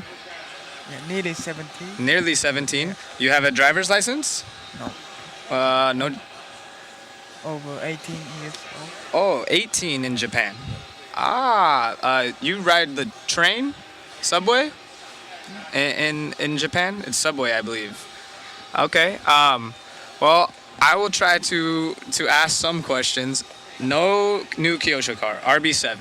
Yeah. And ZX7, same. Chikuba, here, no new car. In the future? In the future? No. Maybe a little bit. Well, we have to be Fair enough. Yes, very, very shy. He told me he couldn't speak English yesterday. Yes, so Matt brought him on, but we just wanted to give a chance. Like I said, Japanese, speak Japanese, friends, family back home. You can say hi in Japanese to everyone. Konnichiwa. Okay, well, thank you very much. We appreciate having you, and good job with Kyosho. Yeah. Thank you. Thank you. So Matt, we want to pan to the track right there. I appreciate, Frank Cruz on here. Yes, new RB7 parts, sorry, not pants. We wanted to try our best to get some more coverage in here. We're gonna have Matt come up. I make this stream. Oh yeah, oh yeah. No, good times, man. I can't. All the coverage, you and Wayne and everybody. He's the other guy. That's now him. He's the other guy. Oh, he was butthurt about that. I know. He was like, what? He's like, who called me that? So, fun fact. Go ahead and tell the story. First off, I will say what you guys have been doing out there on Facebook, YouTube, and in this comment stream right here, giving all the love to Matt, the mod team. We really appreciate it. And we just had some funny comments come in, and we've all been busting each other. I've gotten mine. The first thing, I had a 5-minute intro, and the first thing I say is the 2013 world. Yeah. So we all busting each other's butts. First coming into this entire thing, you're like 2013. And I was just world. like, it's going to be a long week. What's this guy doing? What's this guy doing? Oh, man. So, yeah, guys. So ask us more, too, what you guys would like for coverage. We've been doing a ton. We let you know that Shu's going to be out of here soon, so probably, honestly, our photo game's probably going to be dropping off a little bit through the two-wheel drive portion. I don't want it to be, but we're going to do our best. They might not be as good, but the video game will be on par. So the live coverage side of it's going to be still perfect. Dialed. Oh, mention for the I'll have to go post a link. But for the Crohn's disease guys, we're going to be waffling off a signed mod live media jersey, the broadcast jerseys, the red ones that you guys saw us with yesterday. Those are all custom made just for this World's event. They'll be only worn once and then framed. So we're going to frame that. The three world champions, the top three, have signed it. And this is for, Brian Kinwald had Crohn's disease, and it ultimately took him. And we usually, I do waffles for other stuff. It's usually to help the mod stream to, for at least us to cover our fees. We're able to do that this weekend with Larry's help. So I'd say it's bad taste to do it during, obviously, a World Championships. But for something like this, I think it's within good taste, something for a good cause. Especially with the BK Classic coming up at this BK venue. Classic coming up very soon, actually. So October 20th, I believe, that weekend of the 20th. Yeah. So we'll get that going. We'll have it framed and sent out to you guys. We'll draw it live here. We have a live spinning wheel that we'll put it on. I'll post up the link here for you guys. I'll jump out of here. I'll go over to my computer and put that in so you guys can get those. $20 a ticket. And we'll put it on a big spinning wheel live for everybody to see who the winner is going to be.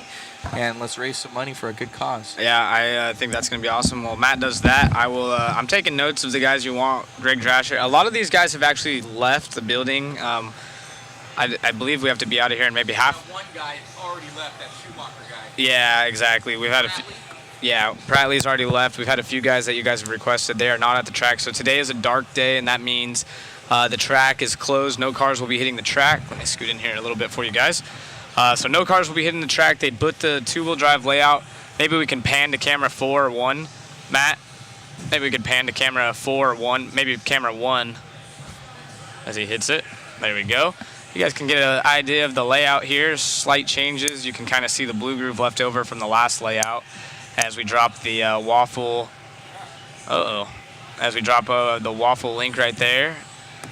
Yeah, we actually interviewed Alex yesterday a little bit about his channel on YouTube, Alex from Hobbyplex, as we get a panner in right here, Matt, on the joystick. How many cars have been entered in a two-wheel? It should be right around the same as four-wheel, probably, around 140, 150. As you can see, there's our mod booth. There's one of the camera areas by Tech. But for the most part, we pretty much covered a lot of the things we wanted to get done today. Again, a lot of these drivers on their way out as hobby action is going to be closing. Racing action is going to start, well, let me rephrase that. Practice action will start again tomorrow at 9 a.m. So we do have 4 rounds of free practice followed by 2 rounds of controlled practice. And so all these drivers are pretty much opting to run the AKA tire front and rear. It seems like even though it is open on the rear end, they want to keep it the same. And then Friday, we'll start at 9 o'clock again. There will be one controlled practice round followed by 4 qualifying rounds. And then a final qualifying, well, first a controlled practice again on Saturday, but the final round of qualifying on Saturday. And they will be taking the top 3 rounds, your points for the top 3 rounds out of 5. And that'll position you for your main events. Of course, we have our A main practices, and then we'll go straight into our lower mains. First, I think there's 5 lower mains before they start A1, and then another block of 4 or 5 mains, A2, and down the list right there. I'm not exactly sure of the amount of people per block allowed. I believe it's the percentage off your nationals. I think it's like 30%. Qualify in, so I don't know what the cap is myself. But being that it is America, of course there's going to be, I believe most world championships have the most amount of American drivers, typically anyways, in 10 scale at least. And definitely at this event, Team Associated made a huge picture too, just not that this is only American drivers, but Team Associated has like half of this event, almost nearly 40% or maybe just over. And quite a few of those guys are American, and then just, like I said, being that this is in the United States, typically that's how it goes. So if the host state usually, or host country, sorry, typically has quite a bit of drivers, as it's the most easiest to go to, especially, when you get a world championship in your country, you want to attend it. So yeah, I want to thank you guys again for joining. Tomorrow we will be live. We appreciate all the shares, the likes, the subscriptions. If you haven't already gone over to Mod Speed Shop and checked out that $20 waffle for the Brian Kinwald Foundation, Crohn's disease. It's not Brian Kinwald's foundation, but it does help him. And yeah, just kind of give you guys an idea of what's going on here. Not too much to talk about. How many stick radios sold at A Main today? Yeah, that's an interesting one, huh? As they are watering the track. Matt, anything you want to do? Want to jump on here and kind of close out, or Jake Thayer? Yeah, we did interview Jake earlier, or I'm sorry, yesterday before the track build was complete. He's been a busy dude. He's been a busy guy. Yeah, he's pretty much running this place. He's a busy guy. Him and obviously kind of right-hand man at OCRC back in the day.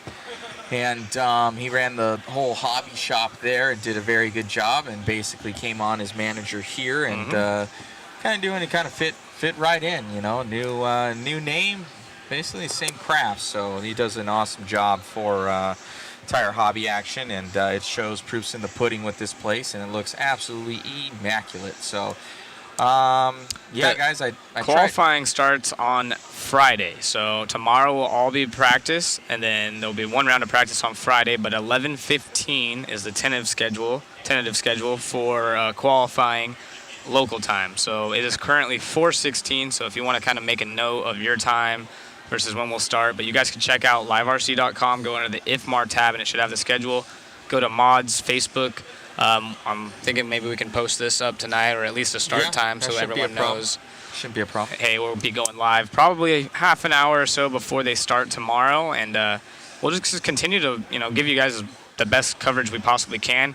All those interviews that you saw, we have Cam Colin here, and hopefully we can have those snipped and kind of sectioned off, so you guys could go if you want to subscribe to. Is it Mod Media? Yeah, Mod Media on YouTube, guys. And for those guys, there's a lot of. When do we start today? No, we got a lot of YouTube comments, not much Facebook, but hopefully we're still live on the Facebooks there. Yeah, it looks like we are. Checking that out. Yeah, we still have our Facebooks there. Definitely much lower than before. People are sick and tired of hearing us. So yeah, guys, appreciate everything. One thing is for some reason when we stream to all these different places, Facebook is sometimes not so nice to us, so sometimes we can't get it up and going. So if you want to be up to date on when I think we go live at 9 tomorrow? Yeah. So we'll be live at 9 Mountain Standard Time tomorrow. And that will be two-wheel drive. Is it two-wheel drive just practice tomorrow? Yep, just practice. There's going to be 4 rounds of controlled, followed by 4 rounds of open, followed by 2 of controlled. Perfect. So should be firing on all cylinders, guys. Tomorrow, team is great. So thank you again. To these guys, there's we got Cam over here, Jason Bollinger, obviously Zach, Wayne, Chris, David, Ari.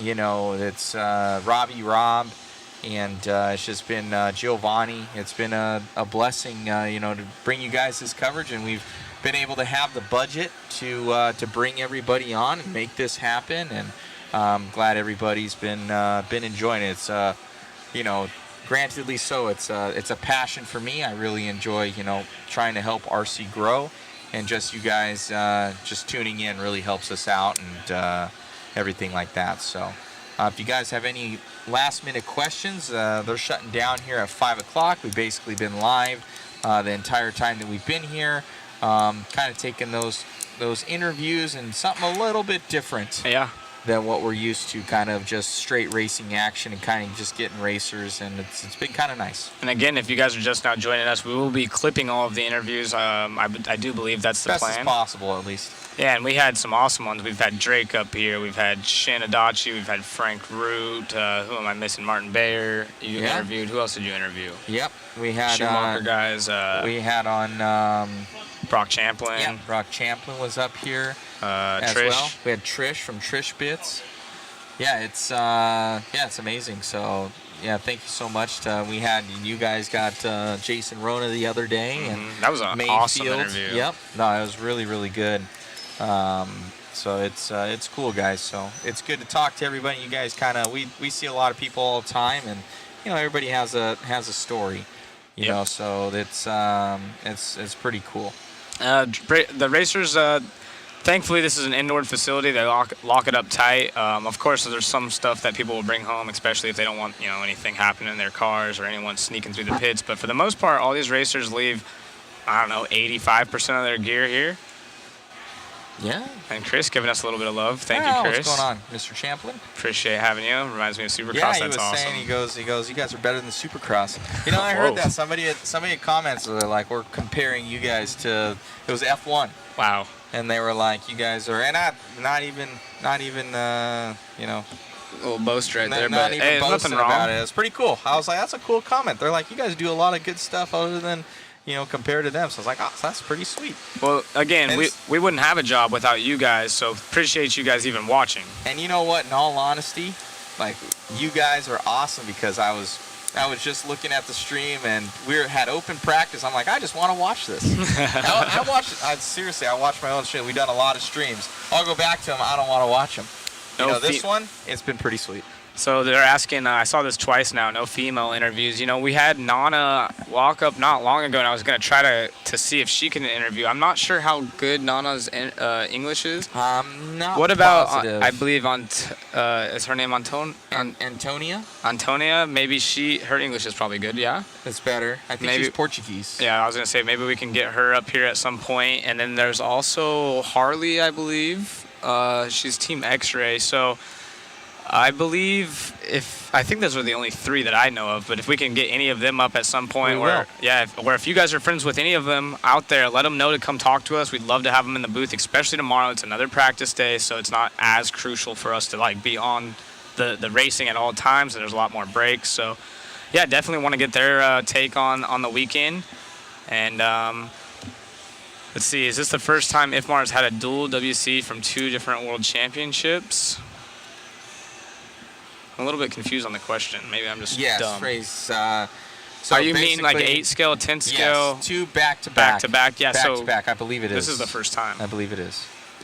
But the same he won worlds both event. electric and, but something where they've been in 2 different facets, the 8 scale Nitro Worlds. Yeah, absolutely. That's for sure the first time it's been held at the same time. I'm pretty sure we've had that confirmed a few Yeah, times.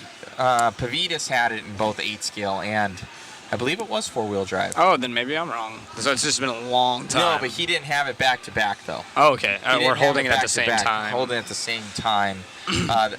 Current reigning world champion Exactly. of both. I don't think so. I think he was the first one to do it. And we were joking, I'm sure you were listening earlier, but talking to Angaro yesterday, I mean, he's always been super free-spirited. I was there whenever he won his very first world titles, and he was getting teched. Everyone was going on you brought it up early, they call him on gyro. On gyro.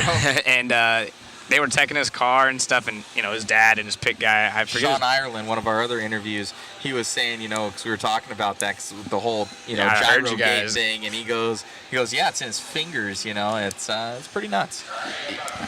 15 more minutes here. 15 minutes. They're gonna kick us out of here, man. But even that first world title, when they were trying to do all that tech nonsense on him, he was just chilling. He was just like, meh, because he knew that there was no problem, right?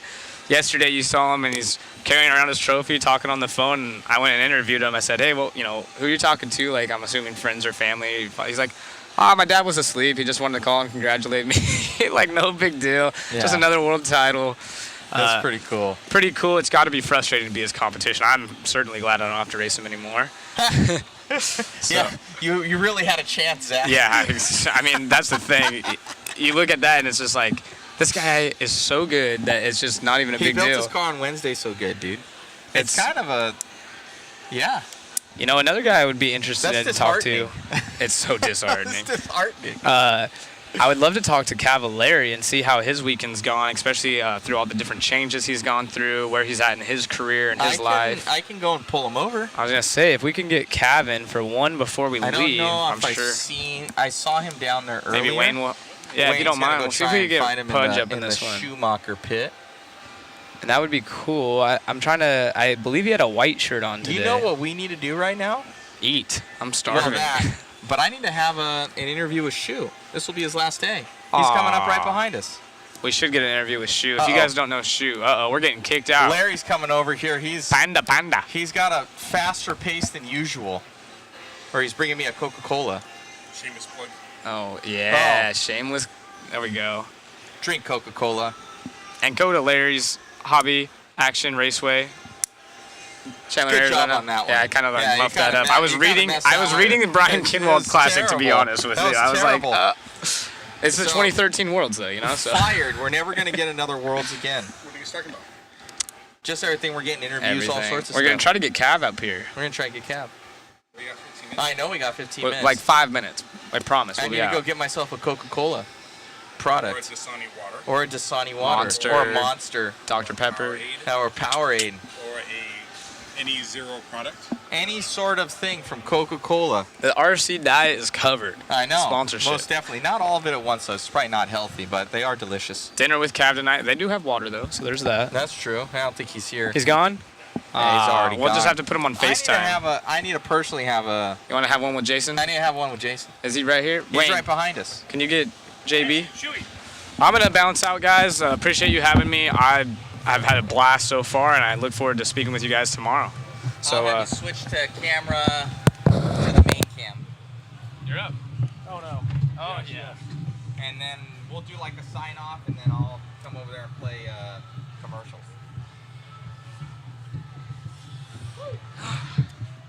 This is your last day? It is. All right, guys. Well, take off your badge. You don't need that. It's just getting in the way. All right, guys. Well, we're here with none other than, I call him Shu, but Jason Bollinger here from, you know it better than I, from JB Photography. Jay Bollinger Photography. He's got the longest email in the world, I swear to God. Anyways, this guy kills it on the camera. All those awesome shots that you guys are seeing, that's from this guy right here. Lead us through, Jason, kind of your background story and how you're now part of the World Championships. Well, I have been in the RC hobby / industry for 20-ish years. I started racing in 2004 or 5. I was the main photographer for the Jimmy Babcock Racing League for a couple of years around that time. From 2007 to 2011, I worked for Extreme RC Cars magazine before we went under, unfortunately. That's actually one of the experiences with Matt. That's how we met. Here. After that, I kind of bounced around as a contributor with RC Car Action, RC Driver, and even though I haven't generally been as involved in the industry recently, I've been in and out of it. I'll pick it up and race for a little bit and then kind of drop off and start again. And I'm not as fast as I used to be, but I still have a lot of fun with it. And I'm very happy to be here at the Worlds. It's been great seeing this high caliber of racing and also getting to see people that I haven't seen in 10 years. So it's been a lot of fun to be here and to bring you guys all the photos we've been taking. Awesome. And it's shout out to what you normally do and where people can find you and or get in contact with you for future stuff. Well, thank you. My website is jasonbollinger.com. Where did my lanyard go? Yeah, definitely. His name's terrible at the end. It's a tongue twister. My website is just my name, jasonbollinger.com. I do mostly commercial photography, a little wedding photography, a little bit of everything. So, thank you. We got Cody Roth here. Shout out to Jason. Remember him killing the photos at JBRL 10 plus years ago. It's been a long time. Yeah, Red Light Theory. Thank you, Jason, for your service. Yeah, this guy kills it. He makes us look good, guys. All the awesome photos that you see on Mod Live Media on Facebook. He's taken all of them, and all the sweet little captions he does, that's him too, so you can't blame me for anything. It may be, but they're quippy. I like them. The tater puns yesterday, go and check out the tater one. It's actually it's good, clean fun. Don't get me wrong. Incredible work from Hot Rod Hobby. So shout out Jimmy Babcock. Thank you. Thank you, Ryan Dunford. Ryan Dunford shouting out. Yeah, it's been amazing having you on the team. Definitely upped our level. He did if you guys see the little scrolling bar at the bottom, he helped us out with that, and just, his work ethic and everything's been top notch. So anybody needs him for any sort of work, hit him up. And we know that we'll be using him in the future. I think he's going to possibly join us again at a J Concepts race coming up here at Hoosier. Planning on being at we'll see. Hoosier at the INS race in a couple of weeks. Yeah, because you're out of Kentucky? Eastern Kentucky, about 3 hours southeast of Hoosier. 3 hours from civilization is Jason. Well, I'm only an hour and a half from civilization. I live a little bit south of Lexington, but... He tells me where he lives, and I'm like, you're in the sticks. You're way out there. My neighbors are cow farmers, and we sometimes have cows in our driveway when we come home, and it's very, very different from... Very different life. ...growing up in Southern California, but I like it. Most definitely. Well, shout out to... you've got your wife back home, too, and she's probably... You're going to have to kind of clip this one from Cam, to our interview with Jason Bollinger. She's holding down the fort right now. She is. So, Jason, amazing work. I know that... I've let people know that our photo game, I'm totally passing off the buck to you because you're leaving us. I don't want it, guys, but he's leaving us. He's got a wedding to shoot. And that was pre-planned before we got the World Championships. And, in my best efforts for him not to be friends with this person anymore for their wedding, I tried for all of us out there. He's choosing his friend. Still a little worried that I'm going to show up at the airport tomorrow and find out that he has somehow gotten me on the no-fly list, but we'll see. No comment? Not yet, comment. At least. No comment to that. I did book his ticket. I do know all his information, and I did pay for it. So maybe we'll see. I am kind of at Matt's mercy. We'll see if I make it home. It's gonna happen. Well, no comment. I can't say anything. Plead the fifth. So he's been doing an amazing job, guys. Thank you so much for tuning in, all the likes and everything. So like I said, if our photo game goes down, it's actually his fault. It's not my fault. So I'm not as good at that as he is. So it is what it is. So we bring the best people on the crew for the World Championships. I couldn't think of anybody better suited than Jason here to handle the World's coverage for us, and hope that, you know, for the tens of dollars that we're paying him, that he will come out again to shoot more RC coverage with us again. All the very kind compliments I'm getting here only cost me $20. I'll pay you later, Matt.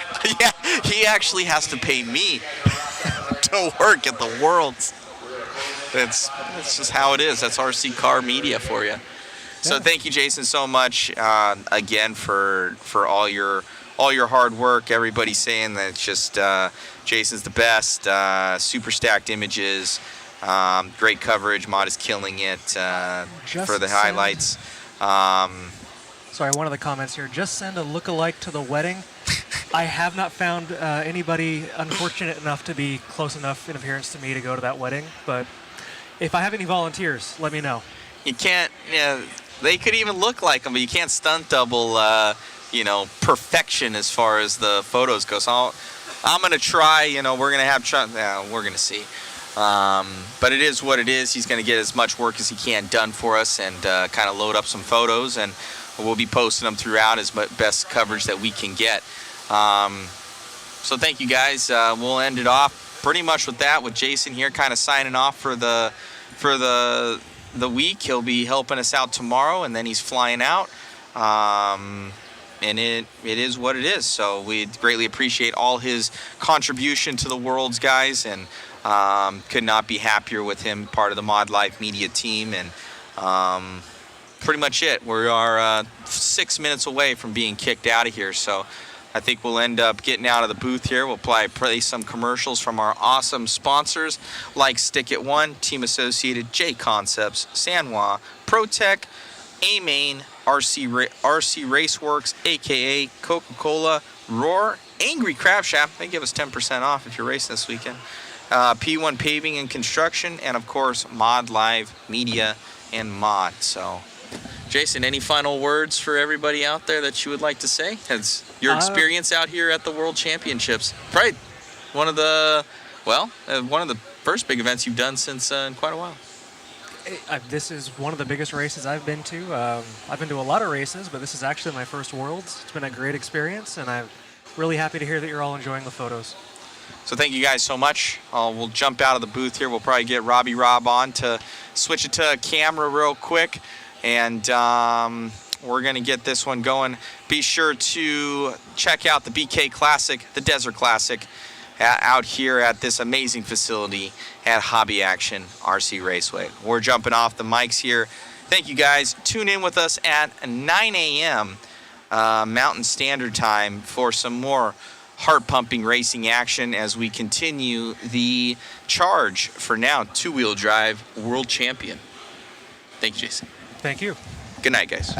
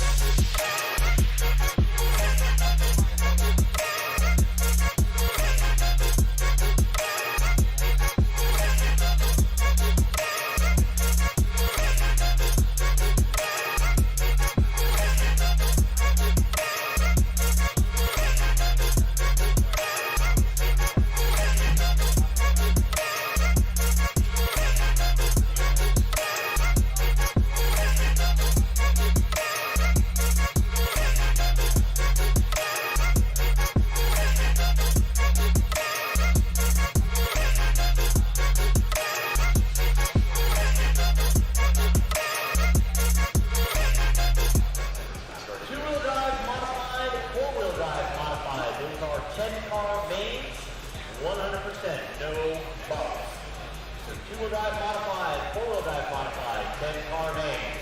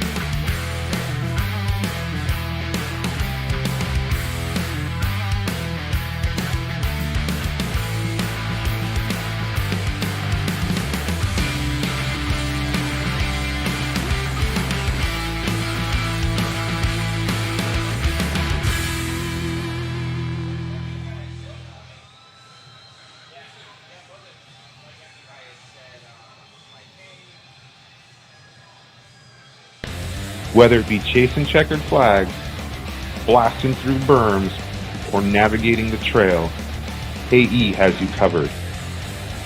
Team Associated, Element RC, Greedy Power, and Factory Team, vehicles, parts, accessories, and information can all be found in one place. So blast, slide, soar, and crawl with us at AssociatedElectrics.com.